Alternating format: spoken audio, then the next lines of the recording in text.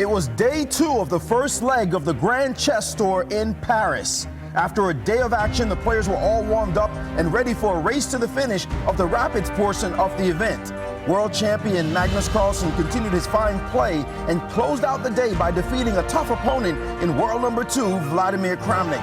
But Carlsen finds himself in second place as American Hikaru Nakamura managed to pull off a miracle in the last round against his luckless countryman Fabiano Caruana to surge into the clear lead in the event.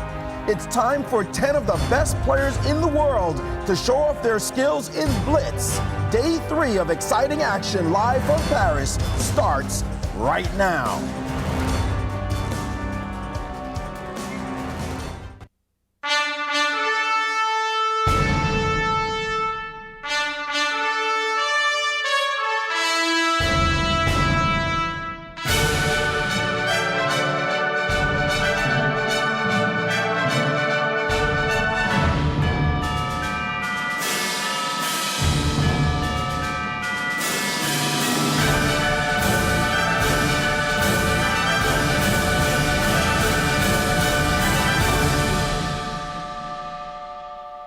Hello everyone, once again from Paris. I am Maurice Ashley and I'm standing in front of the wonderful Cathedral of Notre Dame. It's day 3 of the Grand Chess Tour and we start with Blitz. The players who have had problems playing the rapids will now get a chance to come back with the Blitz portion of the event. For all the exciting action, let's jump into it right now with Jen, Yaz, and Eric. And we get to see 9 Blitz games today, 9 tomorrow. So exciting, Yasser. It's a pleasure to be here, Jennifer. It's great. As always, I'm really looking forward to this portion of this tournament. Blitz has always been my favorite format in chess. Well, what about Bughouse? Well, we've got 2 big front runners here in the Paris leg of the Grand Chess Tour. We've got Hikaru Nakamura. He's leading the event after a fabulous result in the rapids. Absolutely. World champion Magnus Carlsen, 13 points, and he could have even had more points. So these guys really a big step ahead of the rest of the competition. It sure appeared that way. Hikaru was extraordinarily consistent in the rapids. Magnus losing on time in that one game, otherwise they would have leapfrogged each other. MBL, as you see, and Wesley So still at their heels. And they're no slouches, those top 2 in Blitz. So let's take a look at the format that we've got going for both today and tomorrow. Well, same thing both days. It's 9 rounds of game 5 with a 2-second increment. And the point application is 1 point for a win. In contrast to the rapid where there is 2 points available for each game. Exactly. So 18 points in total up for grabs, but really big margins there by Nakamura and Magnus, and it'll be interesting to see if anybody can start chasing them. Absolutely. I really do think it's about form and consistency, and of course they're playing for money and Grand Chess Tour points. That's right, let's take a look at the money. Well, 150,000 up for grabs in these 4 days, and the Blitzers, of course, are going to determine that breakdown. And we've also got the battle for Grand Chess Tour points, because at the end of the season, you get different prize money based on how you stacked up in the tour. And first place, a full 13 points if you win clear, 12 points if you end up winning on a tiebreak. Exactly. And a big difference, even though at the bottom of the sketch half, you can see 1, 2, 3, 4, 5 points. Very important for people in the basement to climb out of that spot, try to grab 6 points if they can put together a string of wins. That's right, somebody like Fabi or Vesselin looking to get more Grand Chess Tour points. But let's see, the 2 games we're really gonna focus on game 1 is our world champion versus Wesley So. Don't count Wesley out. He actually played great in Ultimate Moves here in St. Louis. Blitz, yeah. That's right, and Fabiano Caruana playing against Hikaru Nakamura. We love to see these 2 battle. So we're gonna keep a close eye on those 2 games and then kind of go over some of the others after the round. Exactly. And we've got Eric Hansen with a recap of what happened in the rapid and how that might affect the Blitz. Thanks, Jen. Heading into the Blitz, I thought we saw some clear trends yesterday. Hikaru Nakamura getting good positions in almost every single game. He had one tough game against Caruana, but otherwise he hasn't had to rely on his extremely good blitz skills or tactics, calculation, the whatnot. He just had good positions, converted very well. Magnus Carlsen in the same position. I think you should watch. I think those guys are the two to watch, but behind them, MVL and Wesley So both showed pretty good things. Caruana and Topalov have to do much better today. It's as simple as that. Thank you, Eric. My horse in the race, also Vladimir Kramnik. I'm really surprised what a high blitz rating he has. We know Hikaru and Magnus, but let's go to Paris and get more insights. Welcome, everyone. We are here in Paris. The rounds are about to begin.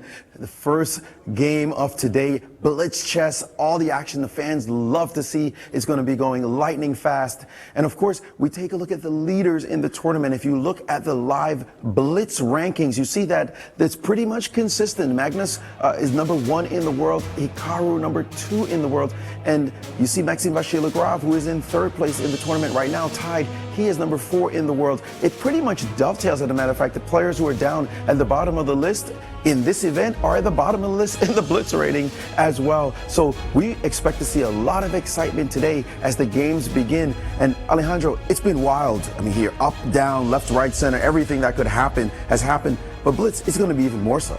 And the ambiance has been absolutely fantastic here in Paris. The players come extremely inspired. I just heard the players being introduced on the stage. There was applause for every single one of them. But of course, as soon as MVL was mentioned, the crowd went wild. They want their Frenchman to come in, prove that he's one of the top blitz players in the world, and they don't want him to be tied for 3rd, which is pretty good, awesome result. They want him to win the whole thing, and he is in a position to do so. Maxime Vachier-Lagrave is an absolute monster. He's right behind Magnus Carlsen, and Hikaru Nakamura extremely dangerous. But hey, it's Blitz. Anything can happen. Anything indeed can happen, and anything will happen today. We will be bringing you all the action, all the niceties, the interviews, player reactions live in just a few minutes. Thank you, Maurice and Alejandro. Boy, I'm so eager. Let's get started. That's right. We are in for quite a number of thrills and spills, and we are underway. So let's start it up with our tournament leader, Hikaru Nakamura. He is playing black against Fabiano. Yes, and we've got another Italian game. And yesterday they had that Benoni, that reverse Benoni, and they're going fast and furious. Yeah, and we can see them on the camera angle as well. And so let's get caught up to the game. Well, my board isn't There you go. automatically updating. We saw something similar to this yesterday. Lots of Italian games going on in this tournament. It seems like the players just, they're all avoiding the Berlins, and they're playing bishop c4. Very sensible to do in a blitz game where you kind of want to avoid theory, and we see just h6 by Hikaru and now bishop h4, and just kind of similar to Ruy Lopez plans where Caruana is going to maneuver his knight to f1 and then perhaps to g3. Exactly. Or e3 rather, because you don't want to get your bishop dropped. Oh, and we've comes got the a piece sacrifice. G5, knight takes g5, hg. Very standard piece sacrifice for a long-term initiative. This pin, very annoying for the first player. What do you think of this, Eric? Well, I think it's known to be fine for black, but you do have to recall some theory, and with only 4 minutes, I'm not sure it's so easy to do that, especially for myself. I think white plays queen f3. There are a couple of games, I think, in this line, but you do have to recall theory, and maybe Fabiano's banking on that. Like, hopefully today he plays a bit more loose, maybe tries some other openings, but he has to change something up. Hopefully, because yesterday when one blunder came, several ones followed right after. So Hikaru has played king g7, and now Fabi, for a blitz game, kind of in the tank. Well, yes, and queen f3 is the most standard move, which he did play. Took some time doing it, and as far as I recall, the way to deal with this pin is to play queen e7, knight d8, knight e6. It looks a little slow, but as long as white doesn't get in f2, f4 really, really fast, then black can handle this. That's right. We'd have to move our queen and our king in order to get the move in f4. And notice Right. that we really wish we could move our pawn on c3 back to c2, so we could play a quick knight c3 and knight d5. Except there's knight d4, so the pawn on c3 has a purpose. That's true. That's true. Okay. But it's like, yeah, we really need to get that knight on b1 into the game, but it's not so easy to do. Okay, as Hikaru takes a second to think, let's just check in on the game between Magnus Carlsen White, Wesley So Black. Subtle threat here for white. Bishop takes c6, winning a piece. Not Magnus so played a serious sideline here. On move 3 already, e4, e5, knight f3, knight c6, d3. So interesting E4, opening choice by Magnus, but I think this is fine for Blitz. I do like it. Wesley's really good in theory, a great Spanish and Berlin player. So here, just play some chess. Black is okay, white is okay, but I think it's very, you notice Magnus is getting the positions he's comfortable with. He's not getting pushed too much and not having to rely on theory. So I like his opening choice a lot. Interesting. Just Slow slipping play. his knight back to e7 here. Quick knight c4 by Magnus, hitting on the e5 pawn. Now we imagine Wesley's plan was to play knight g6. Which he and has indeed, done. He's done it. Also, the one of the breaks that White had in the position is f2, f4. Magnus chose d4 instead. Right. Well, now that f4 has been firmly stopped, he has indeed played d4, and we see bishop came out. I'm not exactly. Quick bishop e6 by Wesley. In between move, dealing with the attack on e5 by attacking the knight on c4. Exactly. So if pawn takes e5, bishop. Let's take a look at We'll that. just move our bishop. Yeah, right. And And then this that guy. looks really good. Wow. So actually, it looks like instead knight a5 was played. Knight a5. Knight a5 targeting the b7 pawn. Certainly is. And it looks like the b7 pawn has gone off the board. So Wesley must have played. He captured on d4. And Yes, and now rook takes b7 on the board. Rook takes b7. What do you make of these trade of pawns? Or actually, you want to update us again on the piece sacrifice game? Now, Yeah, right? there's something serious happening in C6 this is game, going. guys. In the Okay. game between Caruana and Nakamura, in this position, bishop g4 is accurate after bishop takes f6, queen d7. So a lot of people might be tempted bishop f6, if queen f6, queen g4. Black just sidesteps it, plays queen d7, is going to take on f6 with the king, and that works. And a queen g3 here after bishop g4, queen d7 as well, and you're threatening knight h5 and really kicking the queen back to h2. So Nakamura so far playing correctly, and I mean if this sacrifice doesn't work in a few moves, Black is starting to take control h and g files. So Nakamura doing very well so far, unless Fabiano has a trick up his sleeve that I haven't Don't seen see. yet. Yeah, that's right. exactly, Eric. And bishop takes f6, the queen d7 are on the board. Oh, very interesting. So bishop takes f6, queen d7, and now we have to move our queen to g3, and king takes f6. And the compensation for the piece is looking White has a di- couple pawns, but those happen to be the pawns in front of the king. And here, I think Black's going to play king e7, D4 rook happened. g8, and d4 with the idea that after takes on d4, f3, I think. Whoa. f3, we have Well- discover check, and then probably move the bishop back. So dc3.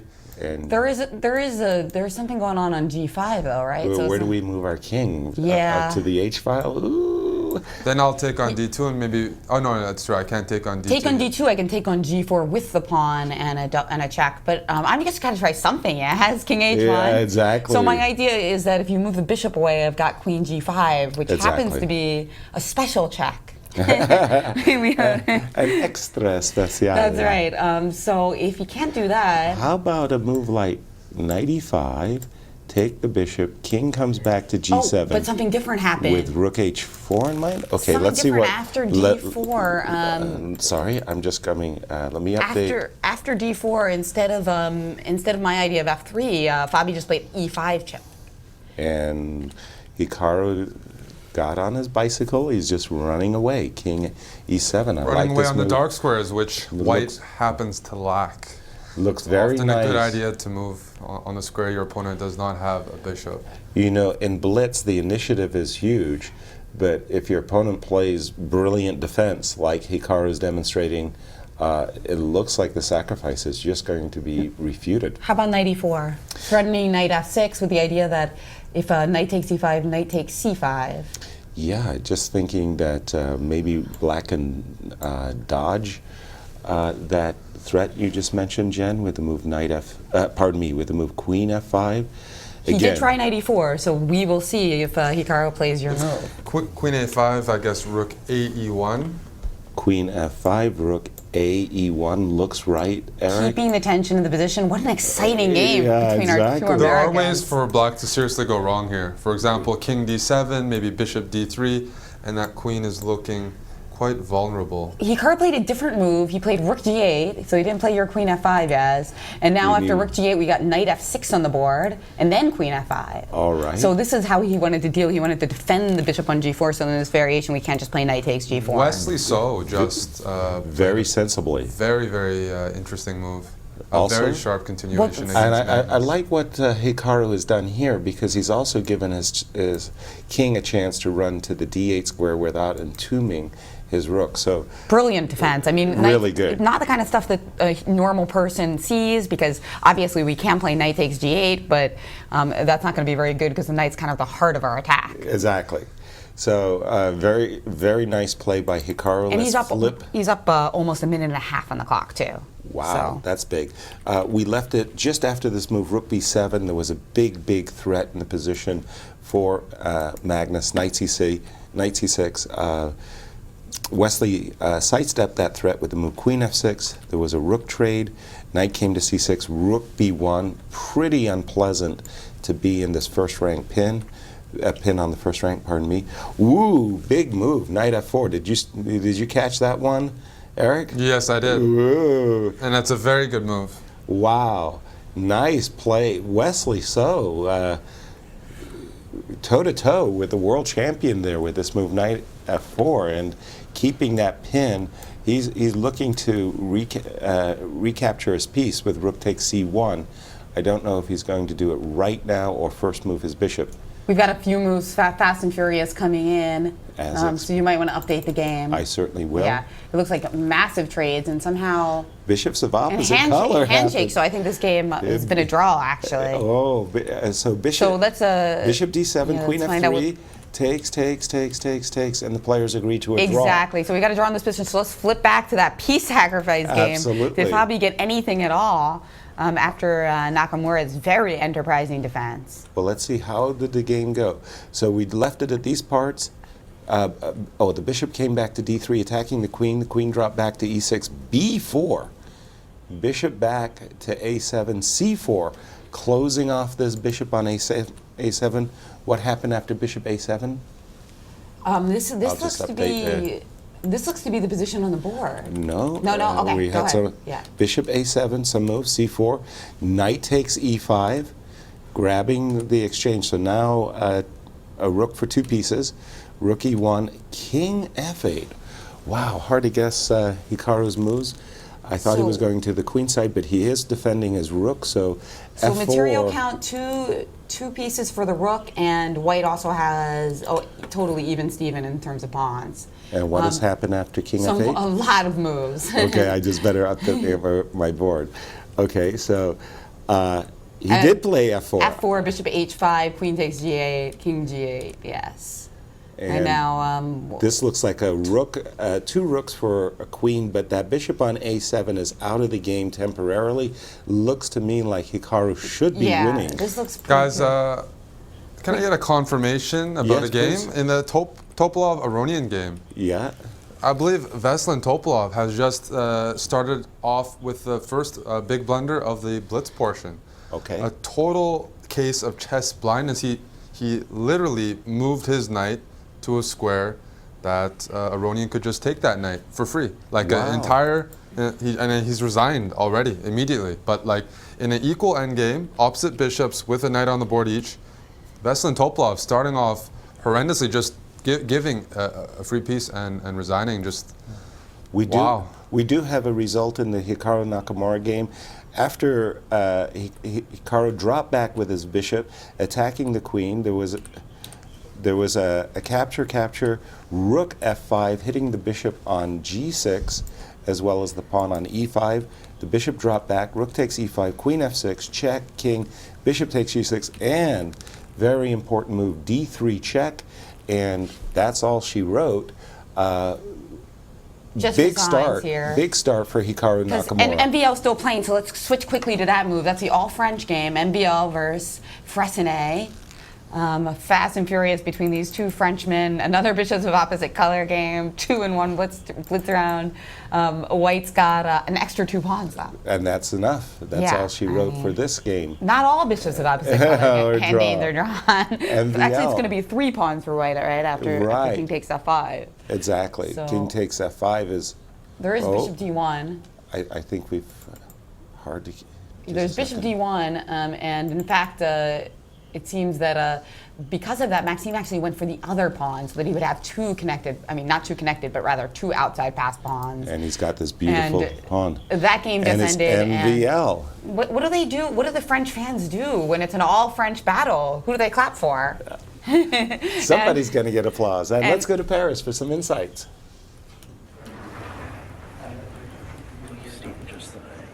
Thank you.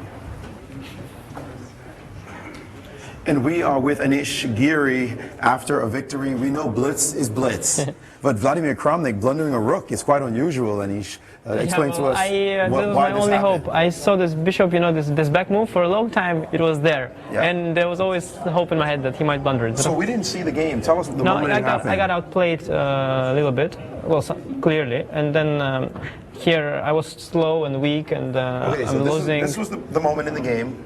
You're looking pretty bleak here. Pretty lost, yeah. Looks like there's a pawn hanging, dominating bishop. What did he do in this moment? Yeah, here he gave this one. Oh. And the rook is. And then the rook just dropped. Yeah. Oh man, what was his reaction? He actually kept playing moves. I think after that. he swore a bit in Russian, but we all do that from time to time. That's what I wanted to expect. You are a Russian speaker as well, so I can understand a lot of swearing. So you understand the swearing. Well, this is what happens in Blitz, ladies and gentlemen. It's a tough game for Kramnik to be sure, but Anish Giri moving on to the next round with a win. Thank you, Maurice, and nice job by Anish. Our fans want to know, what was the curse words? What did they mean? Nice. But a blunder of a whole rook by Vladimir Kramnik. And let's have a recap of Eric. What were all the results? How did the first round of Blitz finish? Well, kind of finished in a similar way as the Rapid. MVL with a strong win. Wesley So playing very well to draw Magnus. Nakamura just completely outplaying Fabiano, refuting that piece sacrifice. Topolov's troubles continue. He just hangs a piece. And in that last game, Rook G. Kramnik and Giri Kramnik hanging a rook. Kramnik's been getting winning positions throughout this Rapid Blitz event, but has not been converting a lot of them. So just inconsistency from Kramnik. Thank you, Eric. And shall we go to Paris? I think we're getting set up with some more interviews, so we'll find out about that. But one thing to note is that Hikaru Nakamura increasing his lead. Yes, big deal. Right. It was a point in the lead going into the round. He picks up a point as Magnus could only draw with the white pieces against Wesley. Nice performance actually by Wesley in this game. Yes, and a beautiful game by Nakamura. Yeah, just totally refuted the piece sacrifice that Fabi tried to surprise him with. And again, are we ready for Paris? Or we're not sure yet? I think we should be, right? Yeah.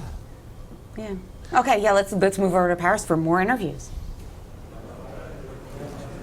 Well, it was just incredible this round. Of course, you're going to always see victories. 4 out of 5 games decisive. The only draw with Magnus Carlsen and Wesley So. In fact, the most correct game of the round. Usually that happens and causes it to be a draw. But watching these players, it's just so exciting going back and forth. Blunders are going to happen, and we already started off with spills right away in round 1. Well, absolutely, and I want to point out the game that, unfortunately, because of the strict time controls, we don't have time to see every single game live.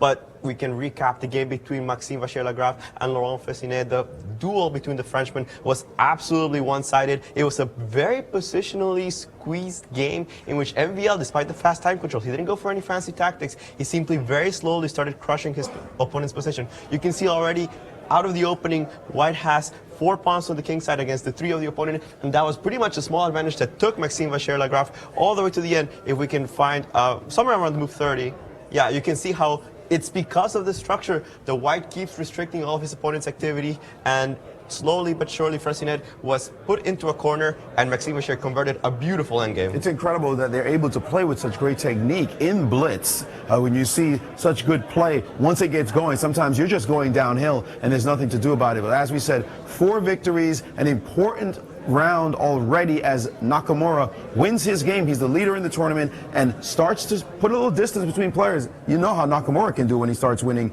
He can just keep going all the way, but still only round 1 here finished of the Blitz. We'll be ready for more action in just a few minutes. Thank you, Maurice and Alejandro. Well, as I understand it, there'll be 30 minutes for each round. That's so right, and starting at the top of maybe the hour and at the bottom of the half hour.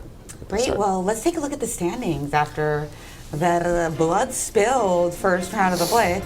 And as you mentioned, Hikaru Nakamura increasing his lead. Still undefeated in these fast time controls. We'll see. That would be probably a record to go like 30 games in an event like this, but Undefeated. And Maxime creeping his way up the stairs. So Yes. we might see some big things from MDL if he can string some wins together and make this competition even more tight at the top. Yeah, and a big spill by Vladimir Kramnik there, blundering the rook, allowing Anish Giri to come up and tie him in the overall standings. I think Nakamura is gonna get a big score, man. That game, I really feel like that was pretty nice. The way that he played that rook g8 and didn't get phased by Fabi's enterprising attack. Not one bit, and you know, he made it look easy, but trust me, those piece sacrifices, when you're sitting on the other side and your opponent's coming after your king like that, it's very easy to get unnerved, and Hikaru held his cool and just defended beautifully. Wow, very impressive game by Hikaru. And we're going to take a quick break, and we'll be right back when the players take their seats for round 2 of the Blitz here. All right, Jen.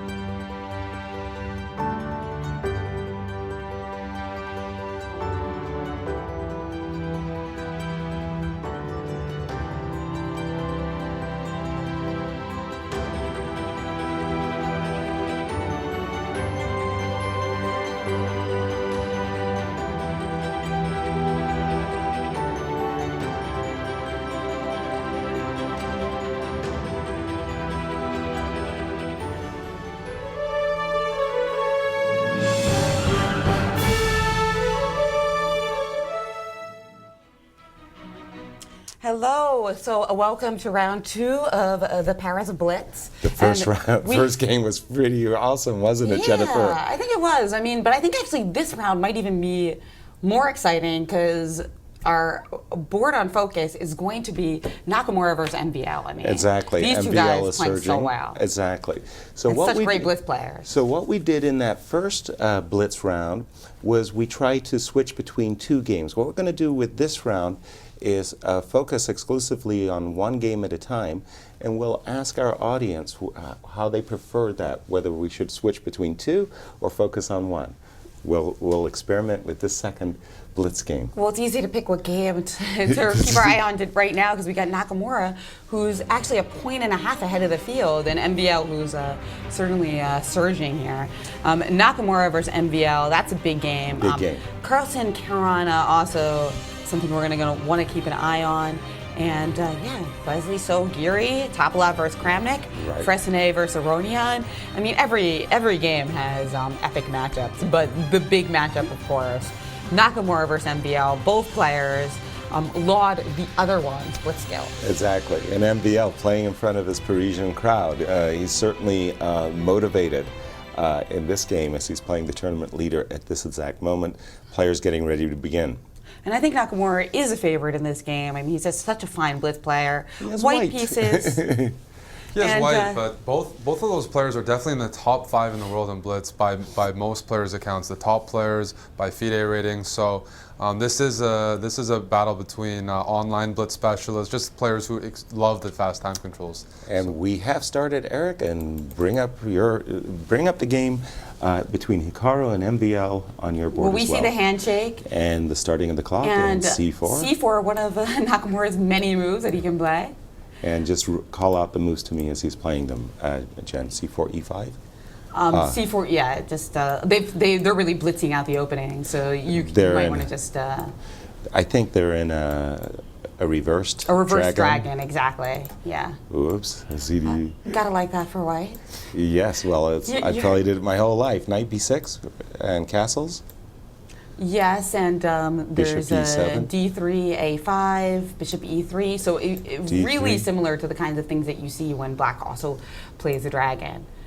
A5. Bishop E3, Three and castles. after Bishop E6, we got Hikaru managed to get into this quick D4. He played D4 instantly after castles. Let me just update the board. Yeah, yes, just he update has. the board. Rook B1, Bishop E6, D4. Okay, well. Well, Hikaru's been doing very well with these pretty technical positions. If a lot of trades happen, let's say E4, Knight D4, Knight D4, Queen D4, I think White's probably slightly better. I'm not sure. I agree. You agree? I And- like these bishops on G2 and E3 probing the queen side.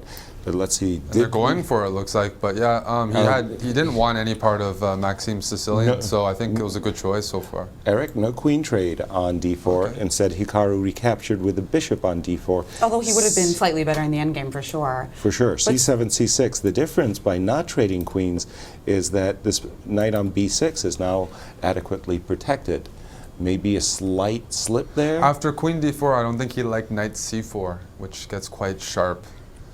After Queen D4, Knight C4, and maybe B7. If you take B7, I'm playing maybe Rook B8, and I don't know. Things look a little sharp to me. Bishop F6. There'll be comp. Maybe he'll just win his pawn back on Yeah. B2 as well, is what you're saying, Eric. Yeah, Yep. he could lose control of the position. So bishop takes D4 was his choice, and then C7, C6, and how did the game continue? How did he come? Nakamura played F4, trying Wow. to grab some more dark squares. Well, and Bishop I F6. mean, very ambitious play, I must say, by Hikaru. F4, Bishop F6, Bishop C5. Indeed, Bishop F6, Bishop C5, hitting the rook on E8, and yeah, F4 definitely gives like a kind of anti-positional feel. But hey, if it works, it works. If he can get the move E- E4, Right. and He'll put his majority in the center on the king side to work. so somehow Black really needs to figure out a way to get active here. Bishop E7, maybe. Just go back to yeah, E7. maybe just kick that bishop out. Bishop But B7? after, don't we have Queen D8 here? No, bishop c5 Oh, bishop takes check. c5 check, right? Yeah. And the So small little bishop f2 first. But I like this bishop f2 then. just bishop d4, bishop f6 have been played. I don't think they're going to agree to a draw, though. But- Nakamura is just coming up with another idea. There's But- no way he's taking a draw with white. So after bishop e7, bishop d4, what? Bishop d4, black just went back with bishop f6. Okay. So now, for sure, I'm expecting bishop c5, bishop e7, and then dropping back all the way with bishop f2. The idea is to stay out of the way of the e-pawn so we can get that e-pawn up the board. So why do you think Nakamura slides in the move bishop d4? And now it's interesting. Oh, okay, bishop f6 has occurred because Maxime was thinking it didn't look like he played that move instantly. Yes, and actually. So how about playing bishop can we see the f2 times on the immediately? clock? Well, Yeah, the it's times on the 3. clocks are 3:30 and 3:48. They're actually quite accurate, and And bishop c5 once because again we've got has the been played. exact time, You the do exact want clock the- time up there on the top. Oh, and I see. Oh, that's Yeah. a very nice shot there on top. Very good. Eric, sorry. Well, you do want to provoke the bishop to go back to e7 because when you draw back to f2 in potential situations where Ooh. black plays knight c4, with the bishop on f6, that's a very deadly move, but with the bishop on e7, you can always just play b3 as white. So it makes a big difference where that dark squared bishop is for black. And there was a Exactly. trade on e7 and then A big queen surprise. centralizing to d4. Surprise for me, this trade on e7. I didn't. Maybe f5, f6 is one idea for Hikaru. with I, knight I, e4. I didn't like this line of play for Hikaru because of the Because move of queen b4. Yeah. Not only defending the knight on b6, but also attacking white's queen in a very nice way. Queen b6, and But are we forced to trade queens? I mean, can't we? you better maybe not we can- trade queens Well, because we better- that open yeah, up that that would- A file, right? And you'd actually just win the A pawn. It Of looks course, like- so Yeah, queen why? e5 perhaps. Sorry. So what do we Well, have? queen e5, you'd have knight c4, right? So I'm thinking queen Maxime is b4, thinking still. but queen b4 looks like the move Queen that b4 you looks play great. in Blitz, right? No, for sure. You no, have he to didn't play. play it. Wow, knight d5 instead. Queen b4, queen f2 What? might have been what he was worried about, and then white wants to play f5, F5, yeah. f6. I mean, depends who activates their majority. Black on the queen side, white on the king side. But Nakamura definitely won't trade queens heading into the later stages. Oh, wow, I find it. I'm a little bit surprised, frankly, that Yeah, because queen it's such b4 a wasn't played. Knight Such a normal d5. looking move. Knight d5 and then we Nakamura's got an getting the f5. initiative here. Yeah, f5, NBL. knight takes c3, big movements here. Knight takes c3, pawn takes c3, and bishop takes a2. So Maxime snatching a pawn here. Just challenging his opponent to go for the f6 attacks, and Maxine is saying, "I'm not worried." Well, we had a big Show it." miss by Hikaru. He should have done queen c3, and that bishop actually gets trapped if you take on a2. I just play the cool rook a1. But and if bishop rook a1, bishop d5, just e4. Oops, sorry. But instead, e4, and you can't take Yeah, because you of rook can't. e1. You can't take. So a big miss by Nakamura because now he's playing down a pawn and with a poor structure. But let's take a look at the game because Nakamura has just played the move f6. And He has to go all out here because he is down that pawn on a2, a passed pawn for black now. So white is committed to attacking, and we actually see Nakamura in trouble for once. He's been very, very solid as white. But here, objectively speaking, I think black is preferable. But as time gets low, white wants to keep the queens on. Black's king's a little bit exposed. Some chances for white, but not, NVL is a very, very good defender, very resourceful. So, And time edge for Maxime, actually. Now, Yeah. g takes f6 has been played, then rook a1.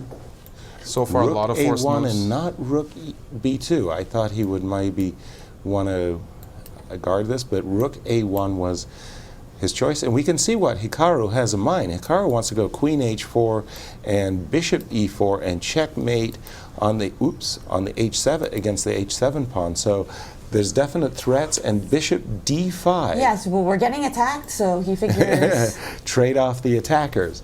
Always a very wise policy when under the gun. But how much? But if we. You can just take on Yeah, d5, you and can that take looks on kind d5. of balanced based on the king So, position. Eric, you reckon a trade of bishops and rook takes f6, and you think there's adequate compensation now, even though black has an extra a-pawn in position? I think it's going to be hard for black to stop white from And getting he some ha- counterplay against the king there. And Yeah. he has regained at least one pawn, has Hikaru Nakamura, with rook f6. Because if you get greedy with like queen e2 here, rook f5, and you can do rook d5 next move, you're threatening rook g5 checkmate. Queen e4 looks like a very solid, decent choice by MBL, not going for that queen e2 capture. I mean, I'm a greedy pawn grubber, but queen e2, you pointed out, very nice move, rook f5, with nasty threats like rook g5. So that's why we saw this Queen move, queen d2 e4. by Nakamura, skewing the trades with black kings in danger, and now He sacrificed a pawn for a purpose and opening up black's king, so he wanted to retain queens. that's right. And really, Hikaru wants to bring the other rook into the game too, so that when you play a move like queen g5, you can follow it up with rook f7. Exactly. So queen g5, double rooks, play rook takes f7. Maxime still with the time advantage here. Reaching for his queen's rook, ended up playing a rook on a to e8. And Very sensibly. Yeah, I mean, just again, eyeballing his own counter chance. and forcing and threatening the forced trade of queens with queen e3 check, which is something he's been trying to do all game. Well, I reckon and things are just going to fizzle out after rook takes a5. Yes. I could take that pawn, you'll take on e2, I'll end up taking on d5, and a likely draw, and that's what Hikaru has gone for. Indeed, rook it looks takes like a5. that's the road that we're headed down here. And Queen hey, e3 that's check. queen e3 check, and that's not a bad result for Hikaru, who, as Eric pointed out, was perhaps in trouble for the first time in this game. Yeah, and also Eric pointed out Queen b4, your move. Queen takes c3, and after f5, Hikaru did have the initiative. It was that bad move b takes c3 that gave up his edge.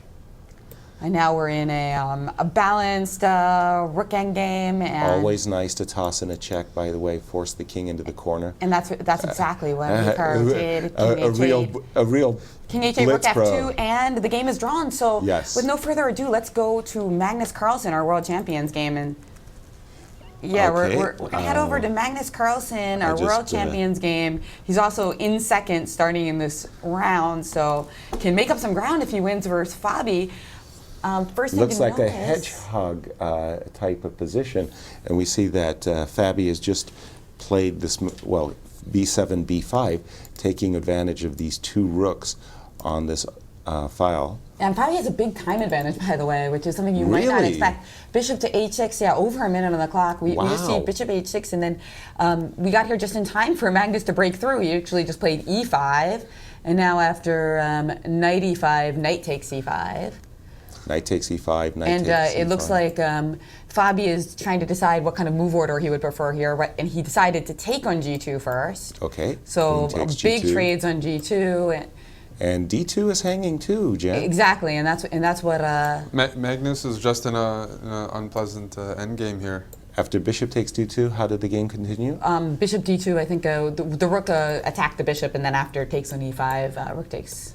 e5. Yeah.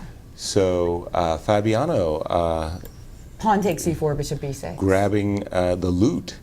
What's the body pawn count? Yeah, what's the body count? Eric, what do you think?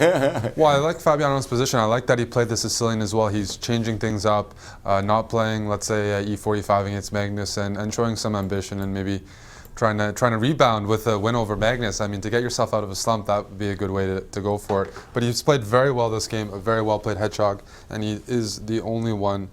Well, he is much better in this endgame. Probably just rook d7. You got that passed c-pawn. Although that reminds us of his game yesterday against Hikaru. He had two rooks with this passed c-pawn. He lost that against Hikaru. Let's hope that does not happen in this game. I mean, it is kind of similar. So rook d7 here. I think White wants to play bishop c5. Absolutely. No matter what. Bishop c5 for sure. I like this move very much. I hear some interview coming in from Paris. Rook d7 played. Yes, bishop c5 played. Rook d2 check was on the board. Rook f2, rook f2. Rook dropped back to d3, and rook moved to f3. Rook f3, and now Fabiano's e4. playing the right moves. E4, and now rook it's d3. over, right? No, it's not over. You take on c3, and then the accurate move rook d8, and you just push that pawn down.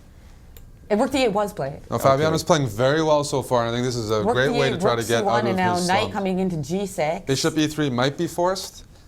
Well, Knight we can see G6. that the knight's heading for e5 to support the pawn. Bishop e3, you nailed it there. And then knight e5, bring that knight in, and then play d2 and probably knight c4 Yeah, I mean, or knight that- g4. But and he's Fabiano played is it. very Knight- close to a win right now, but he's Knight low on e5, time. bishop Instead, d2. rook d4 was Knight e5, played. no, knight e5, bishop d2 blocking. Rook d4. And then rook d4. Does Rook that With the d4 idea of was rook played. e4 and rook e2 check. And I that see. knight, yeah, rook e4 or rook c4. Well, rook d4 And has games been are played. very He's favorable. saying if bishop King c4. f2 was played. And now rook e4. e4, Now rook rook e1 is forced. Rook e1 is forced, and that should be a losing endgame after rook e1, e1 and knight c4. And that's exactly what happened. A4, and now the king is coming into the game. Magnus. The thing is, two connected passed pawns. That should just be a winning endgame. You push those Knight pawns, c4. get a setup of e4, d3. but get caught knight up with on the game c4. because Okay. Magnus's pawn is Boy. running fast. And They are blitzing. I can't keep up with them. They're blitzing so fast. So this is the position. yeah, Magnus tried to sacrifice a pawn to get some Fabiano counterplay. playing a bit shaky here, guys. In fact, if Magnus can get those kingside pawns, he can just sacrifice that bishop for Black's pass b pawn. Fabiano messing up so far. I think Magnus is out of the woods here. Oh yeah, Magnus is picking up all of the pawns on the queen side now. On the king side, yes. Yeah. indeed. He's giving it up and securing, Boy, I believe, a fast draw. play. I am just. That's I- right, and unfortunately, My board that froze. is- the draw agreed because That is very Fabi was unfortunate. not able to use his knight or his king to protect that Wow. pawn. So a pretty enterprising endgame play there by Magnus, managing to snatch a draw. Yes, it really looked like Fab- Fabi had him Fabiano cold, dead to is rights. going to be livid. I mean, he had Really? Magnus on the ropes here, and he's kind Well, of as we got to feel catch bad for him. well, as we catch our breath in St. Louis, let's go to Paris and get their insights, and we'll catch up on our boards and our results.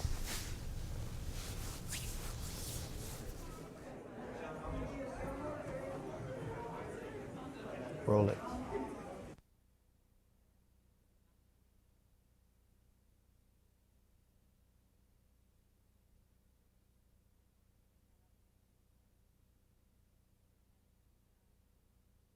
Technical difficulties in Paris at the moment. Yes, I would like to remind you guys that, of course, the pace of this is a lot faster, but we still do encourage you to write in, and our hashtag is Grandchester, official Twitter account of Grandchester, also at Grandchester. Let us know your thoughts and predictions. Since we're And we have a call-in number even, 314-361-5465. If you have any comments, we might be able to take some calls in between the rounds. Oh, right. Since we're going to be going very quickly to Paris, let's just see how that game between Magnus Carlsen, the world champion, U.S. champion Fabiano Caruana did unfold. It was a Sicilian with a c4. Magnus, you notice in the Blitz, he's playing sideline variations as white, what he did with Wesley and what he did in this game. The players have transposed into a hedgehog position. Excuse me for just going so quickly, but it's a well-known line of play where white grabs a whole lot of space, but black retains a very solid position overall. I've always been a fan of the hedgehog from the black point of view, but white players these days have really found ways of putting great pressure on the position. F5. And it's kind of almost like a rope-a-dope type of line of play for black, as he just he retains a very flexible position and encourages white to go after him. And then as soon as b7, b5 is on the board, this already is a kind of a siren call that black's doing fine. Yeah. And let's take a look at our standings. That's right. Let's take a look. We've got similar setup that last round because all of the leaders drew their games, right? Right. So Nakamura is still ahead by 1.5 points. Magnus Carlsen is still the main contender to Hikaru's supremacy in these Blitz and Rapids. And of course, MVL also performing quite well. And Wesley So with a full 12 points. So impressive by the American. People, after watching that Wesley So Kasparov game from the Ultimate Challenge here in St. Louis, Ultimate Blitz, you yeah. can never count him out, okay? That was one of the most spectacular Blitz games I've ever witnessed in my life. I really, yeah. really enjoyed that Yeah. very much. Immortal Blitz game. Exactly, and what a Blitz game. Fabiano Caruana, Veselin Topalov still underperforming. Interesting that the last round had 5 draws. Five draws? Yeah, all 5 draws. And we're back to Paris. No, yeah, we got an interview with Gary Kasparov, actually. Cool. Gary, we're here for the second year of the Grand Chess Tour, and we're in Paris. There hasn't been a big tournament in Paris for a while. What are you feeling right now as someone who's, this has been your vision, to be in Paris to kick off the year? The Grand Chess Tour is picking up the momentum, and I think the tournament here in Paris and the following one in Belgium, they could just symbolize, hopefully, sort of a new era in professional chess. But it's not just Paris, but it's also the fact is that Vivendi is behind it. We have first time since Intel. That's another factor which connects Paris 2016 with Paris 1995. We have a corporate sponsor behind an event. Hopefully, Paris, will open this sort of new chapter where corporate sponsors now will realize that supporting chess, could be very useful for their agenda. Could improve their image, and they don't have to wait for approval of so-called official chess bodies to get in. We see new faces in this tournament. I note one particular face in Vladimir Kramnik. What are your thoughts about this great player joining the tour this year?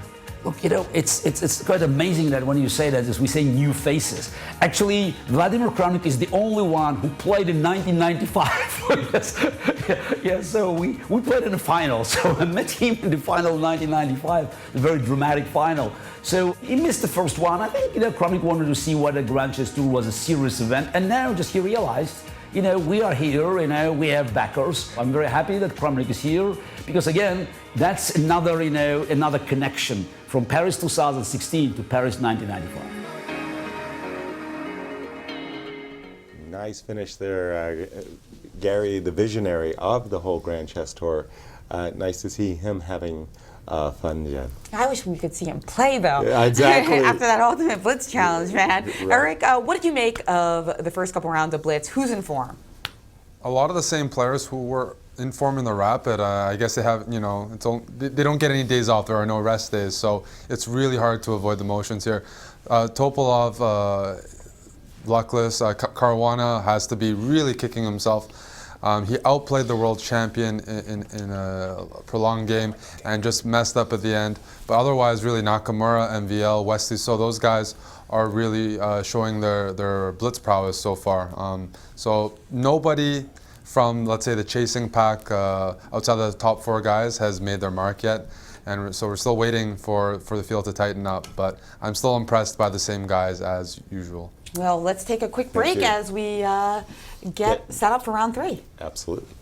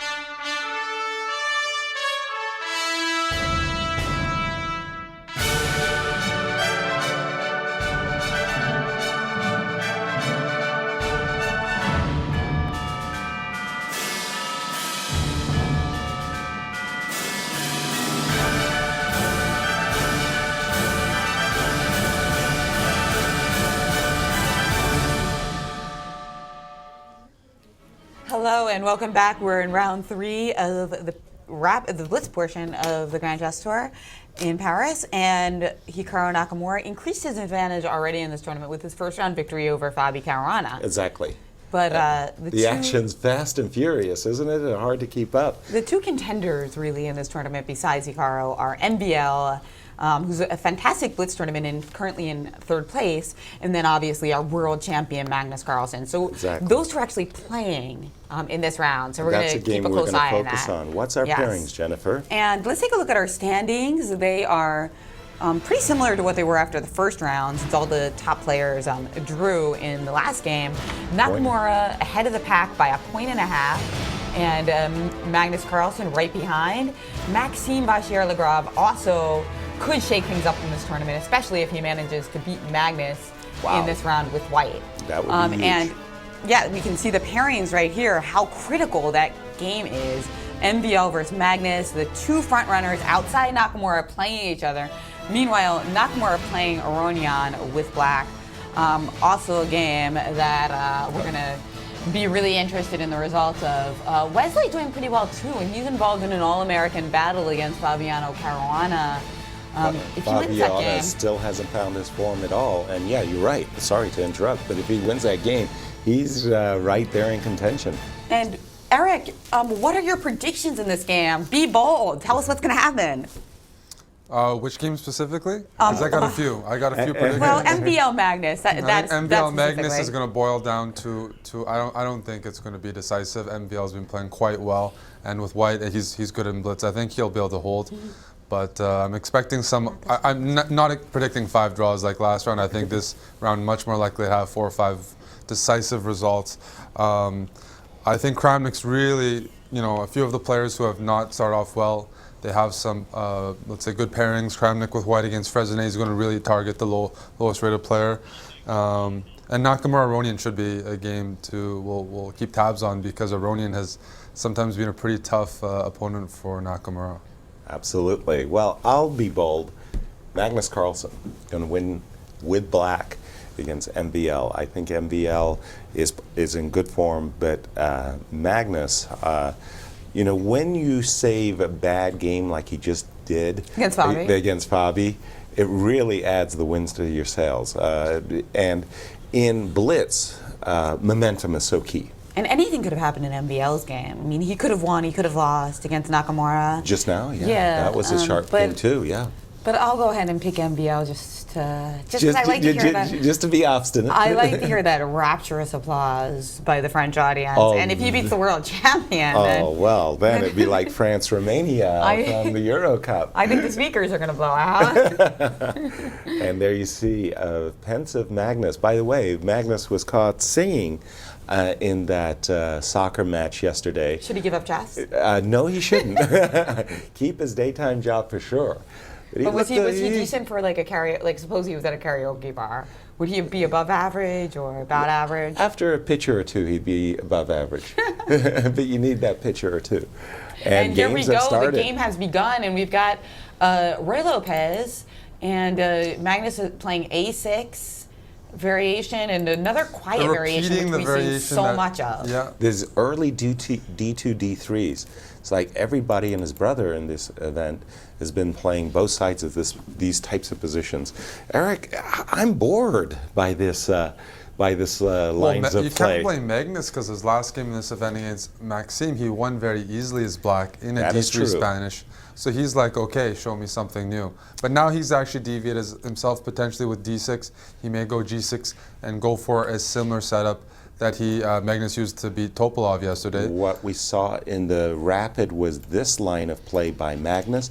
He, like you just said, Eric, he eschewed that and went for D6. And he's actually played B5 and actually went for the bishop right away with knight A5. Is that, am I saying this right? He's just winning the bishop pair, which is known to be quite excellent for black? Absolutely, he certainly has. Well, Rook E1. This is considered this line is considered to be very promising for black. You are just getting the bishop pair without any structural defects. Magnus has to be very happy with the way the opening's gone. I don't know how to Without question. explain why Maxime is allowing this. And C5 was played, and I have to disagree with you, Yasser, about being bored by this, because I really find that the resultant positions are rich in both strategy and tactics. So even though the opening itself, You're right. I mean, the games do eventually come into rich strategic positions, but like the first 14, 16 moves, I mean, gosh, everybody, I mean, it looks like we want to see some cookie cutter chess. Yeah, more Sicilians, more French, Carol Can. Exactly. Come on, We boys, want to mix see it up for Kramnik us. play the Pirates defense. Just and this is a very wow, principled two bishops strategic versus battle. two knights. But, did you see that? Voluntarily well, playing objectively, I'm sure black is okay, but maybe Maxime's going to try to play quickly and just wait for some sort of mistake, which isn't usually the plan when you play against Magnus. He played knight to d5. Of course, he'd like to trade off one pair of bishops. Which happened, in fact. One of the takes. bishops, and perhaps try to get his knight to the juicy e4 square. But the thing reason- is, yeah. the bishop will drop to e7, and black will play for f5. Yeah, if there wasn't that f pawn, this is a great plan. But no, you're just going to play for f5, and that knight will never have a solid. It doesn't have c4 or e4. It doesn't really have a stable square to go to. Instead, Magnus has White's a great played for position. instead White's played for c3 and d4. But we're seeing Maxime play without the initiative. His success in the first 2 days of Rapid was based on having the initiative, dynamic positions. Here, he is just struggling for equality. Guys, this is much better for black. This is much better for black. Max played a good move here, This queen is- b6. yeah. Absolutely, queen b6, very nice. What a terrible opening, though. I have to say. I mean, this is This known bishop, to be this bad. bishop versus this knight, no contest. The bishop is Yikes. much better in this middle game position. Well, you wonder if d4 was the best plan. I think it was a bad idea. Because this now the bishop looks just monstrous. We wish we could play knight e4 in one move. I mean, Magnus has better endgame. I mean, this is. Rook this is c1, queen b4. He's knight on holiday right now. And what happened after queen b4? You might want to play a4 as black. He did it. Play a4, Queen target d3, the b2 a4. pawn, and then you're just going to get a queen. I mean, yeah, you have to watch out for knight g5 at the right time. Maybe White has a few tricks, but Magnus, as long as he, senses the danger, he's maybe going to play g6 or h6 first, and just continue the queen side assault. But a very, very promising position. I'm expecting this. Yasser's looking correct. A win for Magnus as black. He's on pace for that. I'm sorry. This is a blowout. This is too easy. No, this I mean, is horrible. This is. I don't just get it. Giving I mean, black a good position and. From the get-go, and get-go. just MVL is desperately trying to hold on here, and it's very easy for Magnus. He's going to play bishop takes b2. That a pawn is just going to choo-choo up the board and make a touchdown on a1. It's game over. It is essentially game over, which is Wow. quite sad. Quite sad. That's this early why. on. That's why we see Maxime here trying to come up with something. I mean, but the this only isn't thing I his can think of style is something either. with like rook e4 and h4. But then we also want our rook on h4 if we want to drum up anything. It seems like it's going to be too little, too late. But he's got to try something. Yeah, I'm Just even to looking go, at it. I'm looking even desperado. at exactly. I'm looking at a two-pawn sacrifice idea, which I don't believe in for one moment for White. But I mean, he's got to do something of this kind of a nature where he's hoping that he'll be able to pick up. That happened. Rook e4, queen b3, queen takes b3, and It pawn all takes happened. b3 has been played. And I then don't you're believe it. expecting a rook b4. That was my expectation. But he played rook b1 first. Okay. So he's still guarding the back rank. No bishop takes b2 tricks, because after rook b2, rook a1 check, you can just block on the e file. But rook a4 looks like not only, well, hold on, there's rook e3, I beg your pardon. So rook b4 doesn't claim game, but there's got to be a move here. Rook and f to c8 has been played. Pretty straightforward kind of move, threatening to come down here to c2. And rook b4, and now if we wanted to... but now that checkmate on the back rank Right, does works. So we exist. could take on b2, but then of course you won't play rook b2, allowing rook c1. Instead, you'll start trying to chomp those pawns. Why do you take the b pawn first? I mean the fifth rank pawn. it was a mouse slip. Okay, I was like, take the more dangerous pawn. Exactly. Let's take the more advanced pawn. So this was the try that MVL had to go for. And that's why instead of taking the B2 pawn, Magnus actually went for the D pawn. So With he's rook played C5. rook C5, and then after rook takes B3, rook D5. So white has an attractive setup here to play sorry, after let the me trade-off. To play, put the knight to D3. G3, king G2, knight E1, knight D3. Centralize that knight because it isn't doing a good job on F3 and control. It will block the D pawn and also serve to defend against the B5 pawn. So knight on D3 looks like a good square. Defends B2, F2, can go to F4, covers a lot of squares. So it looks like a way for Maxime to improve his position. At least he has a bit of wiggling, room here. But Magnus still in control here, playing for 2 results.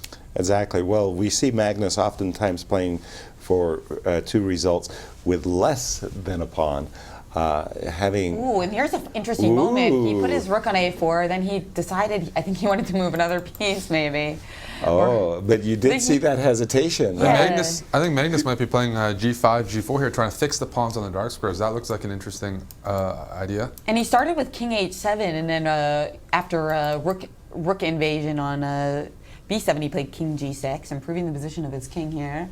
And then came rook B7. And well, it looks like a bit of looks like Magnus has messed up a little bit here. Wow. He's forced to play rook A2 to try to trade everything off. And he has played rook A2, but this looks like a very big save, if you were to ask me, by MVL. I don't think Magnus will be pleased. King H7 was maybe the culprit. well, Rook takes, rook and takes. also to We give do some have credit to this Maxime, position. I mean, him finding, it looked like it was just devastating, and he found The that best queen chance. B3 idea, yeah. Yeah, and fortunately for MVL, he was able to get rid of all the queenside pawns, and it's 4 versus 3 Let's on the now king they- side. watch and learn Magnus try to keep the winning chances here. He's going to put bishop at E7, maybe play F5, and just hold. Well, improve knight the D2 position. was played, trying to get in knight E4 or knight C4.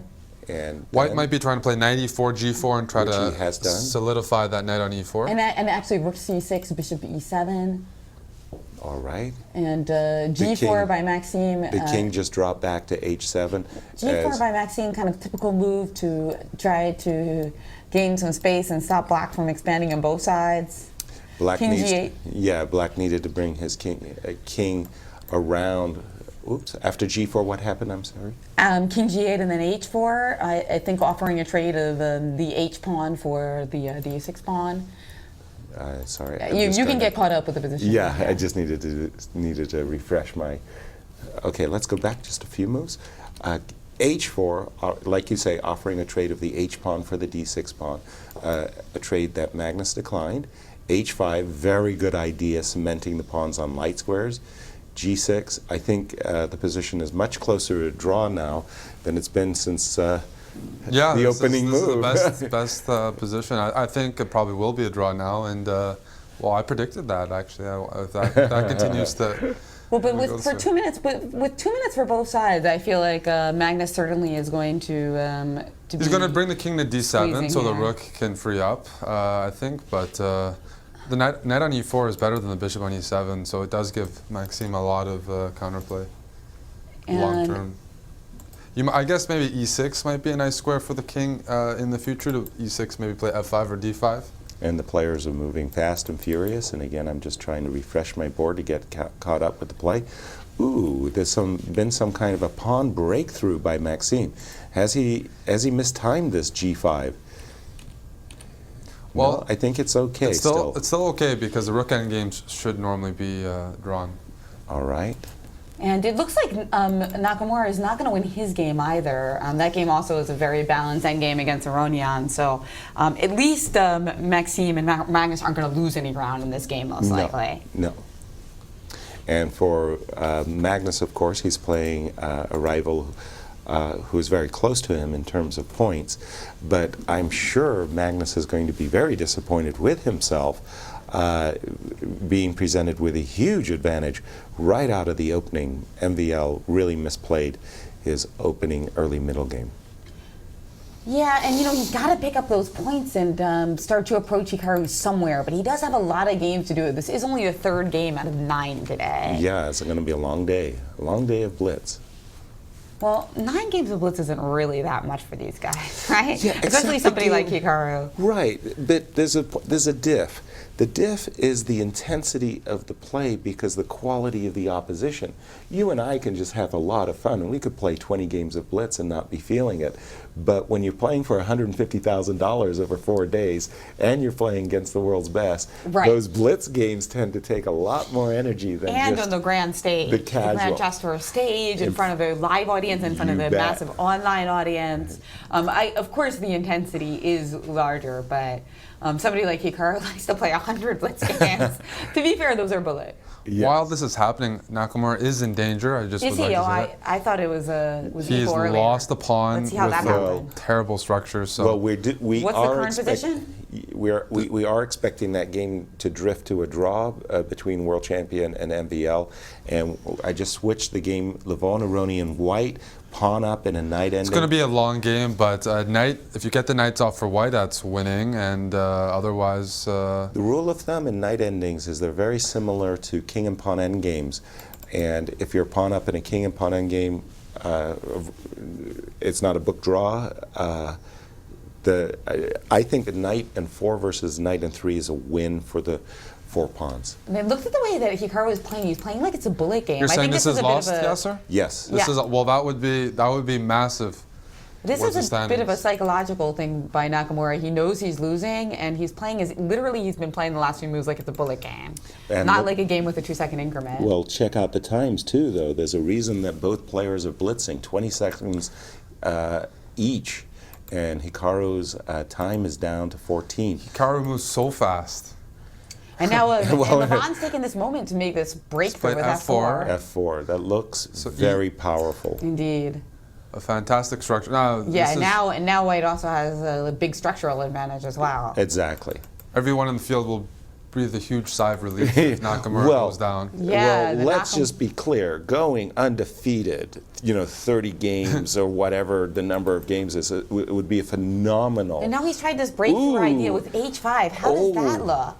I thought that Levon was going to slow play it with knight G3 first, but he's played H4, and H5 may have given Hikaru the chance he needs to set up a blockade. Let's doubt it. The G6 square is great for that black knight, though. Yeah, no, it's a terrific. I think, and look at the players; they're really blitzing very quickly. And there's been a trade of pawns on F5. And this is a great blockade. I think Levon has let his opportunity for victory slip away. Nakamura showing some very good defensive abilities with very little time on the clock. It's one of his. That's one of his hallmarks, traits, indeed. Never count a win versus Nakamura. He's so and they've drawn the game. Oh Fantastic defense by Nakamura. Wow, I'm sure he was lost in this position. H5 was that key move. Was a key moment. Brilliant. And I think he really gained from. I think he really gained from blitzing so much at the end, because it did rattle Levon a little bit, and it just literally took time away from him.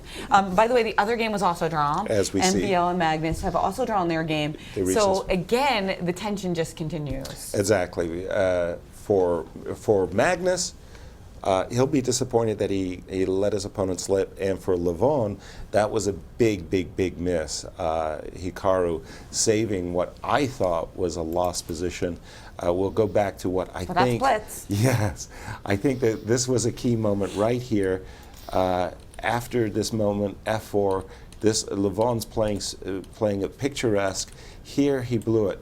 What Levon wants to do is take this H pawn, put it on the square H5, and only in that case, with the pawn on H5, then play G5. He should have slow played it first with the move knight G3, and only then played H4 and H5 so that he could play G5. He rushed things. This was the premature move, and bang, just like that beautiful move H5, and Hikaru was able to blockade and secure the draw. How's our situation in Paris? I know we had technical difficulties. I guess we'll find out, but I think we're finding out right now. Okay, because I'm interested. But we're also going to get another game starting pretty soon. Yeah, what Maurice and Alejandro think of these three to the start of the Blitz. It's been exciting. And we're also going to hear from some of the players later in the broadcast as well. Okay. But let's get a word from Eric on the form of the players so far. What do you see going in the next round? Well, we have some good news for fans of Fabiano. He has won at the expense of another American player. Wesley So. Wow. So that's a bit unfortunate. And Topalov lost to Giri. He did so revenge for Anish Giri over Veselin Topalov, whose sole win was over Giri in the rapid portion. So some players catching up. Kramnik with a win, Aronian with a win. We're seeing some of the players in the middle of the pack scoring wins here. But yeah, Topalov still at the bottom and being feasted on. Is that Yikes. yikes. Is that One win, 8 losses. Aren't there enough croissants to feast on in Paris? Was that standing? Was that the graphic? Was yes, that accurate? That was, yes. I think so, with yeah. all the results of round 3? And we do have an interview in Paris with Maurice. We are with Levon Aronian, who played a critical game against the leader of the tournament, Hikaru Nakamura. Levon, it looked like you had some chances in this game. What happened? Yeah, I was winning at some point. Then probably in the end game, I did inaccurate move h4.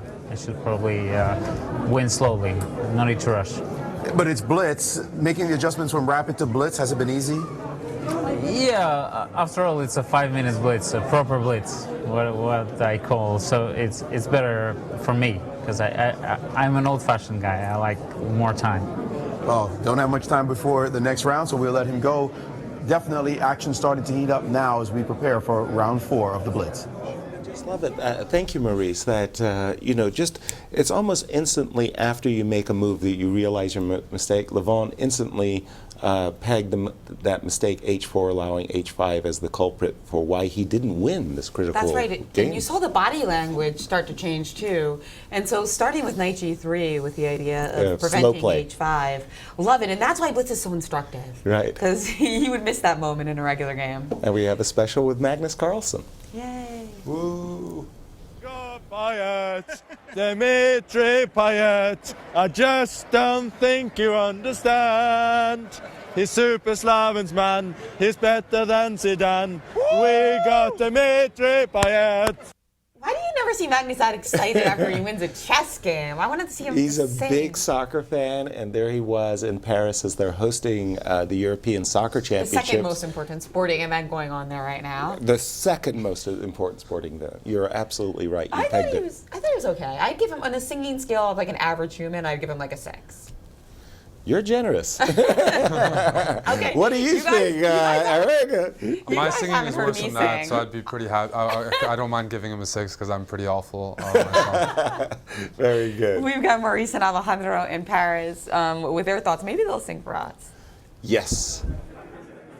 Neither one of us is going to sing, I'll tell you that much. That's not going to happen. But last night, I was on the Champs-Élysées, and the fans were going crazy, of course, for their football team, which they call real football, that actually won. There was a lot of drinking going on. There was a lot of honking of horns. People were going wild. Of course, we get a little bit less of that here at the chess tournament. And now we have this great wins going on and a lot of excitement. This game, Fabiano won, was particularly interesting. Look, Fabiano really needed a win to get himself back in the tournament. He needed desperately. You can start counting the rounds since he just saw a victory. And he got it against a very strong opponent, countryman Wesley So. And it's in this particular position that we had a position that, and normally you would just say it fizzles out to a draw. You can see that White has an extra pawn on the queen side, but there's a very nice tactic in this position. Wesley goes knight takes b4, which is a good move. Knight takes b4, and the key here is that the queen can attack both knights and recover the piece. So for example, after queen a5, you cannot defend both the knight on b5 and the knight on b4. This should fizzle out to a draw. However, a crucial mistake was played here. Instead of the move queen a5, Wesley thought, hey, I can just attack the one on b5 instead of attacking both of them. I'm simply going to pin it down. The queen cannot come and defend the knight. I mean, there's no problems here. It seems like everything's set.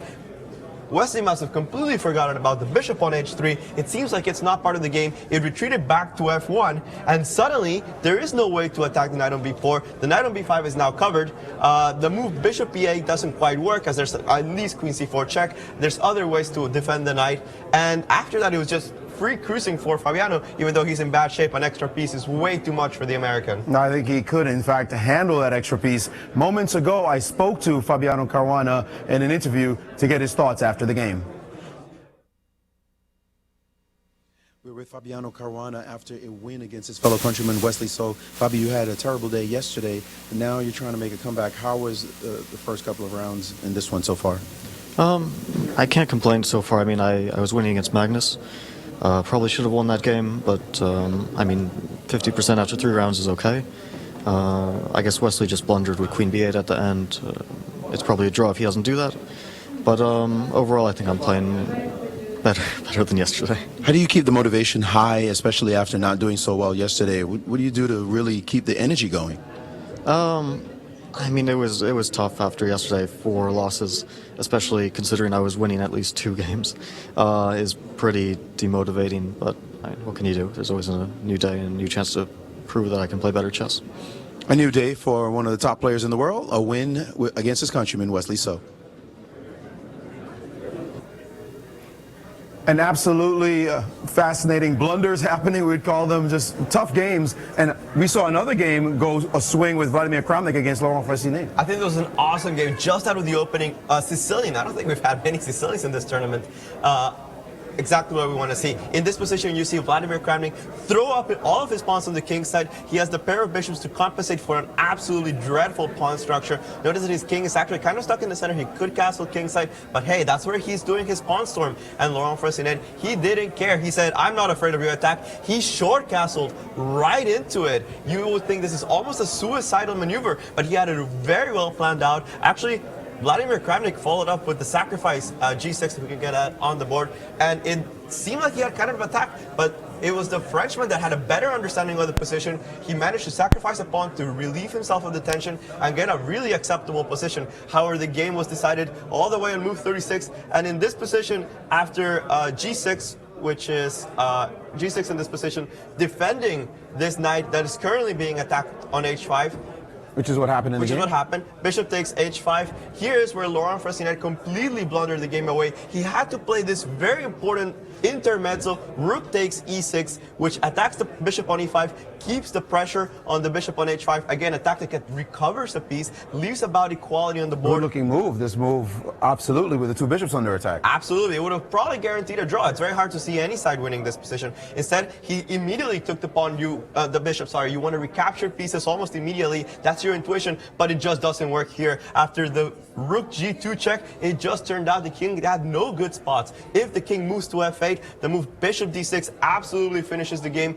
It's rook E7 or checkmate, and that's just too much material for Vladimir Kramnik. But the alternative of playing king H7 is even worse. After rook G7 check, you're forced to go into the back rank. The rook discovery with the bishop battery finishes the game. Fressinet decided to resign instead of moving his king. A horrible blunder in what so far had been a really good game by Laurent. Well, it turns out the price of one move in Blitz is very, very high. The players have to keep their nerves at all times. We'll see if they're able to do that as we come up to the next round. Thank you, Alejandro and Maurice. Well, I mean, Blitz is Blitz.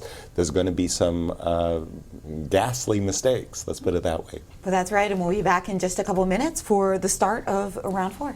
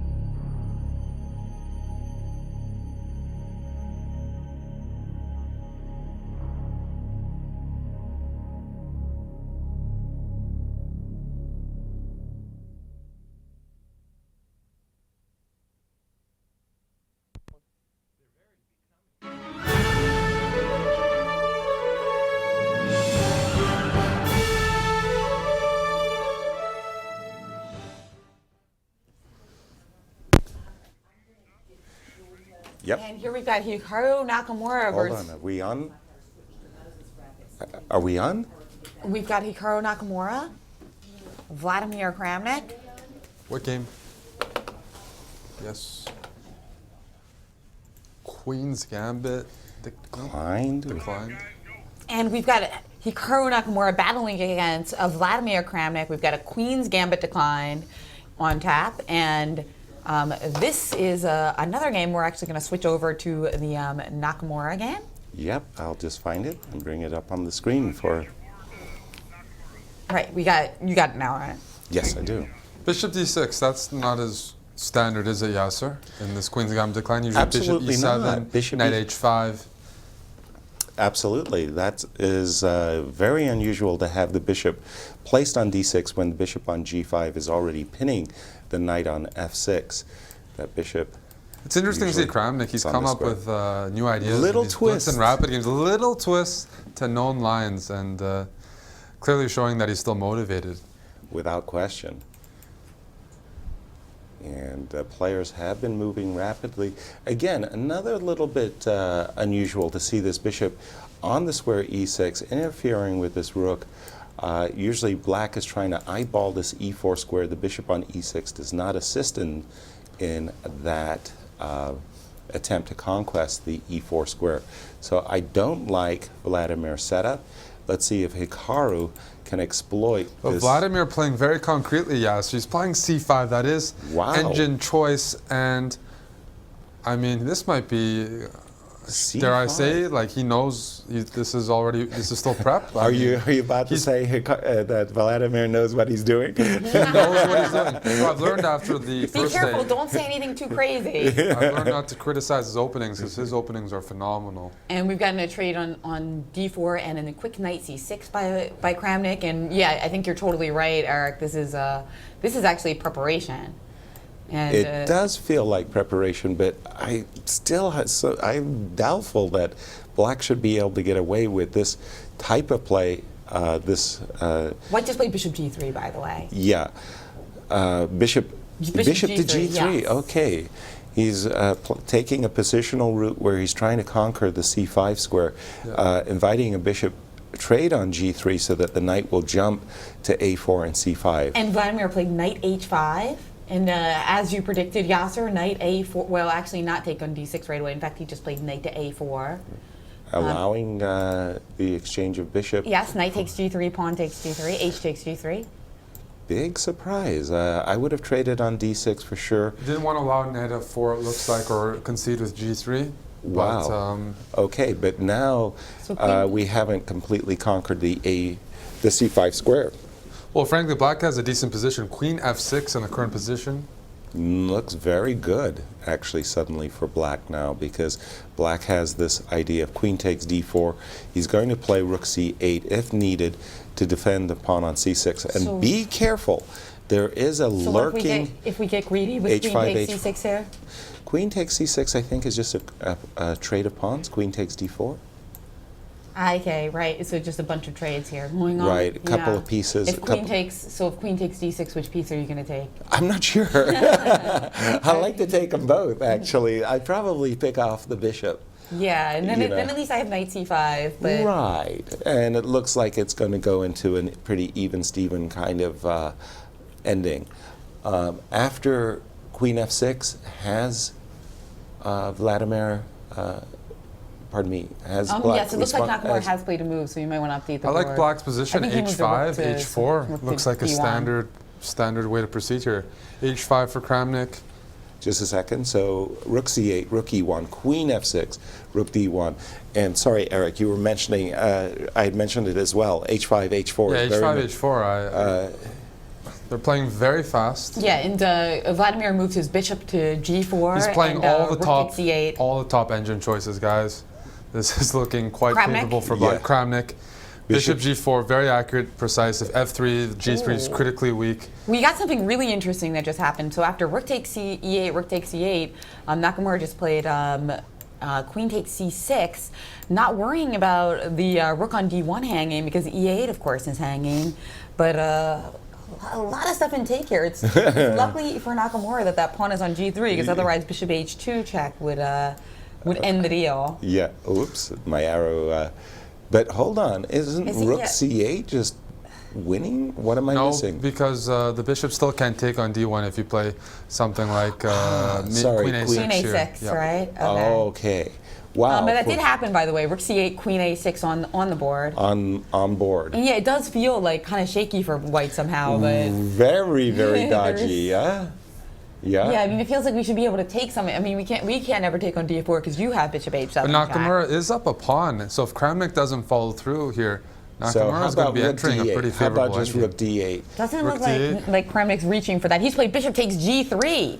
I mean, Whoa. Bishop takes G3 with the idea that now if you take back with the pawn, there's a Queen 8. Whoa, what is going on? the idea is FG3. Yes. You trade everything off. Hold on, this queen takes D4 check. there's queen takes D4 check and bishop takes D1. Yeah? Sorry to interrupt, Eric. You trade everything off, Queen A6, yes? Bishop A6. Bishop A6, Bishop D1. And then the knight's hanging on A4 in the end of the variation too. But so is that pawn on Yeah, on this D5. is the variation. This is the variation. And then Bishop B7 picks Yep. up. It's a favorable endgame for white. Correct. So is there something else for black here though after pawn takes G3? You can't take on take D4, right? Because just King H2, the bishop cannot take on D1 because Queen C8 is checkmate. Exactly. So that would just be a piece up for So Hikaru. has Vladimir Kramnik miscalculated Yes, he with simply Bishop has. G3? Yes. And did Hikaru recapture the bishop? Yes. He has taken the bishop back. Hikaru, very fast calculator, calling the bluff there, and I think he's going to transition to a very pleasant endgame, a bishop endgame here.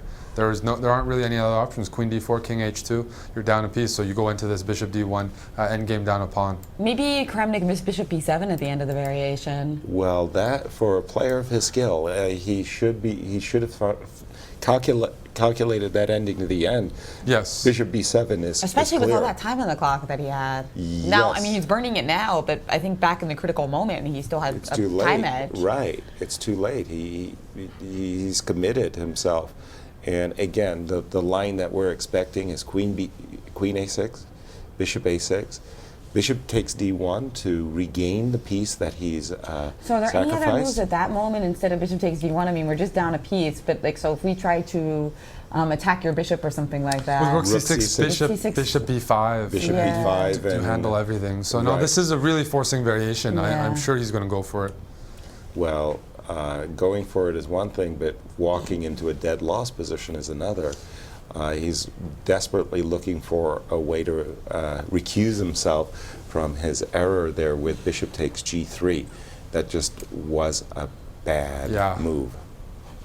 No, this is pretty forcing. As black, you're just gonna. And indeed, he's gone. He's gone for the whole forcing line, and Bishop B7 instantly by Hikaru. And now Vladimir realizes what he's done. Hikaru smells blood. I mean, he must be happy he's gone out of the woods here, and now he's going to push for a win, separate himself from the field. This endgame, really promising. Extra pawn on the queen side for white. Now, so this game seems like it's an endgame. Maybe we should move over to world champion Magnus Carlsen's game against Levon, which is getting very interesting. Okay. Magnus actually just played a very interesting breakthrough move with E5. Yeah, these are really nice ideas. Quite simply almost winning for white. You play F6 no matter what next move, and all the dark squares collapse around black's king. And this is a pivotal game because if Nakamura is going to win, but this will allow Magnus Carlsen to keep pace with him. Exactly. So really big, and what a beautiful night on E4. It really is. That's monster. I think you should sing about that night, don't you? Yeah. I mean, I'm that's sure you worth could come celebrating. up with some kind of song. Yeah, no, knight on E4. So how to deal with this idea of F6? What about playing knight D7? Knight D7 or knight H7, you're still walking to F6. Which one has been played? Knight H7. Yeah. And Magnus, knowing that F6 can play next, plays Queen G3, sorry, so that after F6, you get your queen puts pressure on E5, and you get your rook to F6 instead of the queen. So Queen G3 played, doesn't change the evaluation of the position. Now I think he's ready to play F6 after King H8. Magnus just clearly winning here, clearly winning. I'm pretty sure. In fact, we have a few other moves on the board. It looks like nothing Magnus has actually managed to get a bishop on E5. So let's take a look at how that happened. After Queen G3, it seems like black played like Rook D7 somewhere and Bishop E5. Ooh. Yeah, rook d7, bishop takes e5, and Oh, that's crunchy. Yeah. Bishop on G. Now bishop, Queen f8 played, stopping checkmate, and now Magnus is deciding like bishop d6, knight d6, f6. Domination. But by even So if you don't many- find the move, look at the position. It's I just know, crushing for exactly. white. So a Magnus. couple more moves have been made, actually. After bishop e5, let me just refresh my board. And it looks like Wow, a very decisive. win for knight takes Magnus. c5 actually happened because you can't play queen takes c5 because there was a queen g7 mate. Yes. If you want to go back one move. Oh, yeah. I beg your pardon. Yeah, so after b5, Magnus just played knight takes c5, no queen takes c5 untapped because of checkmate. So just the desperado rook d2, knight e6, and now if you capture the knight after f takes e6, you know, where do you put your queen? We're coming in with rook f7, the support. Absolutely. And let's go back to Nakamura and see if he's sealing the deal against Vladimir Kramnik in that pawn-up endgame that we just Kramnik lacked. played a very precise but anti-positional g4, and it turns out that's the move that engines recommend as the draw. And now, as we're seeing in the game, Nakamura's bishop in a very vulnerable position. I mean, Kramnik is just going to keep harassing it. Oh, sorry, bishop c6, king c7. If it goes to the wrong diagonal, maybe bishop to d5. But anyways, according to the engines, Vladimir Kramnik is very close to securing a draw here. Wow. You don't really see Hikaru giving up huge advantages. In fact, his consistency has been extraordinary throughout. I'm still trying to figure it out, though, because it still looks like a good endgame to me for white. Yeah. But the computer likes what Vladimir was doing. And it looks like Nakamura's just defended his pawn Well, on I think- g2 Yeah, and with he's gonna try to bishop put a f1. king To on. me, yeah, king to f4 maybe or something. It looks really good. Like maybe put your pawn b4, a5, king d2, e3, f4, and just pick off those kingside pawns. It looks very good for white to me. But at some point, the engine got a bit optimistic for black. Yeah, maybe they're wrong. that does happen in endgames sometimes. To Yeah, be fair. yeah. And we've That does seen happen in a endgames. pawn sacrifice by Vladimir. Trying to get He- some counterplay. He was afraid of the line Eric just mentioned of white's king coming to the f4 square. So pawns galore for And Very let's interesting get Barker sacrifice. playing very quickly. I like what Kramnik Played did about a though. dozen moves since then. Yeah. Here we are. And you saw that Kramnik nearly toppled his king there. And now he's played g3. Has Vladimir Kramnik? Yeah, so that g3 and now a5, and Hikaru's just trying to make a pass pawn on the other side of the board. I think that's the only plan. Yep, playing a5. King pretty- g5 by Kramnik. King g5. He didn't go for the breakthrough right away. Not King right g5. away, yeah. He's basically saying with these pawns, and he's just keeping this bishop on this diagonal. Oh, they're moving really fast now. Are they? And he has sacrificed a pawn, and now he's got those two connected passers. And we're in this position. Nakamura still has the extra bishop, but how is he going to stop? After g2, he can just play king f2, and then it's kaput, right? No, because, Oh, because you can't take the pawn on h3 with the king, and all black needs to do is capture this pawn with This his is a king. draw. This is This a is a draw. draw. by Because we can Kramnik. never play bishop a3 and start pushing the pawn, because then you have g1 check. Yes. That's the problem, I Yes. see. So Yeah. we need like another square in that diagonal. Wow, Nakamura shaking his head there. He knows what he missed. But yeah, Kramnik holding the draw. I mean, the Wow. guy is a machine. It was And Magnus won his game. So Magnus creeping up closer to Nakamura I think he's a point now. behind. Is that? Yes, he should be 1 point behind now. Exactly, it was 1.5 points, and with the single-weighted blitz games. Well, if we will, we'll just see how he blew it, because when Yeah, we let's look at left that this final position position, and explain. it just looked like Hikaru was going to cruise to victory, and maybe the culprit starts right around these parts. As I mean, hindsight 2020, but as Eric mentioned, White's bishop ended up getting pushed all the way back to f1. And now we were hoping to get just king f4, which would have been totally winning, but now Exactly. Kramnik generating some counterplay with his f4. well-timed break. Maybe f5. Did he really need to play f5? Maybe White should have be bringing his king over to the king side anyway. We're going to move very quickly, folks, to the position, and this is this is where I think Hikaru had calculated thus far and considered the position one, only to discover to his horror that once he got here, the position is in fact an easy draw. Because we can never play d5, right? 'Cause Exactly. you can always just play king e5 at that point, and then you're totally frozen. Exactly. There's I no, see. there's no way to improve. Well, we've got Maurice Ashley, an interview with Maxime Vachier-Lagrave in Paris. Well, we have French superstar Maxime Vachier-Lagrave after a victory against American Fabiano Caruana. Tell us what happened in this game. Well, everything got very messy from the start after I played h5, so he reacted in the center. I still had my play on the king side. And all in all, I ended up being a pawn up. Then I probably could have, made more of my positions than I did, but then he was done in his last few seconds, and it was just very difficult to defend. Tell me, have you made the transition from rapid to blitz yet? It is round 4. How are you feeling as it goes forward? At the moment, I feel fine. Of course, it could have won better, but I made 2 draws against the 2 leaders, and I won my other 2 games. I'm not so happy with how I played against Magnus, but otherwise, everything's fine. Last question, of course, your parties started in France, in Paris yesterday after the French team won the Euro Cup. What are your thoughts about, are you watching? Are you distracted? Are you rooting? Yeah, I did watch the match. I thought we didn't give in the greatest of performance, but after all, we won, so that's all that matters at the moment. Very hardcore attitude from a chess player. That's how the assassins think. It just matters when you win. Well, certainly MVL winning and delighting the French crowds here in Paris.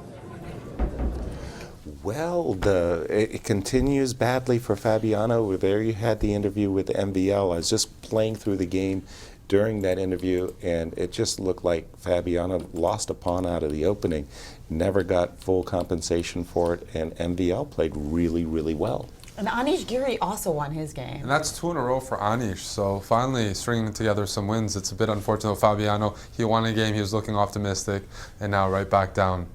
Wow. So Hikaru Nakamura still in the lead big time. Magnus Carlsen creeping up on him. Exactly, Jennifer? just a point behind now, and Only in a blitz. point. Where they started the day. Exactly. So, big horse race here between Carlsen and Nakamura. We're going to be keeping a really close eye. That is the standings that we started the day with, though, right? A point differential. So let's take a look at the standings now. We see a mirror image of that with Nakamura 16.5, Magnus Carlsen 15.5, and again Maxime Vachier-Lagrave, the main contender. One difference we see is that Anish and Wesley. Let me draw your eye to far. that blitz score for just a second, Jennifer. There you see it nicely broken out. 3.5 from 4 for Anish Giri. We didn't expect that going into today's play. No. Anish Giri in great form, climbing back. 2.5 between Nakamura and Carlsen, so they're both at +1 in the blitz score. MVL looking good with 3. And unfortunately for our tail enders, they're just not making headway. No, not at all. But 4 points, boy, that's a lot to make up. We'll see if Wesley and Gary can challenge the leaders. Let's go back to Paris for Maurice and Alejandro's thoughts. Well, the vicissitudes of blitz is just what happens when you're playing fast chess. You could win 1, lose 2, win 2. It's just what happens. And Fabiano Caruana, unfortunately for him, he won his last game, felt pretty good, and then all of a sudden, he crashed back to earth. Maxime Vachier-Lagrave making the hometown fans happy. He's come out with guns blazing in this game. Fabiano Caruana sacrificed a piece on game 1 against Hikaru Nakamura. That backfired. Here he comes out sacrificing a pawn against Maxime Vachier-Lagrave. That backfired. Let's see what exactly happened. Maxime had an interesting idea against this ever becoming more popular idea of playing e3 and c4 in the opening that Fabiano Caruana essayed. This breakthrough with f5 just says, I want to play chess, I want to be aggressive. And Fabiano, well, he had the choice of taking on f5, going for a more controlled kind of position. He wanted none of that. He played the move d4, trying to make things as complicated as possible, but perhaps he was a little overambitious. After the trade takes on d4, takes on d4, takes on g4, it was up to Fabiano to try to find compensation for the pawn It's a very imbalanced position, but he was unable to really reel in that initiative. It seems interesting that he's playing hyper-aggressively, even though he's not doing so well in the tournament. It might be that he just wants to catch up. I don't know if it's psychological. I don't know if he just thinks that in Blitz, the initiative is more important. The thing is, he's playing with an incredible amount of aggression, but it actually kind of backfired. If we go to move 25, just after the move knight f5 was played, Maxime played this really nice move, knight f5, attacks the rook on d4. Notice how things have switched around so much, but at the end of the day, Black still up a pawn. That never changed. And here after knight f5, the rook on d4 is under attack. If it retreats, you have a lot of problems pushing back the initiative. Notice this knight on c4. The rook's very well coordinated. Any endgame is lost because of this powerful pawn on h4. Corona said, I have to take this knight. I have to take my chances. But after queen takes f5, queen takes b2 check, king d1, knight e3 check, rook takes e3 and rook takes e3. The smoke cleared up a little bit. We have two knights against a rook and two pawns, but the position of the king is just way too weak. After a subsequent trade of queens, it also proved that it was not just the king that was weak, but the passed h-pawn was a problem. Corona was unable to hold back all of the pawns, and Maxime Vachier converted a very clean game. Absolutely interesting game, but the person, as Yasser pointed out, to watch, Anish Giri, out of nowhere, just exploding 3.5 out of 4 points, winning blitz game after blitz game after blitz game, trying to make a little comeback in the event. And we didn't have a chance to look at that, but earlier in today's games, Anish had a winning position against Wesley So, and that's his only draw of the round so far. He could be very possibly on 4 out of 4. Let's take a look at this game that he played against Laurent Fressinet, and let's remember that Anish Giri plays Nakamura, the leader in the next round. That could be a big matchup. Somebody that's just on fire coming in. This was actually a game where everything seemed very equal. It was a very passive opening. Nothing much was happening. And I kept looking at the other games. Going back to this one, I was like, not much has happened. Looked at the other ones, came back. Anish improved a little bit. Went back, Anish improved a little bit more. And it just kept being that way the entire game. There was not one defining moment that I would say, okay, this is where the game is over. It's just little by little, Anish was able to outplay his opponent, get an important C file. If we go around move 24 or so, you see that the game is still pretty more or less balanced, but it's this problem that the C file is completely in Black's control that just dictated the course of the game. And Laurent Fressinet, with the time pressure and the fact that his position was just uncomfortable, he was outplayed by Anish Giri, and he converted another very excellent technical endgame that we've seen today between the Vladimir Kramnik amazing save, Anish Giri excellent conversion here, and also MVL's conversion in the endgames. I mean, people think that there are no endgames in Blitz. They're wrong. This guy's play like bosses in the endgame. Absolutely. Nakamura will be kicking himself for not winning that game against Vladimir Kramnik. Big Vlad knows how to defend, and we are now seeing a huge matchup. Anish Giri against Nakamura, the tournament leader, with the youngster surging ahead. We're going to come back to watch that here live from Paris. That's right. We'll be back in just a couple minutes for round 5 of the Blitz in Rapid. All right.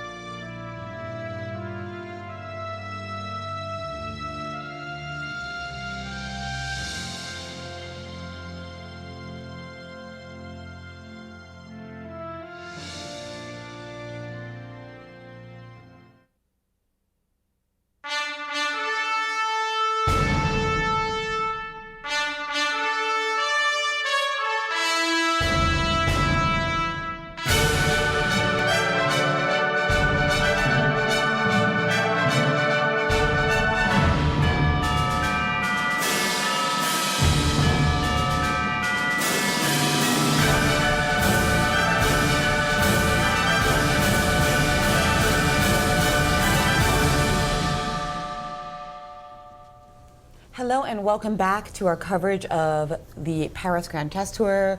We are at the midpoint of the Blitz competition, and we gotta check on our man Hikaru Nakamura because he's playing against Anish Giri, who's doing great in the Blitz. Got a momentum, hasn't he? 3.5 out of 4 for Anish.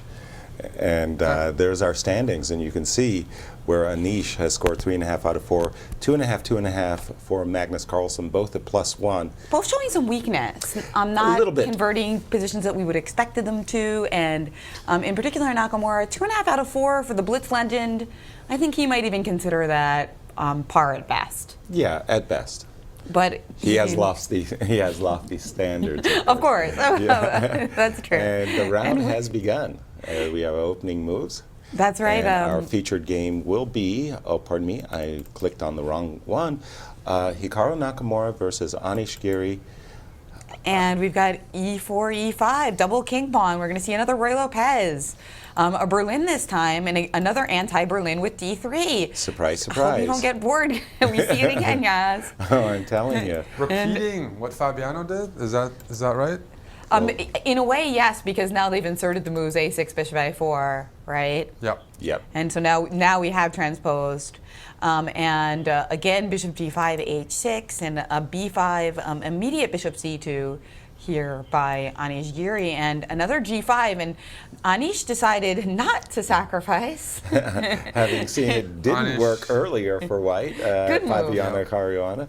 But now the bishop on G, is that a good bishop or a bad bishop, Chen? Well, I mean, I think what it's all about here is those weaknesses on H6 and G5. I mean, are we going to be able to chomp at them with something like H4, or is Nakamura going to have time to consolidate and maybe even play something like F5 himself? That's the question, because the bishop on G3 is certainly corralled on the G3 square, but as you pointed out, that pawn shield has advanced, and that's the compensation for the poor bishop. And Nakamura just played a move on the queen side. I think he... Bishop B6. Bishop B6, okay. So anticipating that, of course, Giri is going to play D4 at some moment, or it might be in the air. So he's anticipating that. And Giri gaining some place on the queen side with A4, such a typical breakthrough that Ben Feingold, St. Louis Grandmaster, likes to say, whenever they play B5, play A4. There you go. Eric, your view, you're a very experienced Blitz player. This bishop on G3, something good to be said for it, something bad to be said for it. What's your preference for when you have these positions? It's double-edged, but black is normally supposed to react that way, so Nakamura is pretty comfortable, I think, with black. He's going to play knight h5 at some point. It goes downhill if white manages to get, you know, the pieces on f5, that weak square that g5 gives. But otherwise, this is how you're supposed to play as black. You do get adequate compensation. And one thing is, a lot of the endgames can be a little uncomfortable for white because that bishop on g3 is a bit out of the game if the play takes place on the queen side, for example. So white has to be careful here. But it is double-edged, and I'd say pretty equal chances. I think both players are happy. Anish must be feeling well. He has won 2 games today from blunders. So.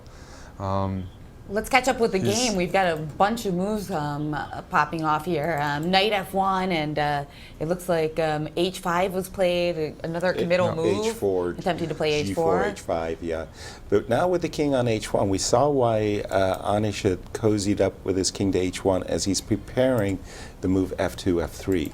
And that unusual knight configuration here, the knight on f1 and a knight on h2. And now meeting f3 with f5 and getting that, if you get that knight to f5, that'd be monstrous for black. So f5 I expect from Nakamura. Hasn't been played yet, but yeah. f3, f5? Oh, then he hasn't. Instead he played the move knight g6, Eric. Well, f3 wasn't played, yeah. Oh, okay. Yeah, I guess otherwise g4 would be hanging, right? So yeah. Hold on, I've got to refresh my board. I apologize. G4 instead. So but another kind of that critical idea f5 square is available for Anish. If he plays knight e3, he can follow up with knight f5, get that bishop on c2 stronger. So I'm starting to like white's position because strategically speaking, okay, h4 is hanging. We're going to see how this goes, but you are getting to that critical f5 square. Okay, well that's a pawn sag. Let's take a look. Well, I mean, knight let's e3, see if you take on h4, I can take on e5. So it's not quite a pawn sacrifice because there's queen d8 in the end, and that knight is hanging. And the h pawn is worse than the center pawn, so it'd be a good trade for white. Right, okay, so, yeah. true. So you were saying that after takes on e5, queen d8, and then bishop takes h4. So take on d4. So we'd have You to can take on d4, but maybe now e5. And it could very well be the tactics are favoring white. That's And Nakamura agreed with you. He eschewed pawn grubbing, not to Yaz's liking. And instead he played the move bishop e6, it looks like. Bishop e6? Really? That's what it looks like from the webcam, but you can just refresh the board if you want to make sure. Yeah. Let me make sure, because bishop e6 looks like it's really just, he did play it. Yeah, You're I mean, I right. guess this is not a good position for black. I am playing f3 and... I don't like bishop e6. Knight no. f5, check, king h8. Yeah, I know, you don't even believe me. You're like, no, that move's too good for Hikaru. I mean, not good enough. Not good enough. No, this position looks boss for f3, white. very F3. promising for white. f3 opening up lines and targeting that pawn on h5 ultimately. Absolutely. Anish Giri is storming back.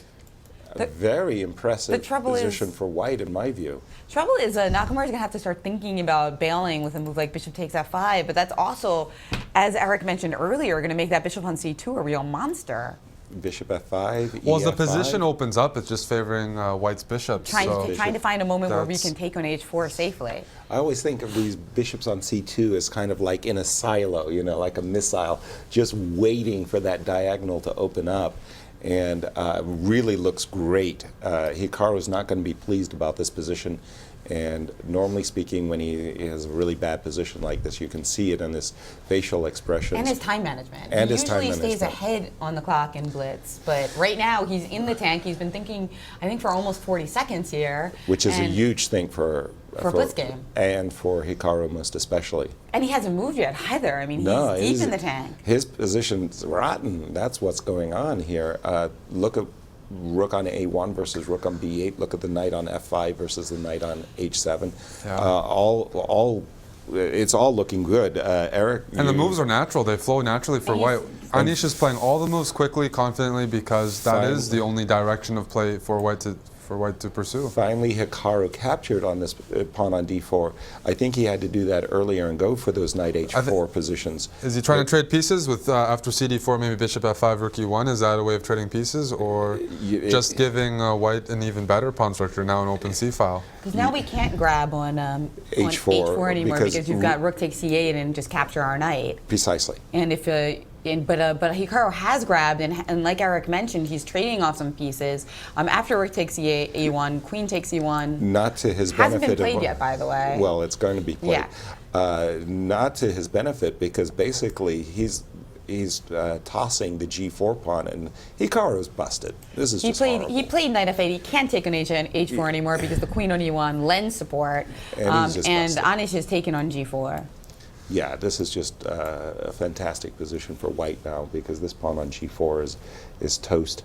And this blows the tournament wide open. It will, if this result does hand. We thought this was going to happen last round, as we thought he was going to go down versus Levon Aronian, but he found a brilliant defense. Well, but this position, is he going to be able to find a brilliant defense? Eric, what do you think? Well, Nakamura probably going to take on d4 here. He has. Has he played knight take? No, it's white to play. White to play knight takes g4, then bishop takes d4. It's not entirely convincing, although the tactics generally are favoring white. It should be convincing. Knight g4, bishop d4, knight h6, queen f6, queen d2, bishop b2, rook f1, and g4 is going to come. But I'm thinking queen d2, just slow play it for a second. Big edge. Instead, we have knight g4, knight f6. Knight g4, knight f6 was played. Yes, okay. Naka didn't like the idea of bishop takes d4, so try and... But now knight h, what has happened after queen d1? Knight h6 is a very specific move, right? Exactly. So. But he played queen d1 and knight g4, queen g4, queen f6. Yeah, queen f6, so exactly. a nice extra pawn for white, and this big, huge majority of 3 versus 1. But if you keep that queen on f6, it's a very good blockade and controls the position a bit. So I really want to to maneuver my bishop to g5. You can't criticize Nakamura's play here. No. But he's playing the best moves. Rook d1 did happen, and then knight h7 to stop this kind of blunt bishop f4, bishop g5 idea. But I think it's coming anyway. Playing good, and it's still not over yet. He's going to get that knight to f6, maybe play queen h6, but he is playing the best moves in the position. And instead, Anisha maneuvered his bishop to f2. Note that Nakamura has actually regained the time initiative. So despite sucking up a whole minute at one point, he's played every move since almost instantly. So if you get caught up with the position, the position is starting to sway. Oh, yeah. I'm sorry, I am clicking my board. I'm waiting for the position. And here we go. We got Nakamura is starting to take over. The advantage by the computers has gone down significantly, and now there are ways for white to go wrong. So Nakamura did put the knight on f6 and queen on h6, the best resource, and there are tactics on the dark squares now. Knight g4 might be coming in, rook g4, but Nakamura putting up very good resistance is now unclear. And playing faster than his opponent. No, and now he's invaded. Some very, very good defense so far. Queen d2. This is getting very dangerous for Giri. This is a crazy turn of events. Well, what happened was rook g7, rook e1, but I really like what Nakamura did. On d2. I see. Right now, that bishop on b3 has not been. The bishops for white are not as effective as they could have been. Oh boy, all 3 results possible now.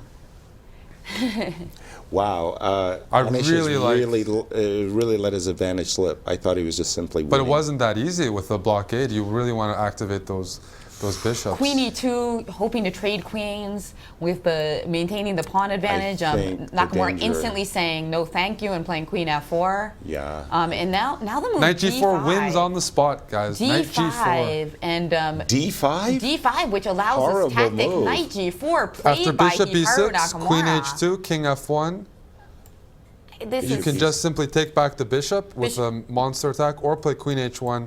And this did happen. Bishop b6, queen h2 check, and now just take. He hasn't taken back on b6 yet. In fact, instead he's played queen h1 check and knight h2 check. And then you have rook g2 winning the queen. This is game over. Nakamura winning is a completely lost position, Yasser. Oh, totally. Oh my goodness. Rook takes g2. All the players are still playing, by the way. And well, Anish Giri must be furious with himself. And now he just picks up the bishop on b3 too. Yes. And he resigns. What a remarkable save. Not a save of half a point, but a save of a full point. When I saw Nakamura get queen f6, I've played Nakamura so many times, I sensed that this position was not going to be, he wasn't going down easy. It's just his active, he doesn't sit back passively. He finds the most active ways to defend, poses the most problems. So while objectively losing, I thought he really, after queen f6, he found knight h7, queen h6, rook g8, knight f6. That is the best setup, even objectively. But it really, that bishop on c2, as long as it's blocked, it's hard for white to, let's say, convert. And let's move over to Kramnik Carlsen. That game's still underway. Carlsen in second place before this round. And what do we have? We have an ending. 4 versus 4, rook and bishop versus rook and bishop. Equal, I'm going to say. It looks like, yeah, I mean, black has a more active rook, but seems pretty thin in a position with so much material traded.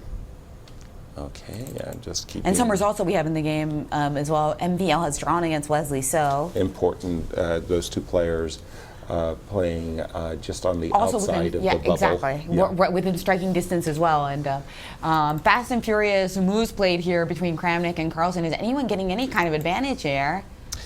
Sorry, I keep refreshing my board, but I think you're up to date right now. Okay. Yeah, rook f5 was played. Well, Vladimir, I think he's managed to get a little bit of something. He's got the better of a draw. Bishop e7, rook a4. No, he doesn't. And they only have 10 seconds each in the I think clock. Magnus though is going to play on a little bit just because watching Kramnik in time scrambles, I think is entertaining for all of us because he's such a principled player. So classy. Yeah, so classy that this is the chance for the younger guys to try to take advantage of it. So Do you think his height is a disadvantage in the pine scramble? His arms are too long? Well, no, on the contrary. Shouldn't that be an edge? Yeah. I mean, in boxing, the reach is an advantage, and Blitz, the reach should be an advantage also. Yeah, and we see these guys pounding out moves here. Okay. And I think they're about to agree to a draw. Unless he lost on time. I hope not. Whoa. He might have, though. I do He might have see a frozen. 0-0 on the clock there. Guys, Kramnik is dead lost against Carlsen. Oh, is he? Let's see the final position. Yeah, He has got it. How'd that happen? He So got let's just see. There was a bishop e3. There was a rook c3.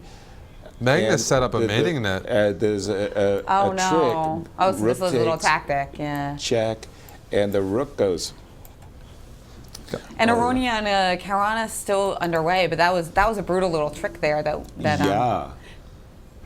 Yeah, I think it's great to see the full board here because it's hard to keep up otherwise. Yeah, the full board shot of the two players. The little bishops of opposite color, but look at count the peshkis. Bishops of opposite color. Oh, you're looking at The pawns. Well, Aronian's got two connected passed pawns. That generally should be enough. Absolutely. But down to 10 seconds, anything happens here. And by the way, there's a rook takes he's- e5 cheapo alert. And Fabiano Caruana has managed to grab the G pawn, but the A pawn quickly advancing, and the king getting into the heart of the position as well. So you think Levon's on cruise control here, Well, Jennifer? Levon's missed a few convincing wins, Yeah, I but think he's still going to win this game. Still in. He's trying to gain a few moves on his clock. Remember, this is the difference between increment and delay. He's shuffled his king around a little bit. Not that he's gained substantial time. Still 8 seconds or 7 seconds. He's getting his rook behind the pawn. But Fabi, still annoying him with these checks. Mm-hmm. I'm relying upon the webcam because my board. Well, Ronian's got his rook on h4, pawn on h6, bishop on f7, king on e8. He's going to just push that pawn all the way to h7, force Fabiano And now to put his bishop to h8, I think. And then he's going to try to maybe And then we win have on king another G. But then we side. just have king g8. Which has been played. And he has grabbed his queen. Oh, and after bishop e5, just resigns because rook takes e5, and we win the whole queen. The troubles continue for both Caruana and Topalov, who lost to Fresinet. Yeah, wow. Wow. So what was the overall results? That round just went by like a blur. A bloody rounds in that Nakamura won and a real topsy-turvy game. So did Carlsen. So that's good from a competitive point of view because they are both kind of keeping pace with each other, even though Carlsen is a point behind. But if he hadn't won that game, Nakamura would really surge ahead. And MBL? MBL should have, he drew against Wesley so he'll have 14.5 now. So big distance there with Nakamura at 17.5 and Magnus Carlsen at 16.5. Yeah, these guys are really running away with that. Yeah, Hikaru not only is playing a great tournament, but he's also getting fortunate because he was in bad shape. We'll probably have to go to Paris soon to ask what's going on. But first, we've got updated standings actually, so we can see it all. At the top of the board, Hikaru Nakamura 17.5 points, just a point behind Magnus Carlsen. That's how we came into today. Very similar to this, with Maxime Bachir-Legrave at 14.5. He was also a couple points behind. So the players kind of performing as expected, if you will. In fact, you see those top three, they all have the same score. They all have 3.5 points. Right. So it really same positions as round one of the Blitz, but who do you think's in the best form to get more points in the final 4 games? I'm liking Nakamura. I'm liking Magnus, but hey, look, if you're playing well and your opponents are gifting you points, Hikaru is clearly the man to beat. Eric, your view? Well, yeah, so I'm a big fan of both of those players, but I really, really respect Nakamura's resilience. While his opponents have missed opportunities. He puts up the most challenging defense, but so far Carlsen's been in the least amount of trouble. I totally see that. It depends maybe if that means Nakamura's more warmed up, defending those bad positions, but both good arguments for both sides. They really seem to be running away with the tournament. That's clear, but it's almost a toss-up to me. I think we're all waiting for their individual blitz games. I think everybody plays each player, once with black, once with white. So I think we're really looking forward to that, because otherwise, against the rest of the field, they seem to be winning good positions, bad positions, just everything is going their way. When it comes down to crunch time, both Magnus and Hikaru are out-hustling their opponents. Yeah, I like that, out-hustling. I'm just putting a position which I think was crucial, a key moment in the game of Anish Giri here. Anish with a 3-1 majority on the king side. I really don't like this passive move, bishop f2. I think he should have gone on the offense here. Something like bishop f4, rook g8, queen h5, and kept this even at the cost of d4 pawn, d4 and b2 pawn. Just get the pawns to g4, g5, open up this bishop. Instead, so more of a judgment call than a calculation. After bishop f2, queen h6, now the position changed. I think this is where the advantage was completely lost, and the initiative shifted just like that. It was that fast. Missed opportunity, and Hikaru pounced. It's sizzling after that. I mean, just found the opportunity to play the tactic knight g4, which just finished the game. Indeed it did. Pretty. And it sounds like we're getting set up for some interviews in Paris. I think this is the round where there's going to be a little break as the player perhaps gets something to eat and catch their breath in between the 5 blitz games. Right. So nine blitz games today. They've passed the halfway point with 5 games, so they'll be taking kind of a lunch pause. What is it, about half an hour, an hour? No, not that long. Not that Don't worry, long. guys. Half an hour. But we do have the pairings in round 6, so this is what you have to look forward to. Wesley So versus Fressinet, Nakamura versus Topalov, Carlsen versus Giri, Caruana versus Kramnik, and Maxime Vachier-Lagrave versus Levan Aronian. Well, you just look at Hikaru's game versus Veselin Topalov. He's looking to put some real distance between himself and Magnus as everybody's jumping on Veselin. These are sharks. They smell blood. Veselin's bleeding. And we have Nakamura himself with Maurice in Paris. We are with the leader of the tournament, Hikaru Nakamura, after simply an amazing comeback. Naka, it looked like you were busted in that position. How'd you turn it around? Well, yeah. Things didn't. I think I kind of misplayed move order, and the position was not appealing, to say the least. But I think basically what happened is I was always worse, but Anish, instead of finding a way directly to finish the game, he kind of let me hang around. And even though I think objectively he was winning even right near the end, it's much harder for white to find moves than for black to find moves. And so kind of he made a couple of blunders, and I was able to find a way to win. How do you assess that in the game when you're playing? Like the difference between a position that's lost, but the guy has to find you right now, kill you right now, versus a position, is it like, I'm just hanging out, and if he doesn't do the right things, I'll just organize my pieces and maybe get some counterplay? Yeah, I think it depends on the player. I mean, I think against someone like Anish specifically, where he's used to playing very technically sound and correct chess, I mean, to get a position where he's winning and then kind of to know that he's let the win slip and still knowing that he's better, it's psychologically very tough, and I mean, it's difficult, but I mean, that's the nature of Blitz. There are going to be a lot more mistakes. Well, the Blitz specialist, Hikaru Nakamura, is showing why he is the top Blitz player in the world. Now it's time for him to keep going as he leads the tournament. Guys? Thank you, Maurice, and thank you, Hikaru. Hikaru looking very good as we expected in the Blitz. And he's also very impressive in the Rapid. Undefeated, Jennifer. In this field? Come on, that's just amazing. And I agree with Eric about his resilience. I mean, if you really pinpoint those moments with h5 and queen f6, so much of it is about fortresses. But we've got world champion Magnus Carlsen on Nakamura's heels, and he's with Maurice. We are with world champion Magnus Carlsen after a huge win against Vladimir Kramnik. Tell us, Magnus, how this game proceeded. What gave you such an advantage to win the game? No, it wasn't a brilliant game, but it was. I was a little bit better than he was a bit better. Then it was a draw. He offered me a draw, but I didn't see any harm in playing. It's basically, I just hustled him at the end, but that's life. That's Blitz. Indeed, you're chasing Hikaru Nakamura right now. Are you aware of that at all, or are you just playing the games? No, I'm aware of that, but I haven't played brilliantly so far today. But I'm hoping to get into a flow now. And obviously, if he wins all his games, he's going to win the tournament. So there's nothing I can do about that. But yeah, I'm trying to get into it and eventually, hopefully, get there. One last question. We saw a video of you cheering for the French team after they won. Are you a big fan of French soccer?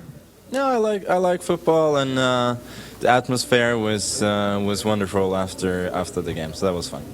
Good way to release yourself and play chess. Well, world champion Magnus Carlsen in good spirits after 5 rounds. Guys? Thank you, Maurice. Thank you, Magnus. I was really happy that Magnus didn't break out into song.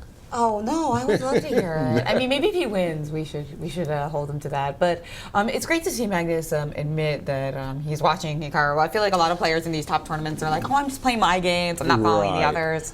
And Magnus just like super honest, like, "Yeah, I'm checking it out." Of course. I want to win the tournament. You know, I may be wild card player, but I definitely want to win. Eric, your thoughts? I have a question for the panel, Yes. for Jen and Yas. Do you guys think it is outdated for a top player to be only good at classical chess? Do you think now in 2016 pretty much all the top players should be working on and preparing some sidelines, openings, just being good at Blitz and Rapid? Because it's sad to see a former world champion like Topalov suffer like this, but where I think the trend is only going to be, you know, faster, more rapid, more Blitz events. So do you think, I mean, that old understanding, you know, just focus on classical and Blitz might even be bad, like it is really like outdated at this point? Oh, absolutely. I totally think so. To make an analogy with poker, even if you don't play heads up, you have to study heads up, because if you actually win a tournament, you're going to have to win a heads up game. And it's the same with chess, I think, in that a lot of times if you tie for first in a classical tournament, the only way to actually win the title is to do it with Rapid and Blitz. Absolutely. So there's a lot at stake, and money is usually not split. No. And we do have the boys in Paris with a recap of round 5.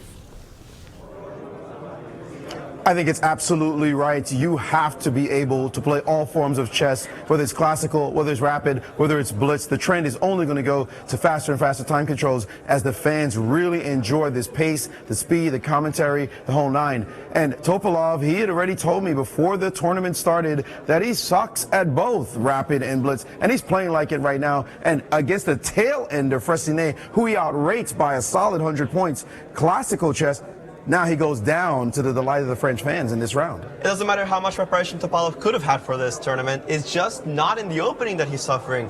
It's somewhere in the middle game, somewhere in the end game, some kind of calculation. It's failing him. For example, we have this position right now. Topalov had an extra pawn against Laurent Fressinet. He's pushing for the win. He can play, for example, bishop b3, just straight off a couple of bishops. He, at the end of the day, has 5 pawns. Fressinet has 4. There should be a 2-result game. However, a huge blunder, and a very strange one, actually, because it seems like Black doesn't have that many ideas. The only thing you can kind of think of is, well, maybe the rook can come down and attack this pawn, but he can't do that right now because the bishop is guarding d2, and that might have given a false sense of security as he actually moved the bishop away. He played this horrible move, bishop f6, and everything came crashing down as Laurent, he did not waste a second to play rook d2, attacks the bishop on c2, and everything is suddenly hanging. Topalov tried bishop e4, but after bishop takes f2, we see a very simple double attack on the rooks. White's going to lose at least an exchange, and the Frenchman, he did not forgive. He didn't give him an inch, easily converted the extra exchange in this position. Just an absolutely horrible blunder. The bishop doesn't even make sense on f6 in this position. You look at it, Topalov just playing such miserable chess, and I'm sure for him, it's just hard to think about playing another 4 rounds. And this also happened to Fabiano Caruana because he is playing like garbage right now. It's just not Fabi at all. This guy is one of the best players in the world, one of the top 3 players players, but his brain is gone. I mean, he's just losing every single game. Fabi, we're talking about a good friend of ours, as a matter of fact, but it's just the reality. Why is he playing this kind of chess? And he lost yet another game. I don't know what's going on with Fabiano Caruana. He must be heartbroken or something, because I just cannot explain the way that he has been playing here in Paris. Let's take a look at his game against Aronian. And this was actually pretty one-sided. We see the game took a very long time. It went all the way to move 80, but it was always Aronian that was pushing. And we go back to the opening, if you can help me out, almost around move 20-ish or so. That's right. Just a couple moves before this. Yeah. Here we have this position in which Fabiano Caruana is faced with the move b3, which threatens to win this pawn on c4, and here he had to be very precise. He had to create counterplay as soon as possible in order to justify the fact that he's about to be down a pawn. You can see he has the pair of bishops, he has some counter chances, he has the a file. It's by far not over. I would think he has full compensation. He followed up with queen a5, trading in the queens, bringing the rook to a2 to put pressure on the second rank. Far, far from over, but instead he plays extremely passive and just gives himself a miserable position. Queen b6, bishop takes c4, and when I saw him play the move e5, it just felt wrong. I mean, it's perhaps not the worst move in the board, but just the fact that you're killing your bishop on g7, even though if it's temporary, allows Aronian to get this momentum, consolidate his position, take this game to an endgame in which he's just clearly better, and that's exactly what happened. Aronian with an extra pawn. There were chances for Caruana to save the game later on. The opposite color bishops helped, but Aronian's technique was a little bit too strong. And Fabiano being in such bad form, you know, the terrible thing about being in bad form is that you just have to play another game and yet another one and another one. It just keeps coming at you. And these wolves that play chess, the top players, they don't give you any mercy. So we'll see if those guys can somehow stop the bleeding, while of course the top players are racing to try to get an even bigger lead as round 6 is about to begin in Paris. Thank you, Maurice and Alejandro. Yeah, ghastly errors in judgment by Fabiano. He looks AWOL. I mean, this is not the Fabiano Caruana that won the Sinquefield Cup in an extraordinary fashion. He's just playing badly, and Hikaru and Magnus are playing great. I think one of the problems is that Magnus and Hikaru have such great confidence in their blitz skills that even if they have a bad game and they lose, like, it doesn't really rattle them. Whereas I think Fabi, you just see him go on these streaks, you know.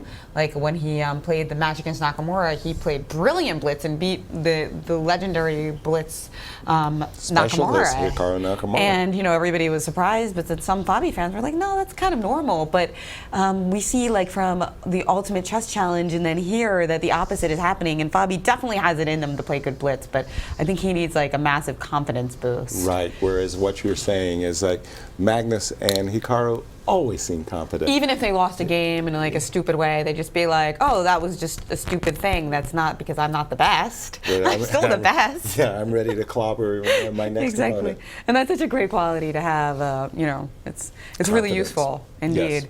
Yes. And we're going to take a short break, and then we're going to be back with a very exciting round 6 as we see who picks up form here in the Grand Chess Tour.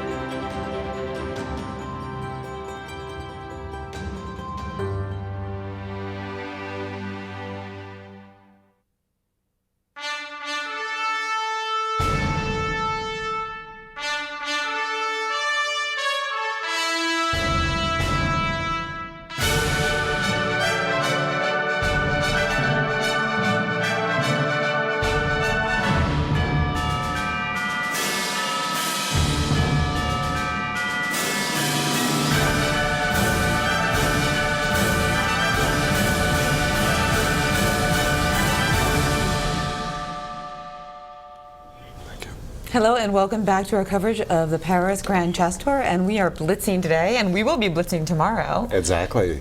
Boy, hasn't it the action come fast and furious? So much to talk about all the time.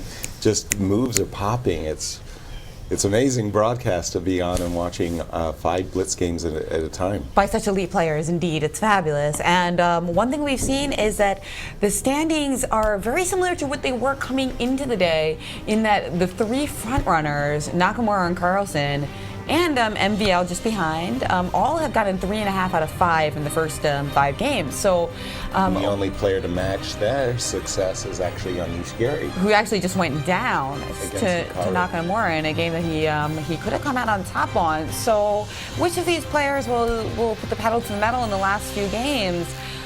Could be Nakamura, it could be Carlsen. I think today is going to be, this round's going to be really huge in that Nakamura's playing Veselin Topalov with the white pieces, and he is going to go for the throat. Meanwhile, Carlsen gets Anish Giri when he's down. Right. And will they both win? If they do, we're going to see a real horse race to the finish. Absolutely, and that Hikaru Nakamura Veselin Topalov matchup, because as we were coming into the show, we were debating which game to focus on, and we decided to go with the Hikaru game simply because Veselin is due to play a really, really good game. He's played horribly throughout.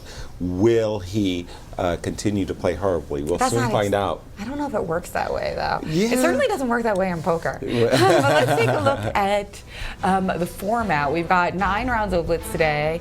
It's game 5 with a 2-second increment for those of you who are just rolling out of bed. And tomorrow we've got the same thing, same time. The one difference with tomorrow is if there happens to be a tie for first, there will also be a playoff at the end of the day. And that affects our Grand Chess Tour points as well, right? Yes, all of the standings affect our prize money. We've got $150K in total prizes, and we've also got Grand Chess Tour points up for grabs. The highest amount that you can get is a lucky 13.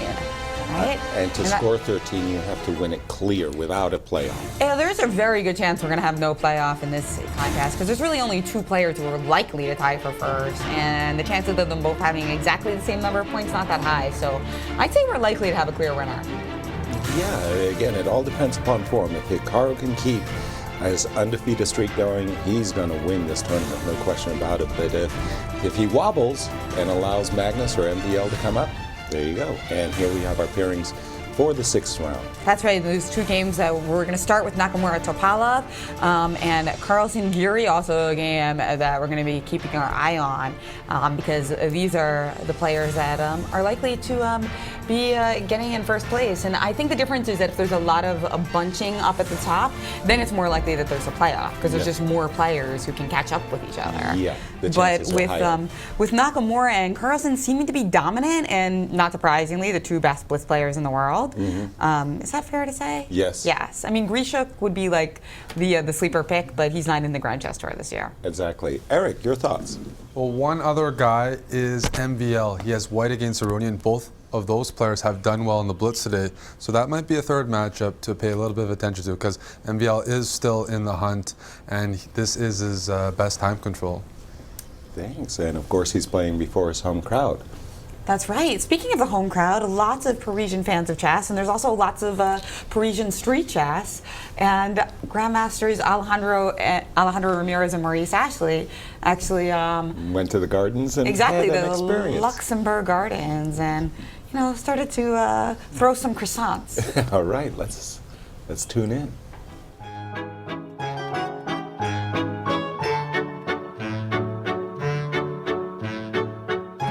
Paris in the Luxembourg Gardens where they play some chess, apparently. So Alejandro and I are going to see what we can find out. Get some games on. Are these guys play chess here? This ain't no Washington Square fan. These guys are actually discussing moves. Really? These 2 right here. They're analyzing in their heads. How do you play? Yeah? Is it a long line? These guys are not bad. Like 1700. What the hell? Honestly, bad. Excuse me, what you saying? We can play? Okay, you want to take him? I'll take him. It's fine. Okay, we got our man. Not nice. Some problems. Have you ever had commentary on your games, Antoine? I could give some commentary right now. Special commentary. I can say things are difficult.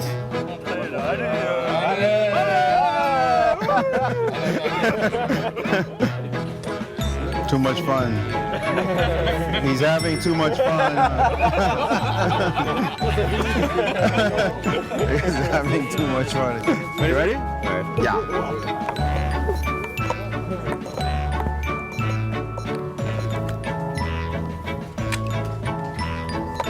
It's ugly. You teach your kids to play chess like this? Don't worry. You'll be one of my kids in a second.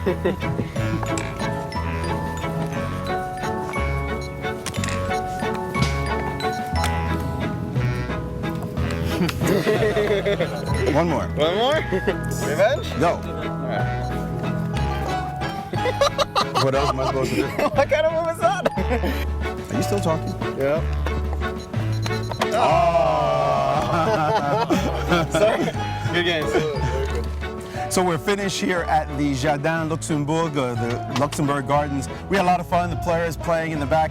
Alejandro was the big winner today. How did it feel? Well, it was good. I mean, it's not every day I can say I've beaten a Grandmaster soundly in 2 different continents. Oh God, you know, he's always trash talking. It's incredible. Well, when you win, it's easy. But no, we had a lot of fun here. The players are actually quite good. You can hear them discuss moves during the games. Absolutely. You feel the culture here. There's several chess games going on. And I mean, I think it was just impressive the amount of knowledge that these people have. They actually knew who we were. Yeah. I mean, they didn't know when we walked up, face recognition, but as soon as people started talking and it was like, oh yeah, you know, chess-based videos and Ashley, you know, it was very nice to be able to hang out with these players. And like you said, they're pretty good players. No, they were for sure. It was a fun event. Yeah, absolutely. Here in France, you never know what you're going to find.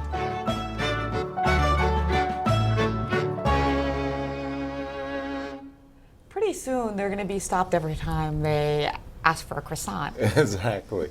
Well, a nice clip. I mean, it looks like Maurice and Alejandro are really having a lot of fun in Paris as we get all set up for the 6th round in this Blitz, the first day of Blitz. You see the players on stage getting ready for the handshakes and clocks to begin. And I think this break will be good for the players like Fabiano Caruana and Topalov who are suffering. Yes. Any kind of break tends to favor the players who are doing poorly. Right. Even though psychologically it's really fun to go into a break or a rest day on a roll. Ironically, it's actually the opposite, that it's better for you if you're the one who's suffering. Predictions. Yeah. Eric, okay, you're the one who started it. Predictions. Any chance I can get to one-up you, Yasser, I will take. So I will take Magnus to beat Geary in Blitz. All so right. he's been struggling to get anything. I'm going to take him to win. And also, I don't know if you noticed, Naka just drank from the Red Bull. Exactly. I don't see that too often. Right.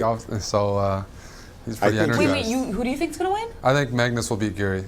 Oh, okay. I think the 2 favorites are going to win. I think this is going to be a real brutal horse race, and Nakamura and Carlsen are both going to put the pedal to the metal today. Wait a minute. The curse of Anish, you guys are forgetting that Anish hasn't been defeated by the world champion, Magnus Carlsen, and you're still going with Magnus, giving you a chance to reconsider. No. You can reconsider. It's good if we don't I'll take a draw. Okay, draw in both games or a draw? No, I think Hikaru is going to win against Vesselin. Vesselin is just in bad form, and I don't see him breaking a bad streak. So there's a lot of foo-foo American philosophy that says that you shouldn't say that you're going to lose or that something bad's going to happen to you, because by saying that you project it into the universe. Right. Do you think that's just like BS, or that there's some validity into it? Because, you know, I think Vesselin's saying that he's horrible at Blitz and Rapid. A lot of especially American psychologists and life coaches would be like, you're not supposed to say that. Right. Well, I'm a big sports fan, and I watch a lot of sports where sports announcers saying, this is a great running back. He's never fumbled the ball in his entire career. And the moment they say that, his first fumble of his career, right? I was watching a UCLA game, I remember vividly, where a player had never in his entire career missed a free throw. And he went clunk, clunk in the final 20 seconds and cost UCLA the game. It was extraordinary. So, yeah, I've seen it too often in sports. I've seen it too often. Yeah, I mean, I Don't think, put it out there in the universe. I think it's true, especially maybe for somebody as experienced as Veselin, it doesn't matter as much, but it's definitely something that you shouldn't take a cue from. Don't try to, couch yourself by saying you're going to lose. I understand why psychologically you might want to do that, because then you think you have nothing to lose. You already said you're probably going to lose. But for those of you at home, really don't imitate that strategy. Much better to be like Nakamura and say, I think I'm going to win every game. Yeah, I think especially in Blitz, it's very important to have a certain sense of belligerence about yourself, that you're going into this game really to take the guy down. You saw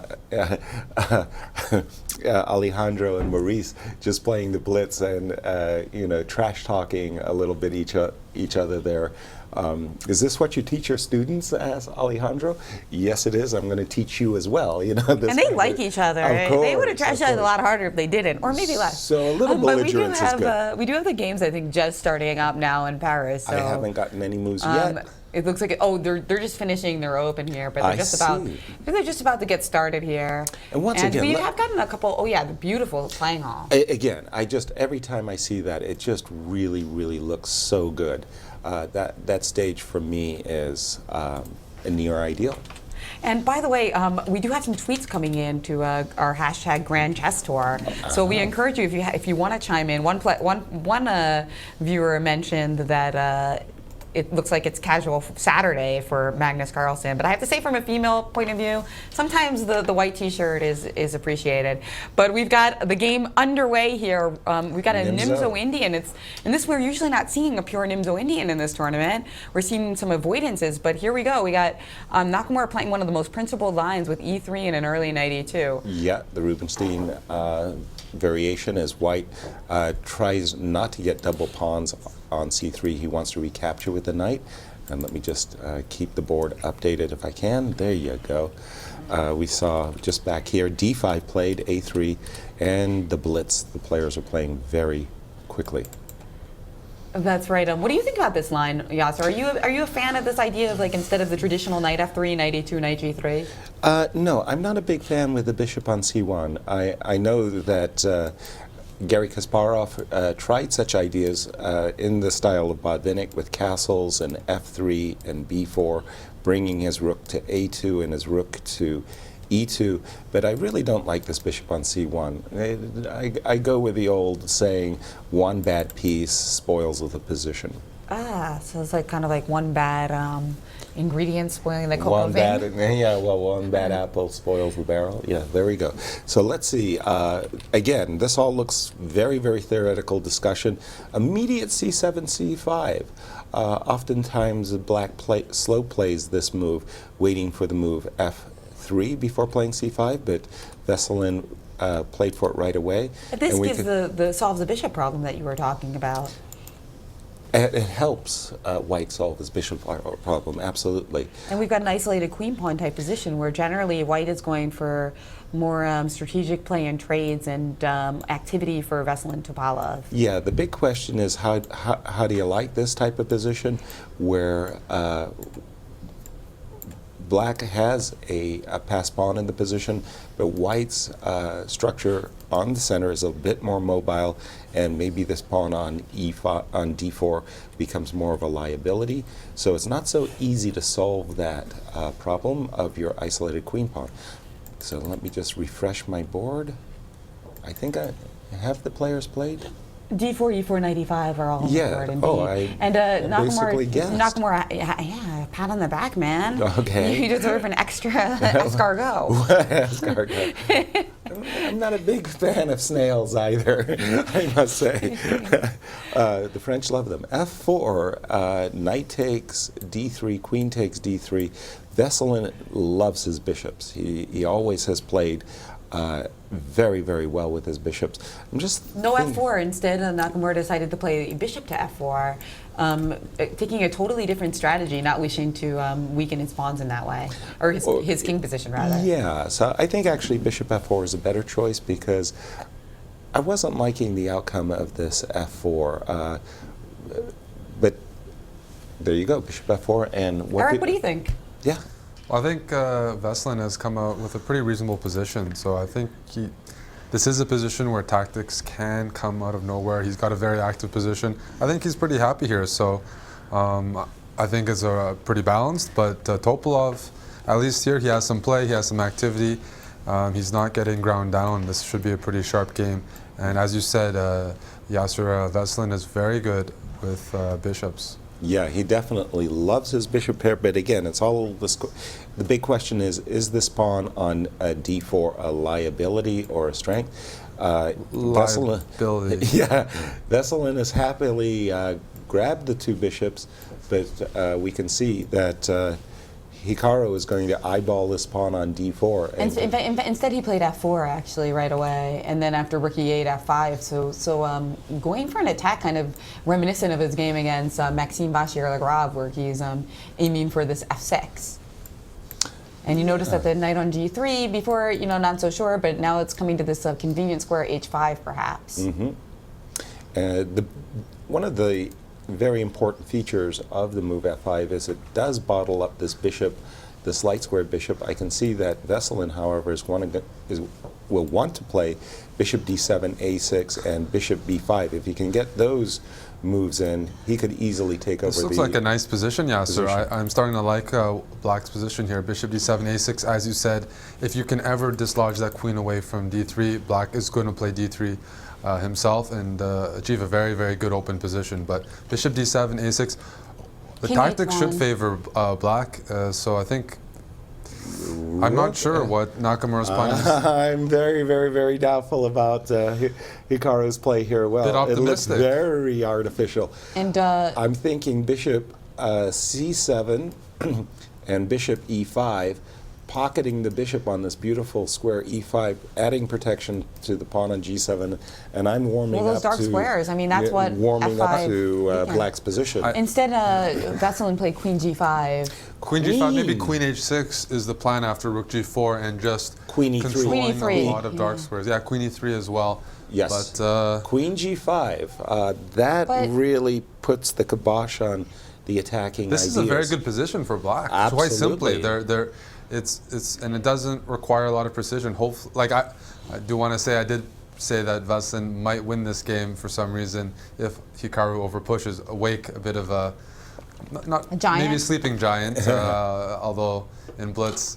Rook g4 was played, and then we did find that move queen e3 and a quick speed trade followed by knight h5. Oh boy. Okay, so Hikaru, bishops are good in the endgame, right, Yaz? Well, but again, double threat of knight f6 check, picking up one of those bishops. So we better... He can even maybe give up the exchange in some I'm thinking lines. bishop b5. Can he play? That is what he did. Bishop b5. He played bishop and b5, giving up that pawn after rook g7, king h8. Actually completely winning based king on... King h8 yes. or king f8? King f8? h8 occurred, and then Naka snapped on f7. King f8 was a lot more accurate. So right. I thought king f8 was very good, in fact. Why did he?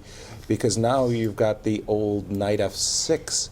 Well, wait a minute. Yeah, it's a mate on h7, and rook c7 does hang this rook on e8. So you're saying that if bishop e2, knight f6, rook c7...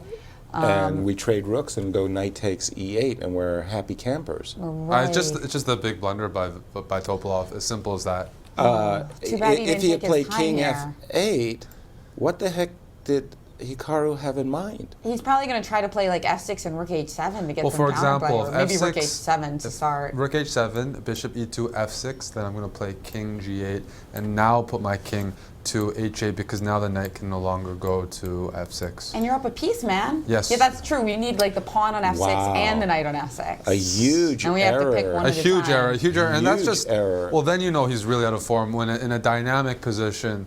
And just he has gone for the line that we talked about, but he is dropping his rook on e8. He's going I think bishop g3 is going to follow up at the end of that line, and Topalov's hoping to get some counterplay with his bishop, with his pawn coming quickly. E2, indeed. But do you think he wants to play bishop g3 or bishop. He has played bishop g3. He has I played think bishop bishop g3. g3, yeah. I was about to say there was a positional bishop e5, but that simply didn't work to rook e1.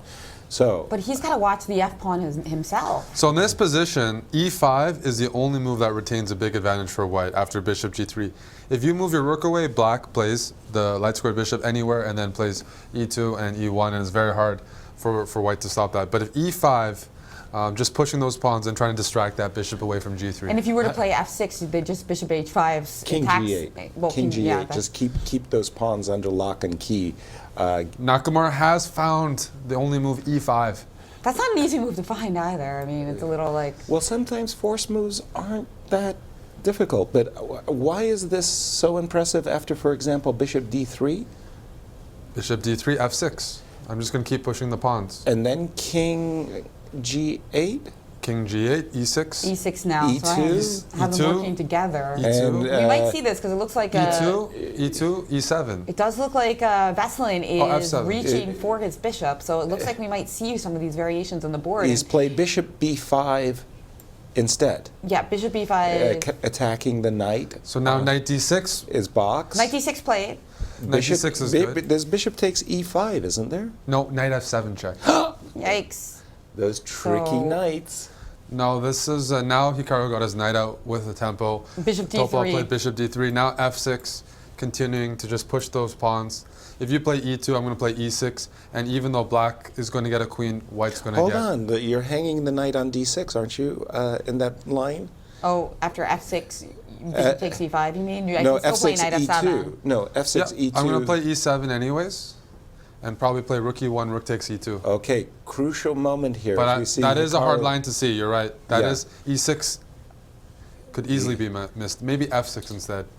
That's a fair point. Yeah, Okay, f6. this is the position that Hikaru is thinking. Hikaru played knight takes None b7. of the above, he played knight None takes of the b7. Knight takes b7. e2. Can he get away with that move? No. I guess after e2, was he hoping that he could play knight c5? Yes, you can play But knight c5, but then you just bishop- move the bishop. Bishop takes f5. f5. Bishop And e1, you can't stop. He has played e2. Well, it was. Veselin Those were a Topalov. lot of tough moves for Naka to find.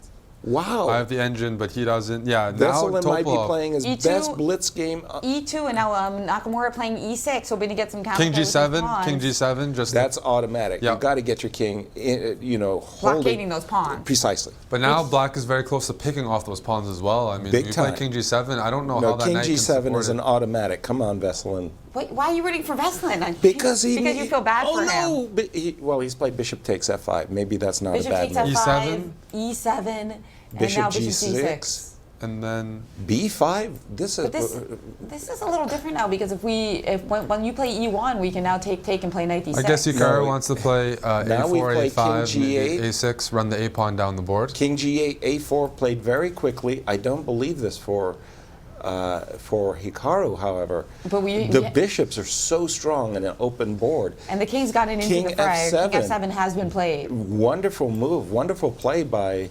Veselin thus far in this game.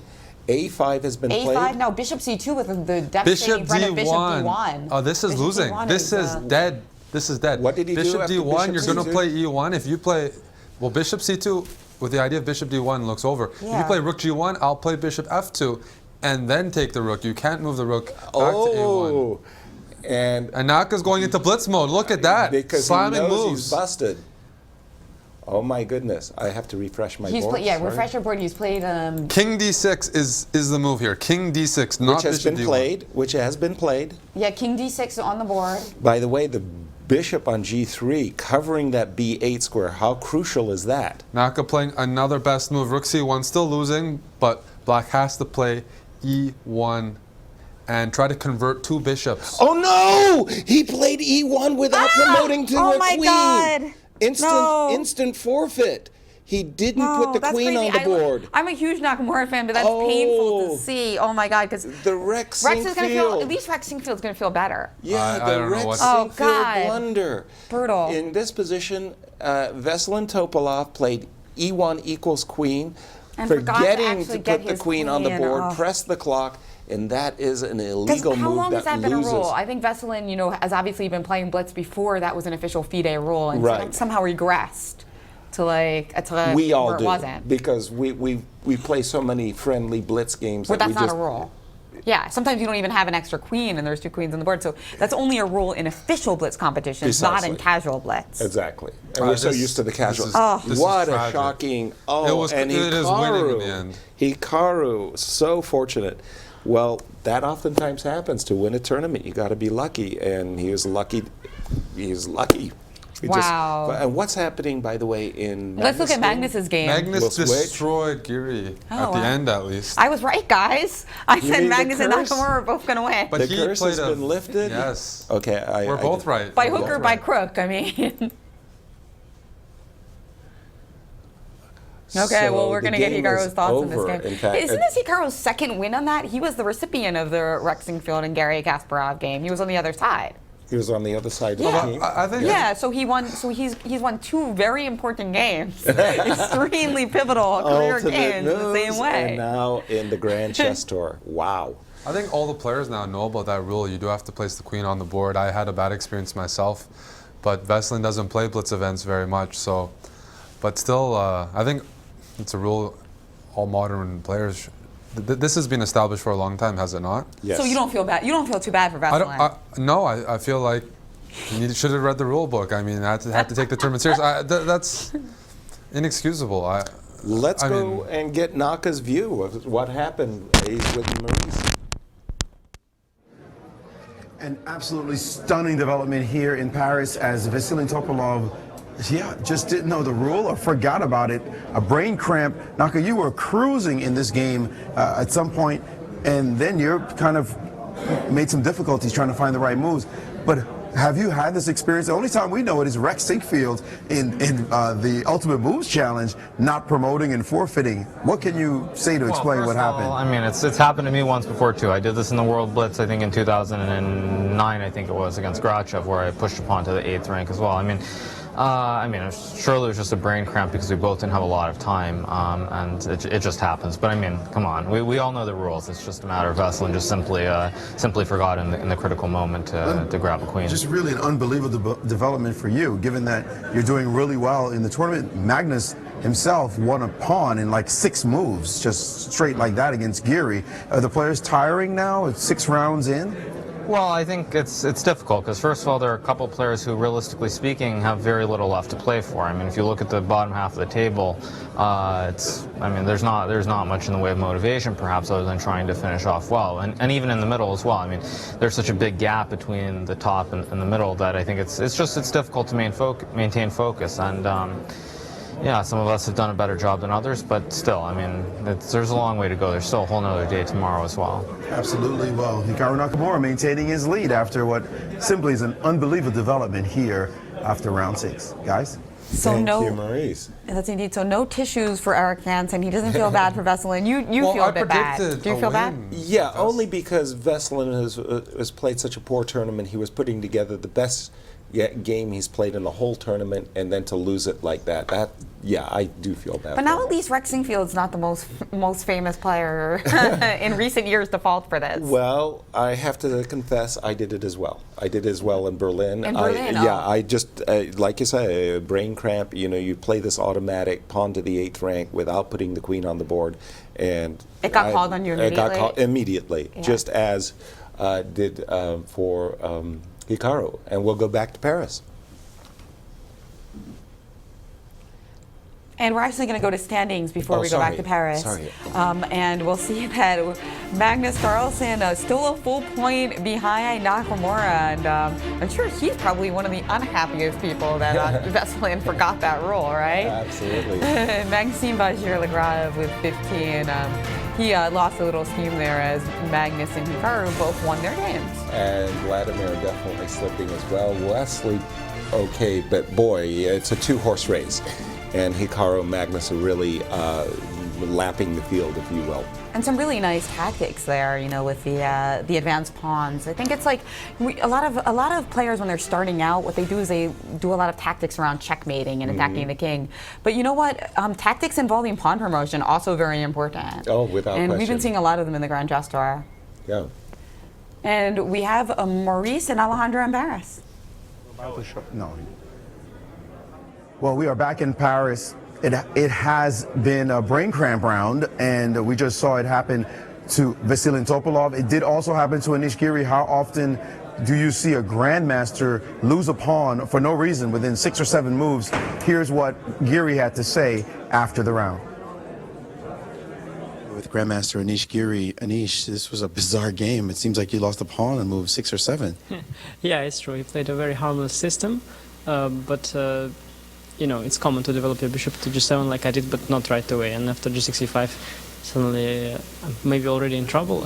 Yeah, I should have got, you know, knight c6 first or something. And Such a weird thing to see happen at Grandmaster of your level, lose a pawn so quickly. Well, in Blitz, it happens. I think with Wesley, it was a crazy game. I did something very similar to that. I also lost a pawn early on. I mean, you know, you just make moves so fast, and sometimes you make blunders like this. And yeah, after that, it was really hard to play already. Anish Giri losing a game to Magnus Carlsen, giving Magnus a really good situation going into the next round. Absolutely incredible to see it happen. And take us through this. How do you lose a pawn so easy in an innocuous opening like this one? It seems like there's no danger in this situation, but it's surprising that this last move that Giri plays, which looks extremely natural, just to play g6, fianchetto your bishop, what could go wrong? And it just turns out that this precise move allows e5. And you would think, okay, no big deal, I must have a couple of ways of dealing with this. And then you start thinking a little bit about it. You don't really want to move the knight away. It doesn't have a comfortable spot. The knight on d7 might even lose instantly. For example, e6 or e takes d6. Both look very powerful, so it's okay. Well, how about I just take the pawn? So you take the pawn and knight takes e5. And then another concrete problem arises. How do I defend the pawn on f7? Only one move that really makes any sense, pawn e6. And then Magnus continues the pressure. Queen f3. These are all very natural moves, but at the same time very forcing. And then the surprising thing is that black's running out of defenses very quickly. The idea is to either play bishop g5, attacking this pinned knight on f6, which has already been very weakened because of playing both e6 and g6, as well as putting the bishop on b5 check. And surprisingly, there's not a very good way of defending against all of the threats. After knight bd7, bishop b5, there isn't any good move. Actually, you called me over when we were watching the game. I was stunned. I said, what am I supposed to do to save this pawn? And I didn't see anything, and neither did he. No, and it's impossible. Bishop g7 is just the best practical chance, but after takes... Well, it's important to note right there, just one move back, so for the fans, that knight takes can't happen. That's the critical point. The pawn on f7 is hanging, so you cannot just give up knight takes, so you have to play bishop takes. It's just one tempo too slow. And after queen takes b7, there's possibilities that there's enough compensation for the pawn if black had a couple of extra moves in development. As it is right now, white is just better. It's not a full pawn. The pair of bishops does have some value. There is some development advantage, but the pawn is a pawn. And at the end of the day, Magnus Carlsen was able to convert with very good technique out of this. And we see that there's a strange developments happening in another game as well. Fabiano Caruana, who we saw just playing badly throughout. I mean, you wouldn't suspect that he would win any games the way he's been playing. Well, guess what? He's turned things around against not a slouch either. Big Vladimir Kramnik, taking him down. A very nice game. I think all of Kramnik's problems really started almost around move 16. Let's go back to that position. And here, I think everything is going well for Vlad. This is a very complicated Spanish opening with an early d3. Caruana has played this very often. Kramnik knows it in and out. And everything was going pretty much according to plan. Queen takes d7, and we see this pawn formation on the center. The strong knights on e5 and f6. However, they're compensated by a brutally strong knight on e6. Some kind of dynamic balance going on in the position. All right, and not bad so far. Knight d3 was played, rook e3, but it was actually this sequence that left Kramnik in a very bad position after knight takes d5. I thought already after rook takes d3, which I thought was an excellent move, pawn takes d3, knight takes f8. It's true that white loses his powerful knight, but at the end of the day, despite the fact that white's behind in development a little bit, this pawn on f5 just proves to be a very long-term weakness. And even though the computers, they don't think that black's doing that badly, it just took a couple of precise moves by Fabiano to really put on the pressure on Kramnik. Eventually, Kramnik was crumbled under pressure, and Fabiano took a very nice full point, which he desperately needed. Absolutely. Hopefully for his fans that he'll start coming back and playing some great chess. We'll see what he can do, and the other plays as well, as we're starting to get towards the later rounds here in day one of the Blitz in Paris. Thank you, Maurice and Alejandro. So there you saw a round where Fabi put it together to play a great game against Vladimir Kramnik. Veselin was doing the same until that awful rules blunder. Indeed, and more drama coming up in just a couple minutes as we start round 7 of the Blitz.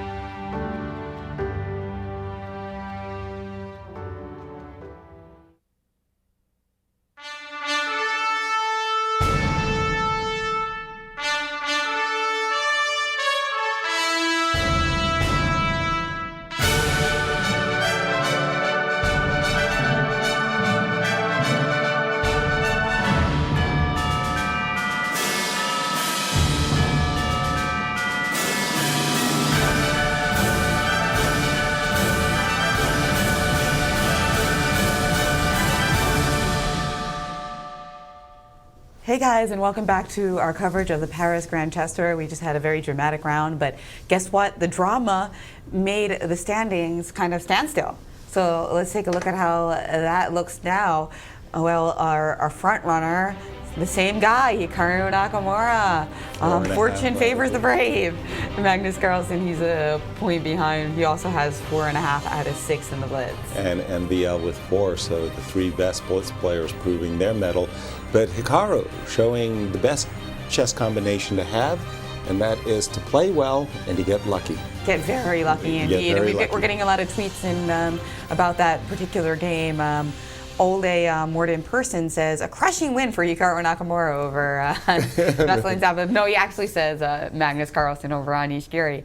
Now, speaking of Magnus Carlsen, we did see him watching the game as Topalev made this terrible error and of promoting without putting the queen on the board. Exactly, and of course that actually hurts Carlsen more than anybody. Absolutely.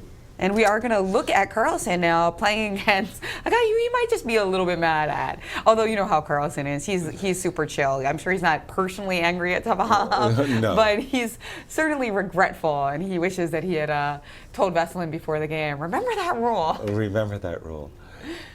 And there we have it. Veselin Topalov opening with e4, and as has been it throughout the entire event, everybody's playing e4, e5 systems.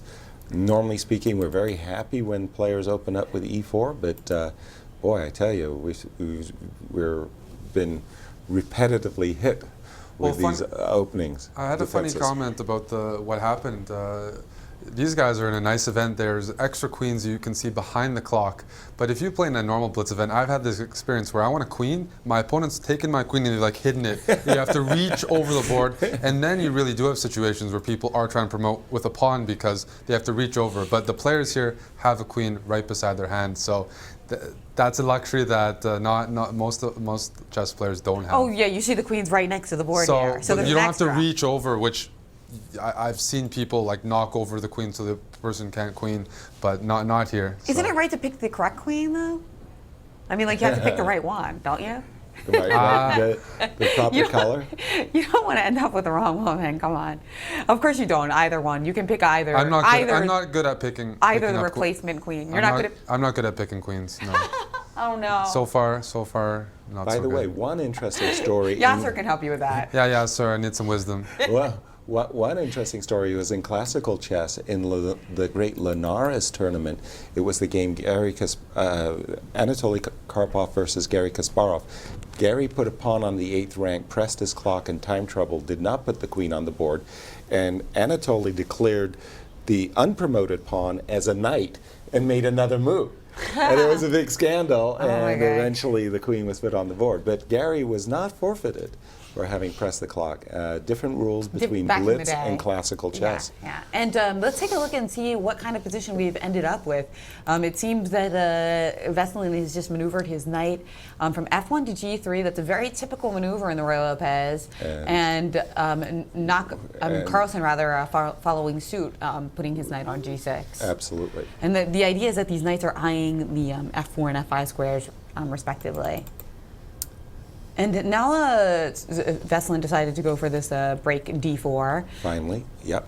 And with adequate defense of his e4 pawn in this position. And now if he... here in these positions, without the knight being able to hit the queen, queen takes d4 is a very standard move. And the bishop will matriculate back to this diagonal, the Italian diagonal, putting pressure on the f7 pawn. Yeah, I'm expecting queen takes d4. Normal opening advantage for white. I like white. Has Topalov recaptured with the queen? He has. I mean, knight d4 is kind of tempting too because there is knight f5.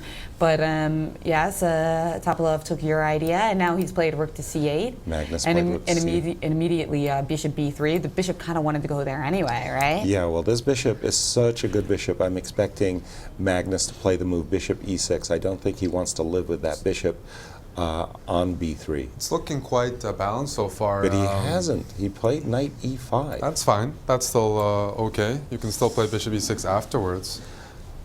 good point. Because with the queen on d4, knight e5 forces the knights out. The knight can't go to d4, which would be the common way for white to keep the knight on the board. Instead, Veselin's drop back with the queen to d1. And now you can do bishop e6, as Yasser suggested, but pretty much black has its weak pawn on d6, but as long as there's counterplay on e4, it's hard for white to focus on that pawn. So Magnus so far playing very solidly. Not a lot of winning chances yet. It's really balanced. I'm seeing that in a few games so far, but maybe he's going to wait for And wait what for has some happened mistake. after queen d1, h7, h6? I really like this position for white. I like the idea that this black has a backward pawn on d6 that's kind of weak. Bishop f4, to my eyes, just looks like a nice move to post up with the bishop, a move that Indeed, it has been played. Has been played, and we can also maneuver a knight to f5 at some point. On a good day, there's knight d4, knight f5, eyeballing this d6 pawn. We have seen the move queen a5. Yes, indeed. Queen a5 and knight takes e5. There is a tactic here Magnus has overlooked. Oh, there is. Knight takes e5, f takes e5 has been played. He's knight played it. h5. He's played it. He's found it. This is something Magnus Knight has mixed. h5. And this is big for white. This is big for white. Knight f6 will cause massive positional weaknesses around black's king. Well, let's break it down. But it's why. forced. Why It's is forced. it such a good move? If knight takes h5, then queen takes h5 and the d7. pawn. Oh, you're taking on d7. I'm okay. taking on d7 You're and taking the on f7. f7 with a bishop after. Well, actually, you can't play rook e7 because the rook on c is hanging. You can't play rook c7 because the rook on e8 is hanging. And if you play queen c7, there's bishop f7 check. So knight h5 and if you take Magnus on f4 had to immediately. play bishop e6 instead, by the way. This is a very promising position all of a sudden. And Tactical now oversight. Comes knight takes f6, wrecking black's pawn structure. That has occurred. Wow, what a move. It kind of reminds you of Magnus's knight f4, kind of like leaving everything in take. It's kind of funny that Topalov is getting good winning chances against both Nakamura and now Magnus. Kind of funny how that works. Oh, hold on. Something Yeah, let's has gone get wrong. update. Knight f6 happened, knight h5, and now Knight rook h4. d8. Knight I h4, see. yeah. And Queen rook f3. Queen f3. Bishop g7. Bishop g7. And now knight f5. yeah, screwing that knight into f5 and no. Ooh. Beautiful bishop This swap. It's is a color game. huge. This is huge. Big world champion Magnus Carlsen. Bishop f5, queen f5 on the board, by the way. Bishop f5, queen f5 on the board. And now queen d2, struggling for any kind of counterplay here is Magnus. Well, he wants to cover his king because there's a rover in the position. I think as white here, you might want to play g3, h4, make sure the queen on d2 can't come back to f4, g5. As long as the queens are on the board, that good bishop on b3. White has very good tactical opportunities on the light squares, and that bishop on g7 is really bad. Why isn't the rover? Can you go for rook e3? Yeah, Just rook go for e3 it. is the big move in my view. What has? But Veselin actually just played h4. Rook e3. He took a page from Eric and said, "Eric, you're right."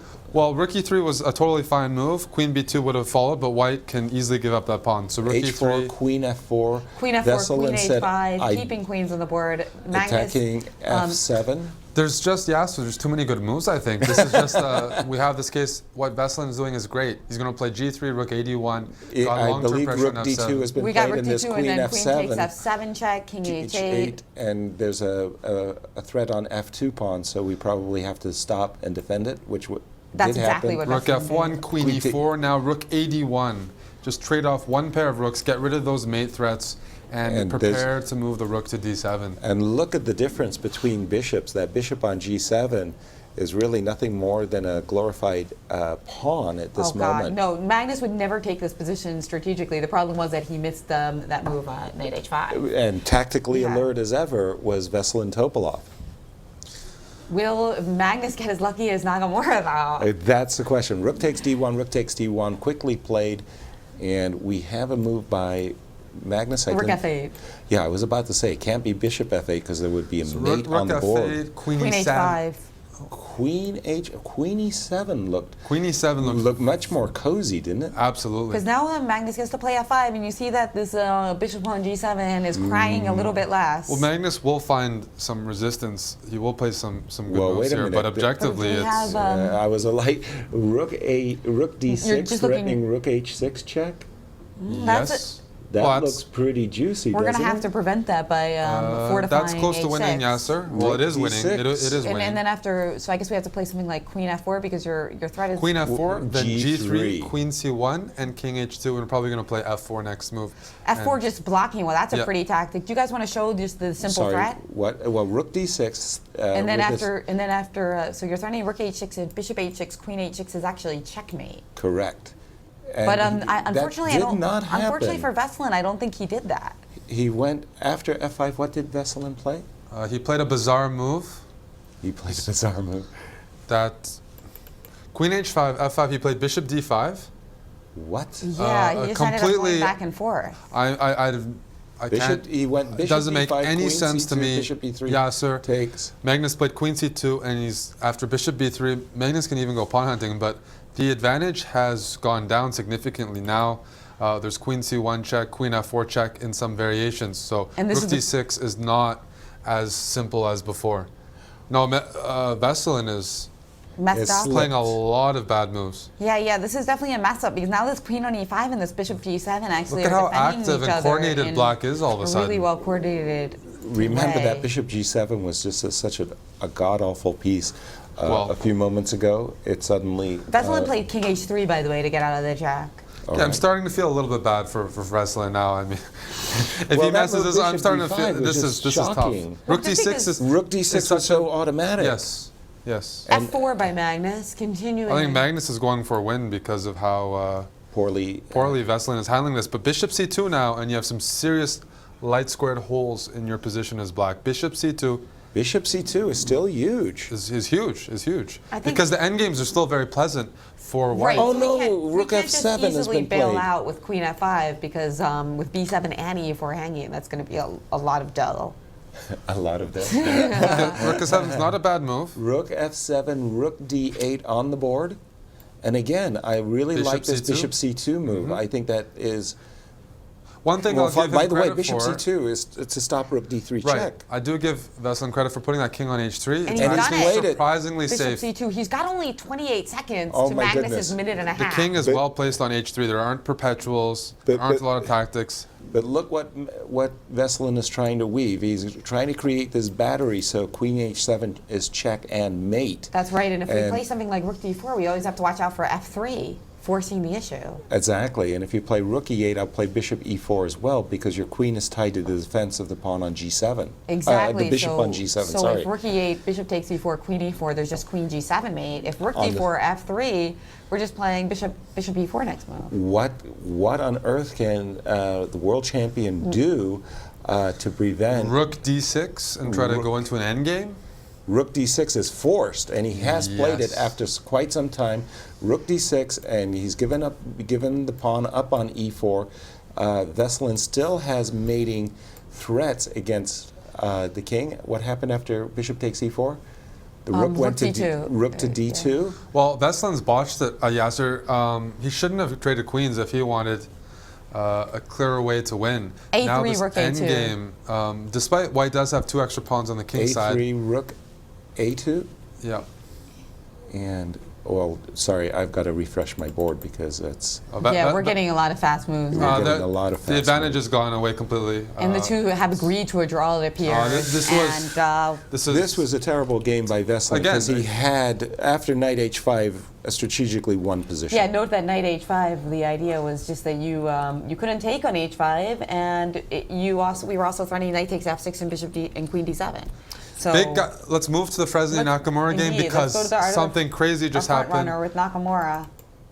Fresney has blundered and lost against Nakamura after trying to push in an equal endgame, over-pushed, got his knight trapped.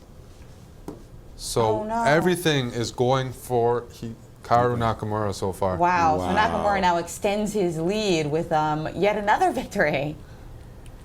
And let's take a look at Gyuri Caruana as that game's being blitzed out, and, And it that looks like looks like a decision has been made. Caruana back-to-back wins over Yay. Kramnik and Giri.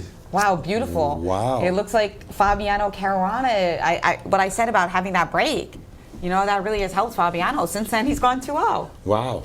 Lovely. Okay, just recap the results of this round because it came so fast and furious. That's right. Well, Hikaru Nakamura ended up winning, so he's extended his lead. Magnus Carlsen, lucky to draw. Unfortunate draw from Magnus. And a really brilliant play by Vestlund there in the opening, but the technique wasn't there. And the other 3 games, sorry? And in the other 3 games... Wesley So made his 4th draw of the day. I think he's really drawing out, and we got Kramnik beating MVL.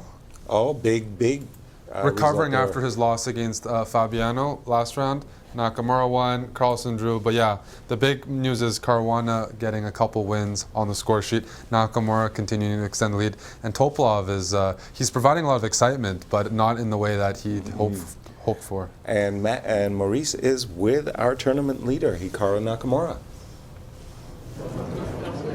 Once again with Hikaru Nakamura showing why he is the king of Blitz, winning a game that looked like it was equal. Hikaru, what happened here that caused a meltdown by first name?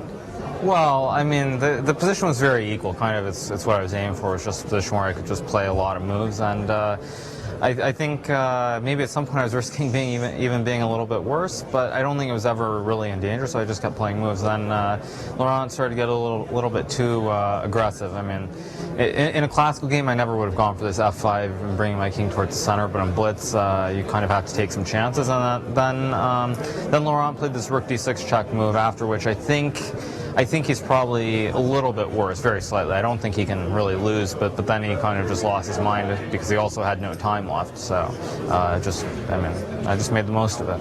Tell us how that clock influences the game. Fans don't realize, they know it's quick chess, but how do you manage your clock? Are you aware of your opponent's clock at all times?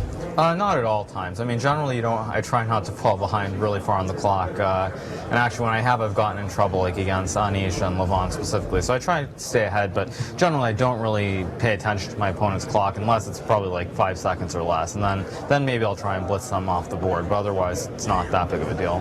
You're in a really good situation in the tournament right now. Any thoughts about the next 2 rounds? Well, I guess I'm still up by a point on Magnus. So, I think Magnus only drew his game. Okay. So your lead has extended. Oh, okay. Well, that's good to know. But there's still 2 more games to go, and obviously there are a lot more games to play tomorrow. So just keep trying to do what I'm doing right now because it seems to be working. Seems like he's made for Blitz. Hikaru Nakamura taking hold of this tournament right now, stranglehold of the tournament here in Paris. Thank you, Maurice. A key moment that Eric Hansen wants to share from the game of Topalov and Magnus Carlsen. Well, you can simply figure out Topalov is out of form when he has a great position like this and he can't find an attacking move such as rook to d6, threatening rook takes h6, bishop h6, queen h6, checkmate. Not many moves for black here. There are no perpetuals. For example, one of the only tries, queen e1, king h2, then queen c1, protecting this. I'm going to try to play g3 as white, play f4, but a lot of mating ideas and no risk for white. This would have put Magnus under serious pressure to find only moves, move after move. So rook d6, a big missed opportunity by Topalov, where he could have almost checkmated Magnus. Wow, and that is the position was crying for rook d6 and rook h6. But we're going to go to Paris for more interviews with Maurice Ashley. Well, we have a U.S. champion, Fabiano Caruana, who really just had, I called your tournament so far garbage, Fabi. We're good friends, so we can talk like that to each other. But you bounced back with 2 wins so far. Tell us what's going on right now with you. Well, I have a score to settle with 2 people in this room. And yeah, I'm hoping to make a comeback, maybe a shot at redemption. Shot at redemption, indeed. This game was really powerful. Your last game was very powerful. Now this one, what went wrong here? It's hard to beat Geary. You showed did it pretty easily right now. Yeah, I mean, I like the position I got. You know, I used to play this variation of the Sicilian when I was a kid, and I still feel comfortable playing it. So especially in Blitz, it's at least it gives me a game, and I got a very comfortable position. All right, well, not yet in the standing. I think he can't even call himself in the running. But certainly after 2 wins, bouncing back with a lot more games to go, Caruana is making a bid for trying to play the finish of the tournament in fine style. Guys, back to you. Thank you, Maurice, and bravo, Fabi. Back-to-back win. It's a, after having such a bad tournament and getting 2 wins in a row, boy, do you feel a palpable measure of relief. Oh yeah. And, oh yeah, definitely happiness when you see that. I mean, if you have mixed feelings when you see Veselin, blunder terribly versus another American hero, Nakamura, there's no mixed feelings to see Fabi win 2 games in a row, man. Very nice. We love to see it. And we've got our standings actually after 7 rounds. 19.5 by Nakamura, extending his lead with 2 victories in a row, and Magnus Carlsen could be 2 points back. So lucky to have saved that game, and just huge distance between Maxime and Shakir Legrave. I mean, it's going to be one of the top 2. Now, it's nice to see in that stat Levon Aronian coming back a bit there with 4 points in the Blitz. And Eric. Well, I just have a funny image in my head right now. I kind of view it as a game of humans versus zombies right now. Nakamura and Carlsen are running away with it. MVL was keeping up a little bit. The rest of the guys, they were trying to play principal chess, top players, but after 2-3 days of quick chess, they're starting to just win, lose, win, lose. And in this last round, Kramnik just dragged Maxime back, pulled him, bit him, and now the field is widening, and pretty much it's really now a 2-horse race. Wesley So drew like 4 or 5 times, so it's starting to remind me almost like of a movie, that every time one of the other players tries to catch up to the field, they get caught by another guy. Kramnik's trading wins, Caruana's scoring upsets, so it's really now a 2-person race to me. So and MVL have fallen off a bit. Well, if the zombies are going to be determining how the humans do. So the zombies still play a They still play a role. role. No, they still do play a role. They still play a role, but... A recap with Alejandro and Maurice. Yes, absolutely. We see all kinds of things happening and just wild, erratic play. But one guy who tries to handle his business all the time pretty professionally is Vladimir Kramnik, and he was able to defeat MVL in this round. Tell us the moment in this game that all of it went to hell for MVL. Well, Kramnik's definitely professional. A couple rounds ago, he had that problem against Magnus Carlsen, blundered at the very end. But hey, he comes out strong. Vlad can never be underestimated. And we got this very tense position here, almost in the middle game. Both players with relatively still a lot of time, 3 minutes at the clock for each. And you can see White has a ton of compensation. And the interesting thing about Blitz is, we've talked about this over and over again, having the initiative is so important. Black has more material in this position, but look at his weaknesses. His king side's a little loose, f5 is very weak. There's this problems in the 4th rank with the queen being pinned thanks to the bishop not being able to move. The rooks can come into the game very easily. White just feels like he's coordinated in such a much more harmonious way. And here, it's because of this harmony that MVL made a mistake. He played the move Queen C8, which I thought, okay, here I was expecting Kramnik, when I was watching the game, to play Rook C1, force the queen trade, get a knight to F5, continue that initiative, and then he surprised me. He took Queen takes C8, and I was like, why would you trade such an active queen? And he had a very specific tactical point. After Rook takes C8, this move, boom, Bishop D6, the rook on F8 is under attack, so is this knight on B4. You cannot save both of them, which means that at the end of the combination, Kramnik emerges up on exchange. He played a fantastic technical game after this. No mistakes, no chances for the Frenchman to get back in the game. Tactics after tactics, Kramnik just held his own pace. His extra exchange at the end of the day was more than enough for him to win. Well, that is Kramnik after all. He's such a technician, and he can suppress counterplay with the best of them. But he's got a long way to go to catch the leaders, as Hikaru Nakamura, just a shining star. He's got some lucky star over his head as well. And Magnus Carlsen having to chase him a point and a half behind. We got 2 more rounds to go here in day 1 in Paris. Thank you. That's Thank right. you, Maurice. And we're going to take a quick break as we get ready for the drama of the final 2 rounds.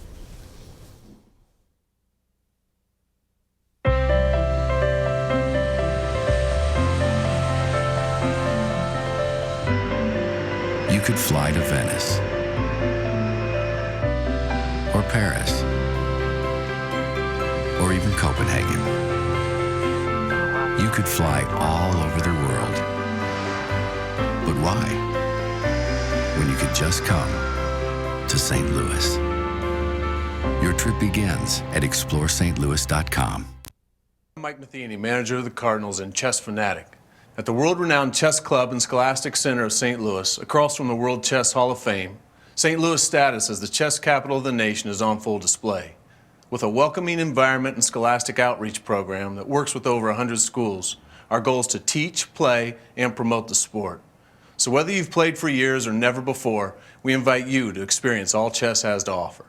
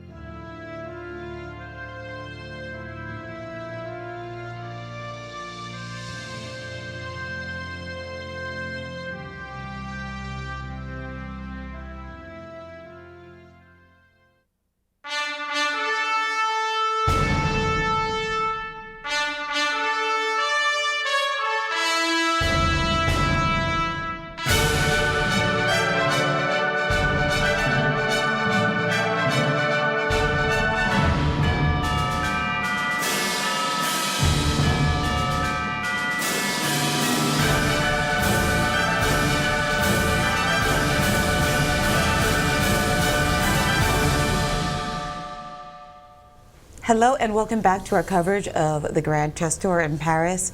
We have Blitz today, and it's left us with plenty of drama.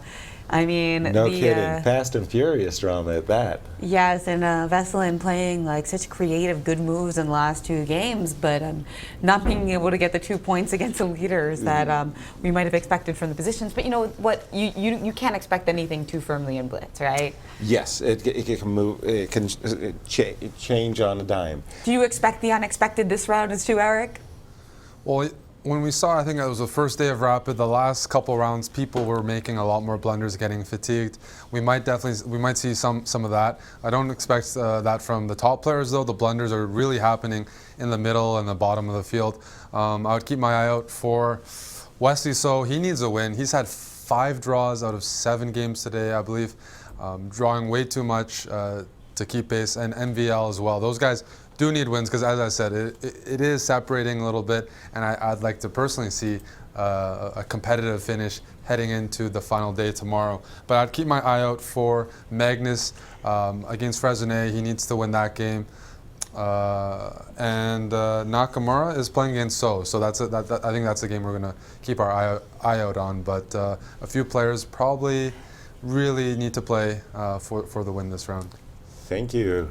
And we're underway, and looks like it's going to be another one of your favorites, another Roy Lopez Berlin with D3. Boy, the players are not getting bored, are they? Something has changed. Wesley, instead of dropping the bishop back like we've seen in almost every game in this line, has decided to capture on C6, a kind of melange of variations here. We have an anti-Berlin here. He played bishop takes C6 immediately? Yep. Bishop C6, anti-Berlin. Oh, he played D3. No, he played D3 first, and then on the 5th move, he played bishop C6. Exactly. And then he captured. Keep in mind, this is a line in the candidates that Fabiano beat Hikaru, so maybe Wesley will play Queen E2, Bishop D2, and Queenside Castle. That's a very exciting line that is quite fashionable right now. Finally, that would be mixing and he's doing it up. He's doing it. He is playing Queen E2. That usually prepares Bishop D2, Queenside Castle, G4, Wesley So going for it. Or Bishop G5. That's also being played. Bishop G5, F6, quickly. Sorry, that's the right move order. Then you put the bishop back to D2. So you've induced this weakness of F6, Yes. so that when you play G4 and G5, you got a little something to chew on. Yeah. So where did he drop back with his bishop? He Still hasn't thinking. yet back. Yep. He hasn't dropped back yet, but we're expecting Bishop D2. That seems more natural because you might want to leave played the Bishop H4 E3. square open for the pawn. But instead, Bishop E3, that seems strange, but I think It was a maybe surprise. maybe his idea is that if a bishop takes, you can take back with the knight, and that knight starts participating in the action. But I think if I was going to castle queenside and attack, I'd want more pieces on the board. I agree. Bishop E3, a little bit surprising. And in anticipation of a potential castling long, A7, A5 was essayed just now by Hikaru. Somebody blow the horn. The French player is playing the French against Magnus Carlsen.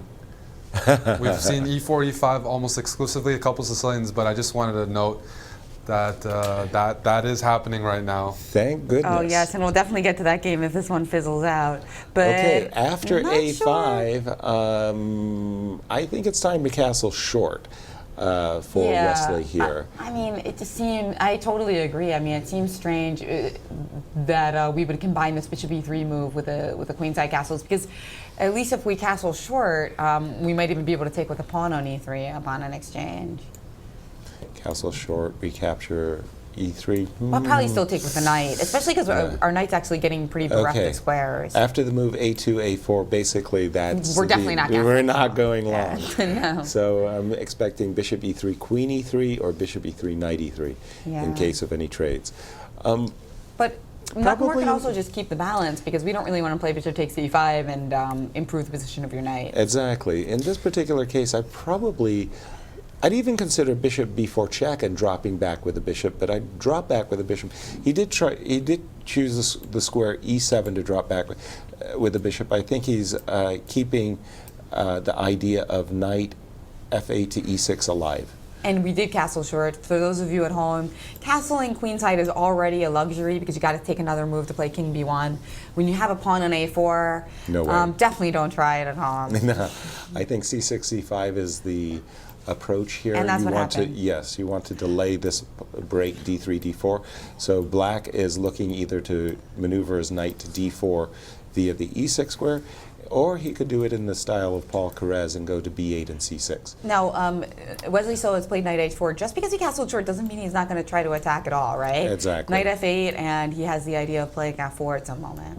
Yeah, that's one reason why you want to provoke f6 is you can play knight h4. There's no queen h4, bishop h4, so it does free up the square. This is a common idea. And black usually doesn't take on f5 because then the consequences after something such as knight f5, bishop f5, ef5, white will reroute that knight to e4 and have that fantastic e4 outpost. So Nakamura definitely won't do that, but it is a common idea in this line. And he didn't. After knight f5, instead he just ignored the monster and played knight g6. Knight g6? Mm-hmm. Potentially now bishop f8, knight e7 would be one way to try to dislodge that without giving white a lot of space. Okay. Some long Bishop maneuvers e6, there. queen d7 also might be. So I see your brow furrowing. You're trying to figure out how to improve the position here for white. What are you thinking? I want to get in at f4, but I don't want to get it in such a way that you'll be able to play bishop f5 and open up the e file. So I'm thinking that I better get my queen on e2 to h5 before playing f4. It's not easy. But we have a different solution. What Wesley chose. It seems like he's ended up trading on e7.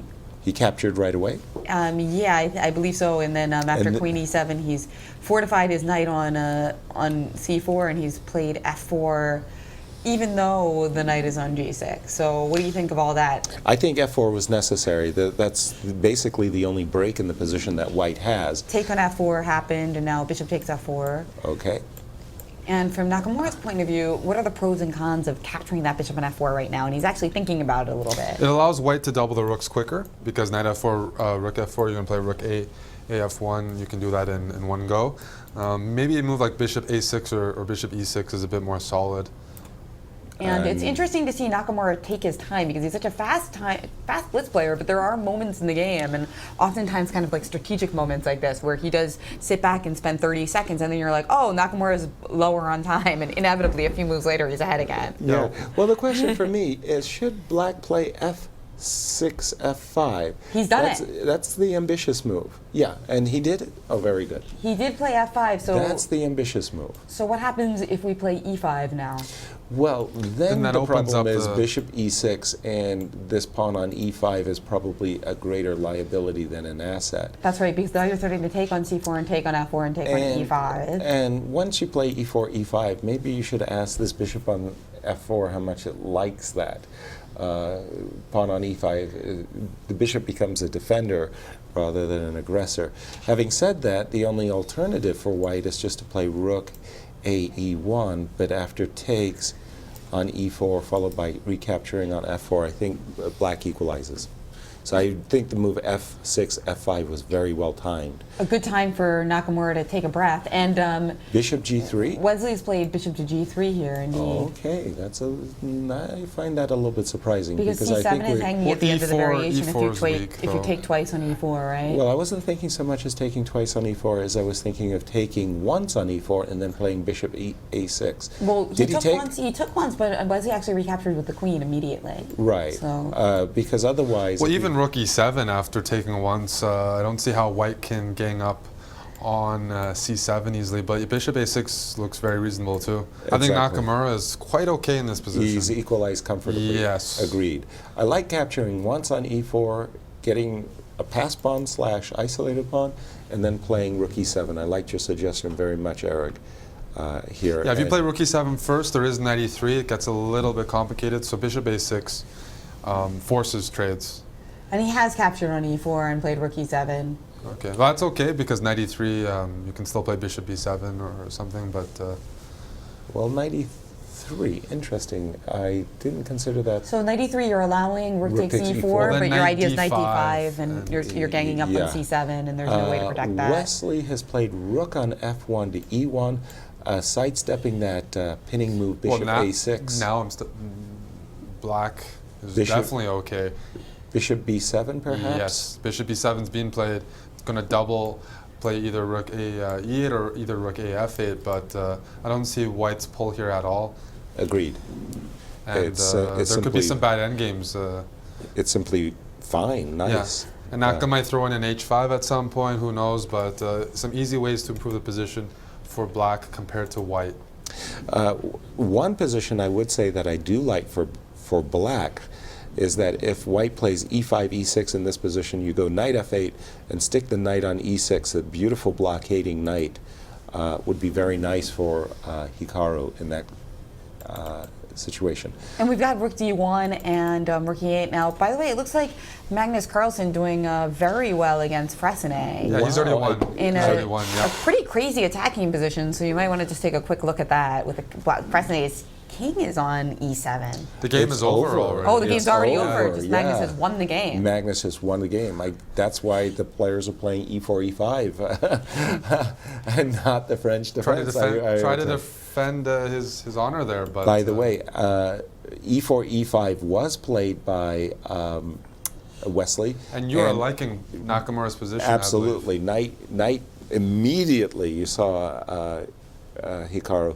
I was tempted there to say U.S. champion Hikaru Nakamura. You saw Fabi. Don't forget about Fabi. You saw immediately Hikaru understanding the position so very well, blockading with his knight on e6. Well, Nakamura can just play. He's up on time here. He has a better position and he's in form.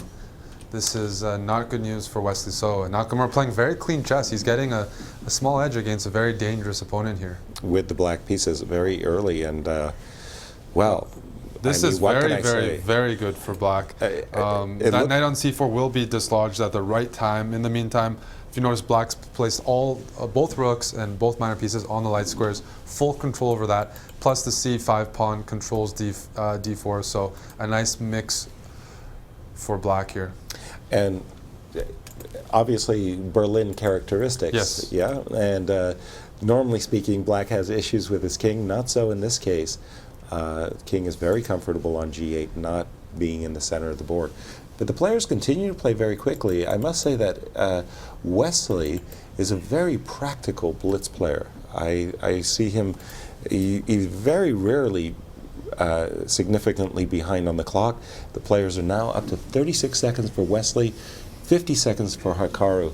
Keeping pace with Hikaru Nakamura is not easy. And maneuvering that rook to f5. Another quick update. Fabiano Caruana defeated Veselin Topalov. That's 3 in a row for our U.S. champ. Wow. So Fabi fans breathing a sigh of relief. Bishop b7, knight b5 been played. Nakamura is taking over. He's taking over here. Bishop maneuvering to a6. It's true, you know, you look at Nakamura's blockades at this tournament.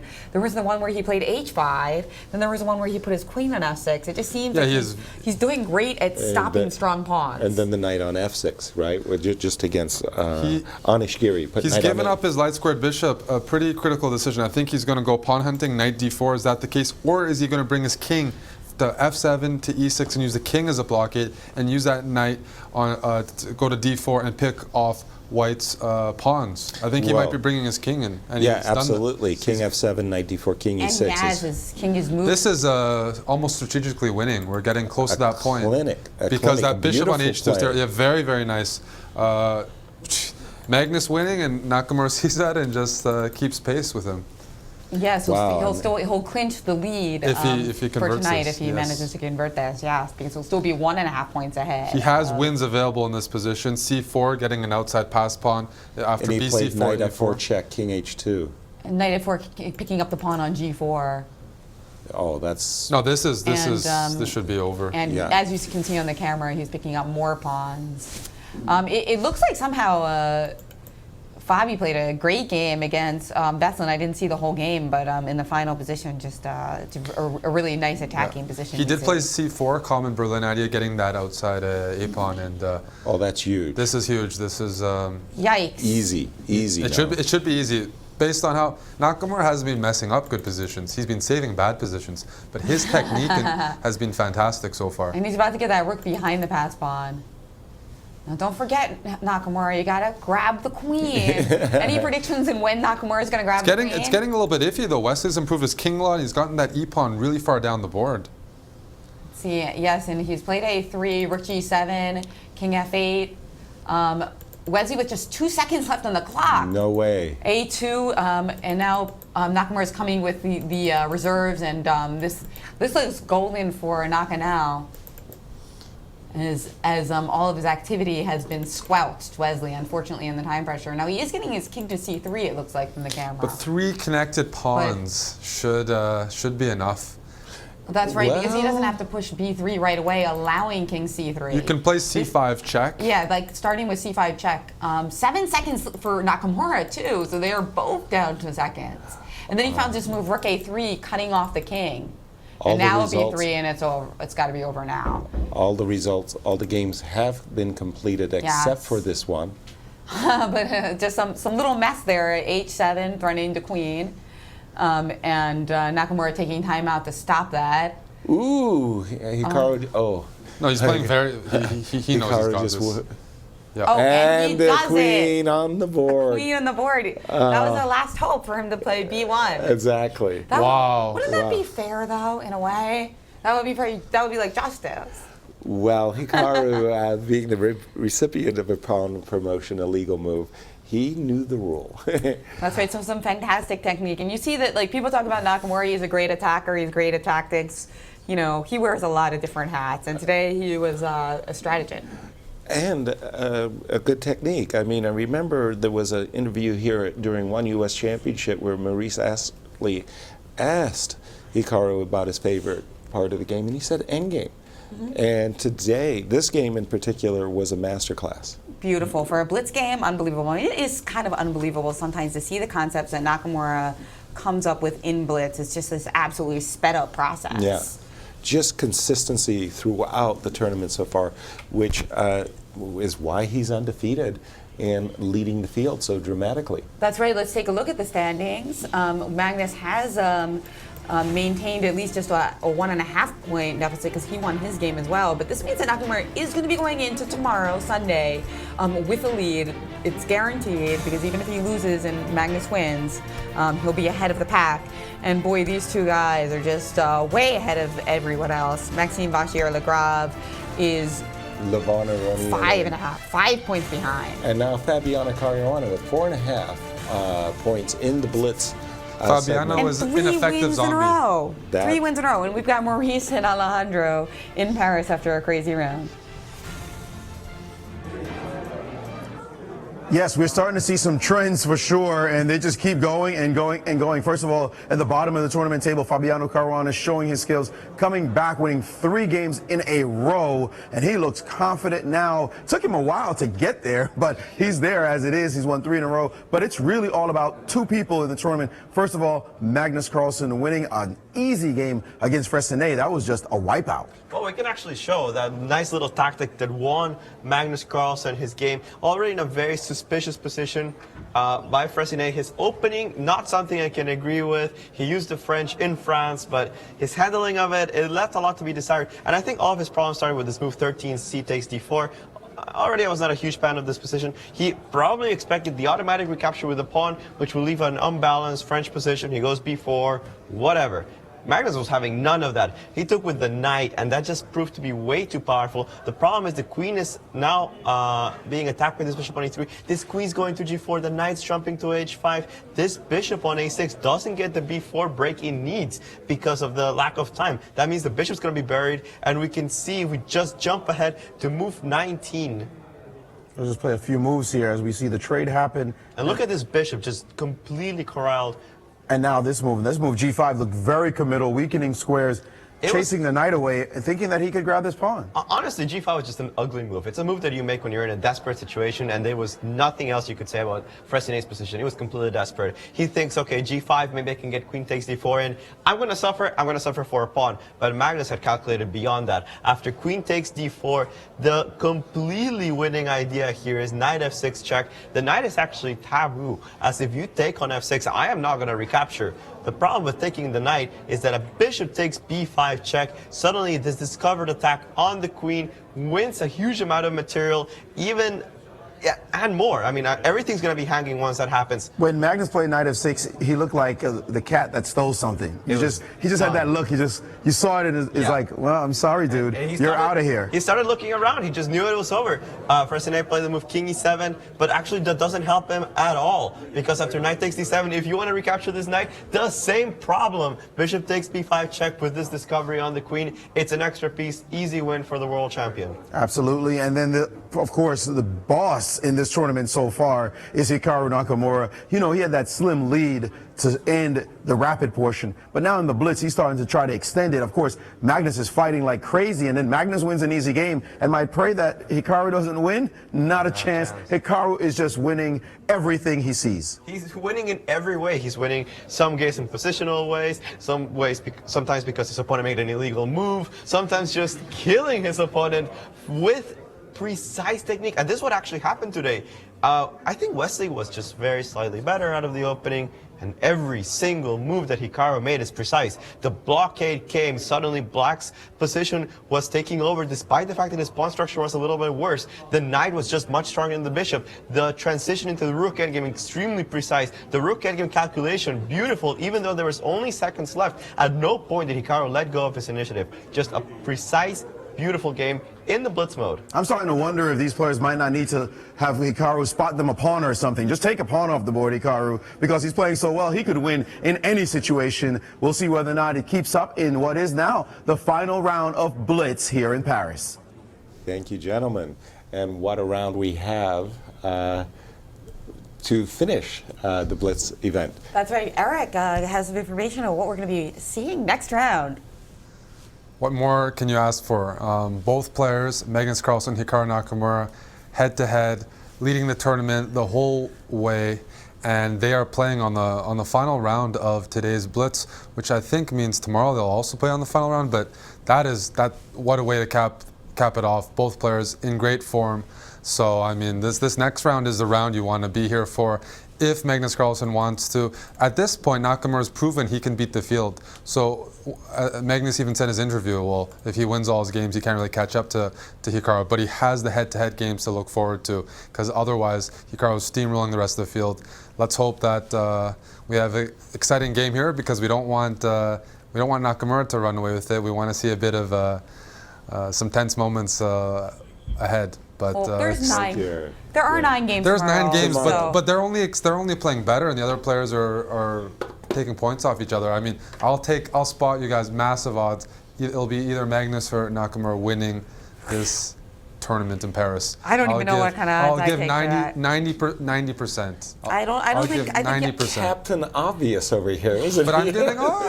I've been saying it from the beginning. 90%. But I don't think there's a 10% chance somebody besides those two win. mathematically, not there's the way maybe they're playing. Not the way they're playing. That's what I'm saying. Right. Not the way they're playing. And we're going to take a quick break before we go to the epic battle between Nakamura and Carlsen. Can Carlsen gain some ground as we head into tomorrow's play as well?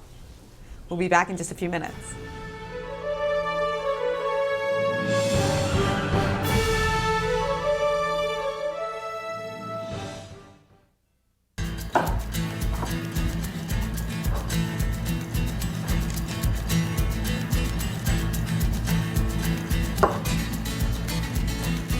I'm Mike Matheny, manager of the Cardinals and chess fanatic.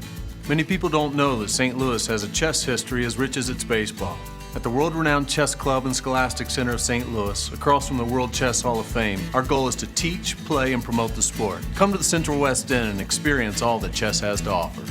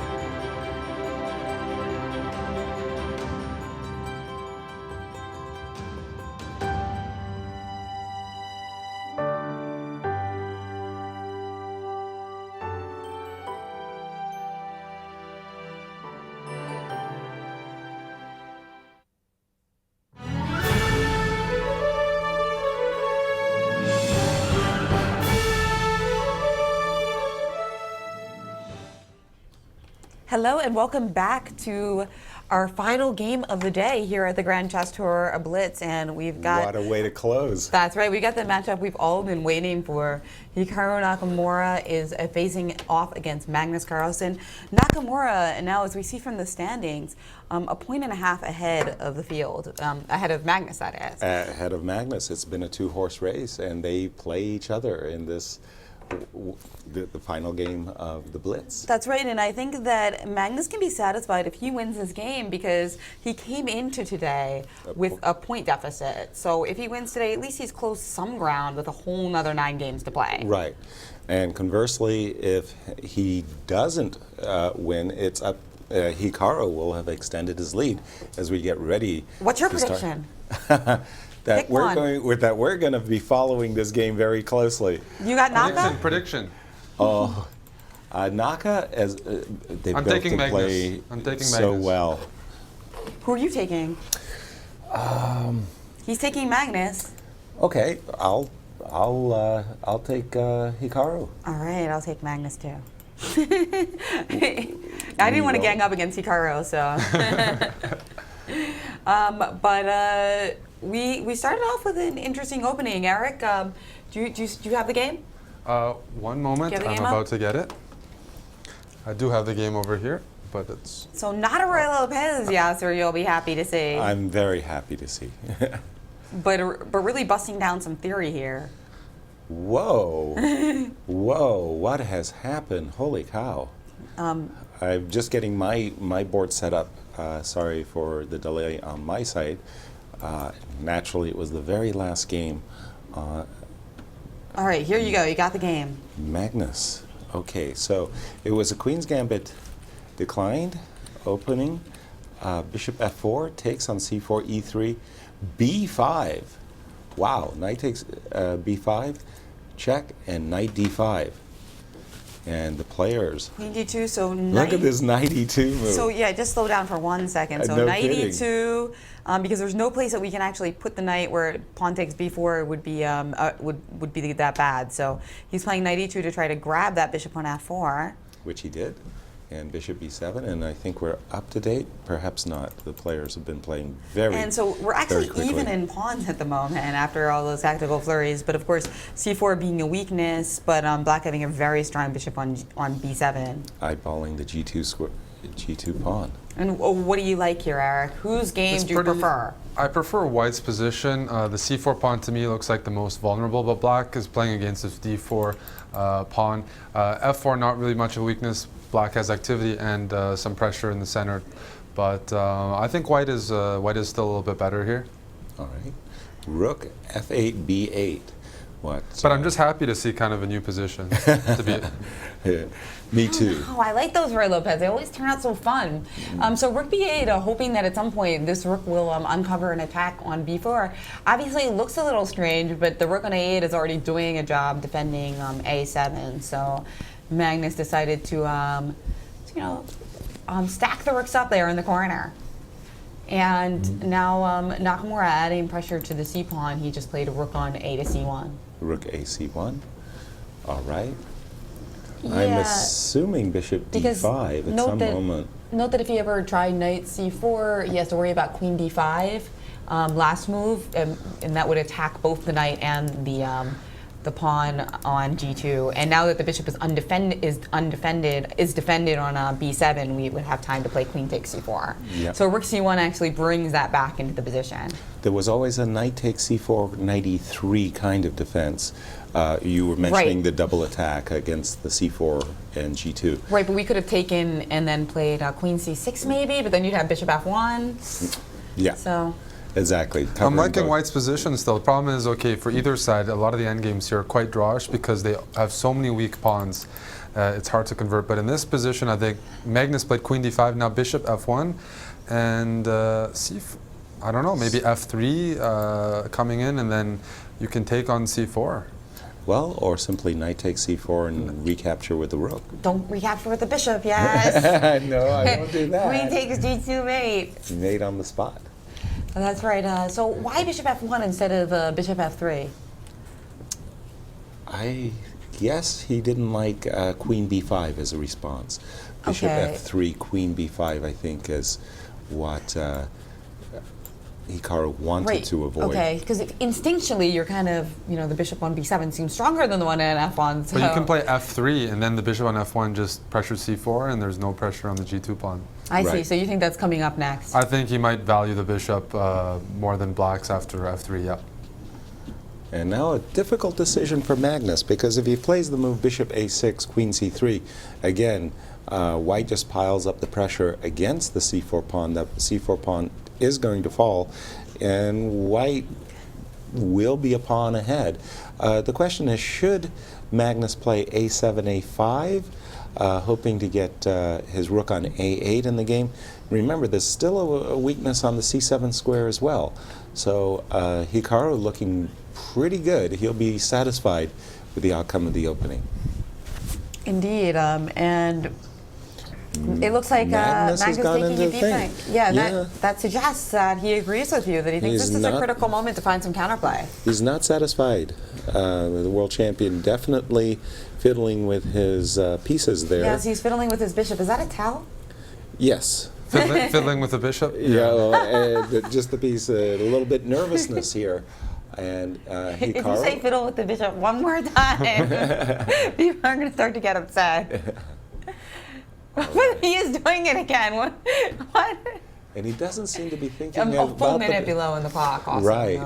An interesting thing is that, I mean, people talk about the score that's heavily favored for Magnus, but in a lot of the recent games in all formats, draws have been really dominant. In the last 2 years, no matter what the opening is, these two players have been neutralizing each other, and Hikaru has been improving his score just by drawing a lot, but he really has been controlling the positions a lot better than he used to. Excellent point, and I think that's exactly why Nakamura is not as intimidated by Magnus, because he's thinking like the last couple of years. He's not a math statistics guy who's looking at like the score, including games from 5 years ago. Right. He's saying recently I've been doing okay, and that's what matters. The trend is my friend. It's in my favor. I've been scoring against Magnus instead of losing so many games as happened earlier in their matchups. Now he hasn't been winning much.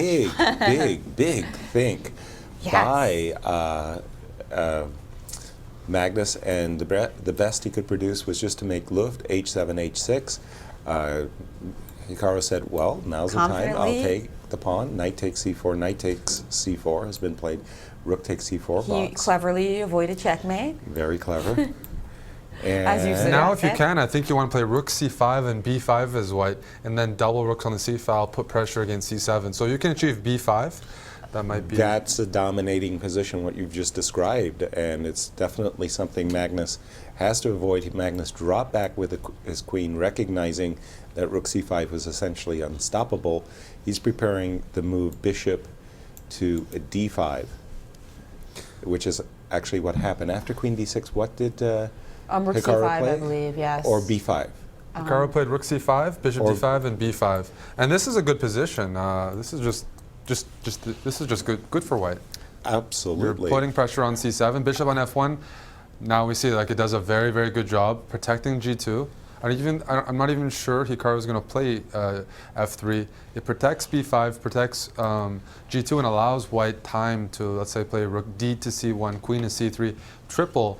And despite being double pawns, it's really effective in fixing c7 and a7. And Magnus thought it was necessary, therefore, to play c6 and get rid of the potential weakness. And we saw Nakamura quickly recapture. Yeah, you got us caught up with the Maybe now game. queen e3, queen e5 as a way of trying to undouble or improve the queen position for white. But really a pawn up for Nakamura, a second consecutive game this tournament where he is pushing Magnus. And let's catch up with the current position, because Magnus rather is trying to get some counterplay. And he has gone for queen. He has gone for queen e5.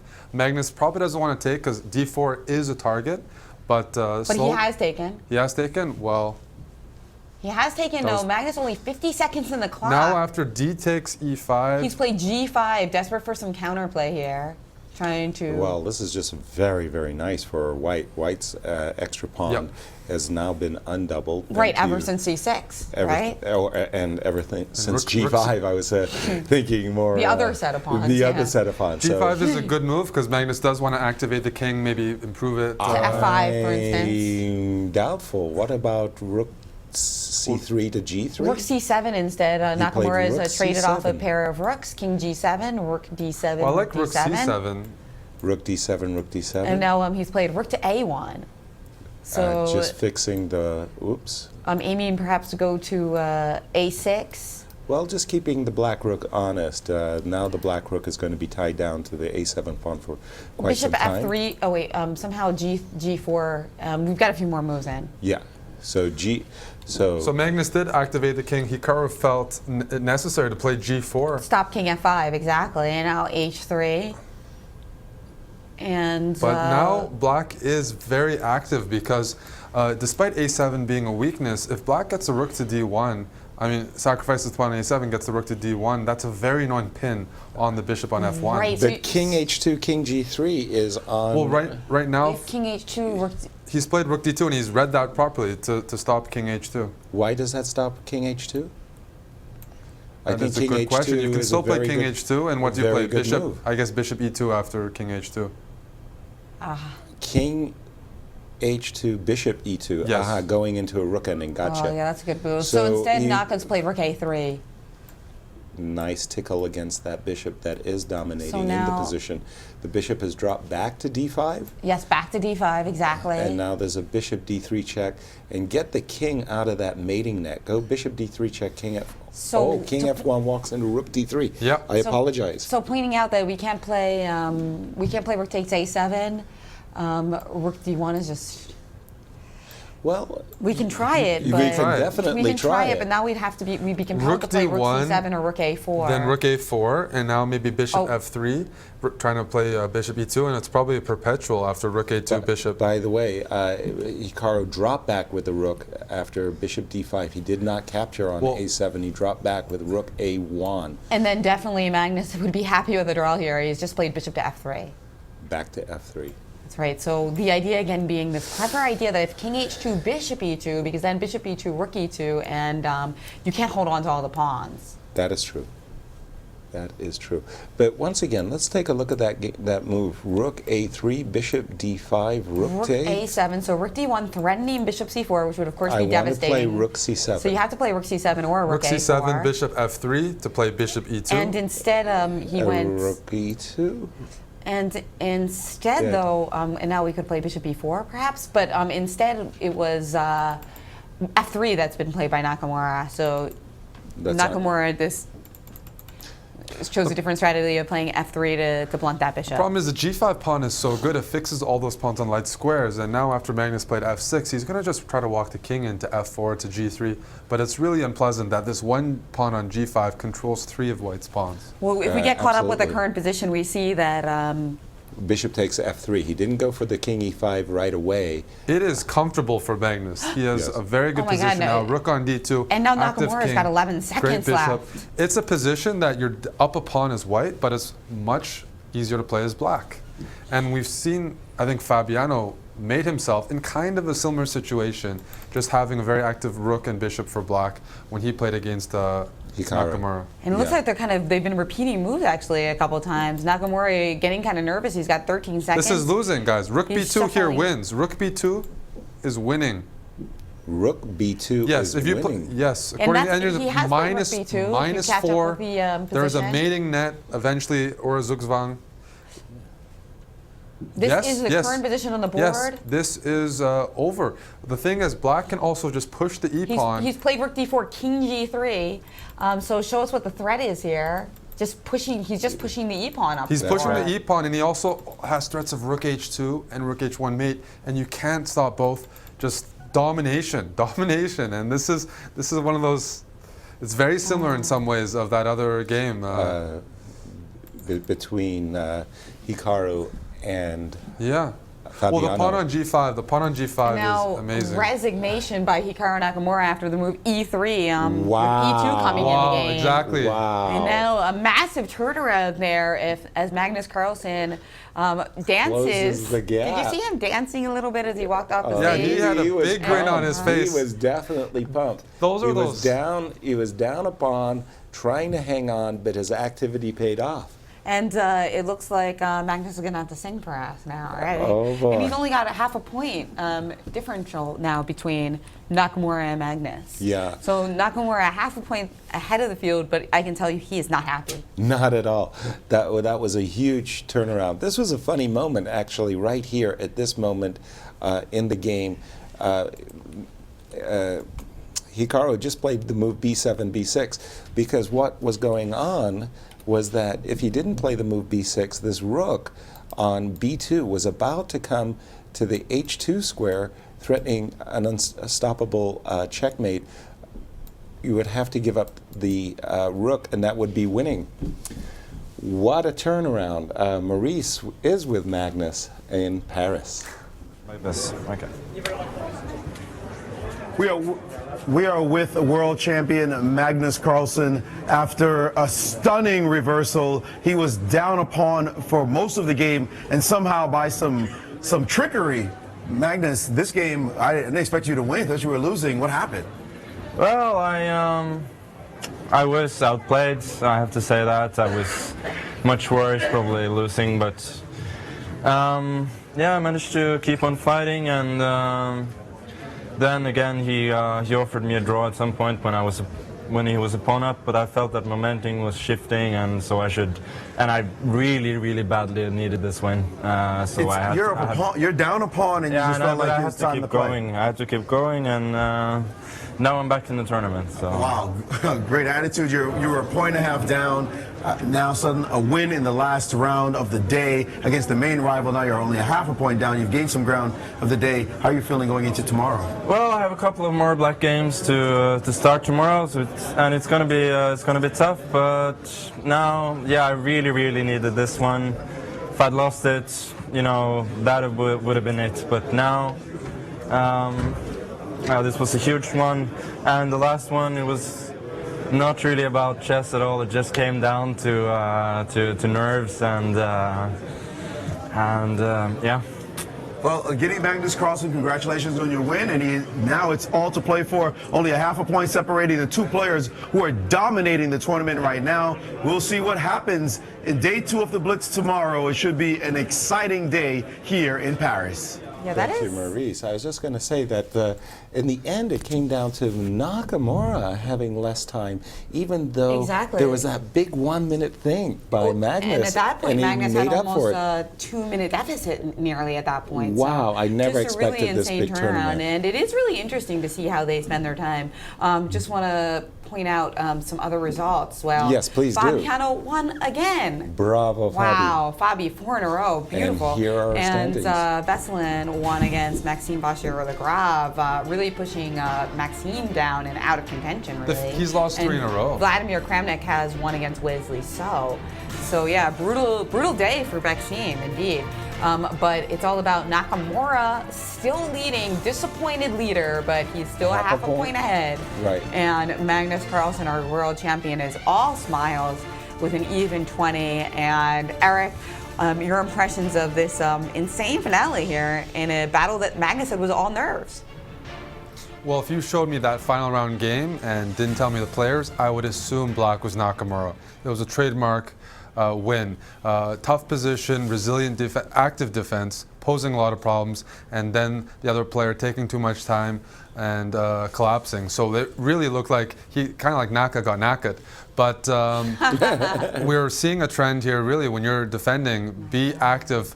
Make maybe not always the objectively best moves, but the moves that require either good calculation for your opponent. When they're down to 30 seconds, they're not going to try to calculate, they're just going to play natural, but then the active defense is paying off. So we're seeing really good defense by both Magnus and Nakamura. That's why they're there, because they are winning their good positions and holding or winning a lot of bad positions. But I think it's really exciting that we have those two players only a half point away from each other, and we know they're going to be gunning tomorrow for first. I mean, there's these guys, you know, people talk that's not a rivalry because of the score is like so one-sided, but you know, when you watch them play, when you watch this, you can't help but feel like there is more at stake.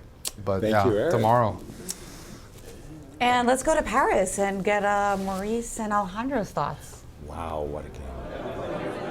Well, it was indeed a stunning end to the day. Magnus Carlsen winning a game where he just looked like he was completely outplayed, and he needed, as he said, really badly in order to close the gap between him and Nakamura going into the last day.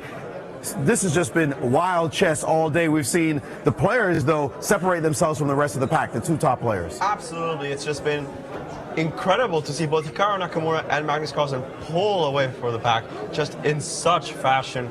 Carlsen comes in always looking for the victory, even though he was down a pawn. I love what he said in the interview. He's showing the caliber of world champion here. Excellent chess. Can only expect more tomorrow. Well, indeed, and the rest of the players are playing for third because it's a two-horse race. We can't even see the other players in the rearview mirror right now, and we'll see whether or not what's going to happen actually tomorrow as we come back to Paris, and we'll make sure you know in Gay Paris the fun we're having here in the second day of the Blitz of the Grand Chess Tour. Well, I can't wait, and I'm getting a lot of comments through our hashtag Grand Chess Tour, and people are just talking about how Magnus Carlsen's smile. I mean, it's just an amazing smile indeed, and he deserved a smile. One guy is disappointed. Animesh Sinha said that he almost had a heart attack, and Bieber, I guess by Justin Bieber, Bieberades was disappointed that Magnus Carlsen didn't sing. Sorry guys, I was just joking. But Nakamura, still a very impressive day for him, and I actually had an idea because he said that Magnus out-knocked Naka. Yeah, that was a great line by Yeah, Eric. a great line, but you know another nickname for Nakamura, Knockout Mora. Knockout Right, Mora. Knockout Mora. I mean, maybe that doesn't apply to his last game, Right. but it does apply to his style in general. Indeed it does, and he's had a great event thus far.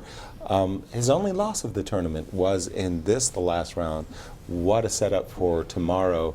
9 more rounds of Blitz. And finishing again with these two, and boy, it is really sad to see you know, Nakamura not really find his form as much against Magnus and against other players. I mean, Magnus gets most of the credit for that, but you could see that there was an extra dollop of disappointment there by Nakamura. It's Absolutely. Losing to anyone sucks, but you know, missing the opportunity to beat his foe hurts even harder. And how about Fabi? Fabulous comeback. 4 in a row, and people are sending me memes because they're so excited. You know, who doesn't love Fabiano? I mean, he has a lot of fans because in addition to being such a great player, he's also so nice and down to earth. So people are really happy to see him, like, not just get back on the board, but get back on the board with gusto. Exactly. And we look forward to seeing you guys tomorrow, same time, same place. Tune in. You're not going to want to miss the final 9 rounds. I promise to be here. Of Blitz. And Eric, pick one of them, Magnus or Knockout Nakamura. Well, I just sent a tweet out. What team are you on? Hashtag Team Magnus or Team Naka. So if anybody wants to join in on that, tomorrow, do that right now. Pick your team, send out a tweet, and let's get the energy going. I'm probably on Team Naka, although I picked Magnus to win and it looks like I was right, but I would like to see him win because I want to see more rivalries in chess. I want to see more people, you know, pushing the top. So I think if he's going to do well, it's going to increase the level all around. So Great point. I agree, and as much as I don't know who I want to, who I do know who I want to win the tournament, but I especially want to see Nakamura just beat Magnus once. So close. Me too. So Second that. Team Naka or Team Magnus, either way, tweet at us and join us tomorrow. We're going to be here at 8 a.m. Eastern, 7 o'clock in St. Louis, and that's 2 o'clock in Paris. Yes. We'll see you then. Thanks for joining us. Bye-bye.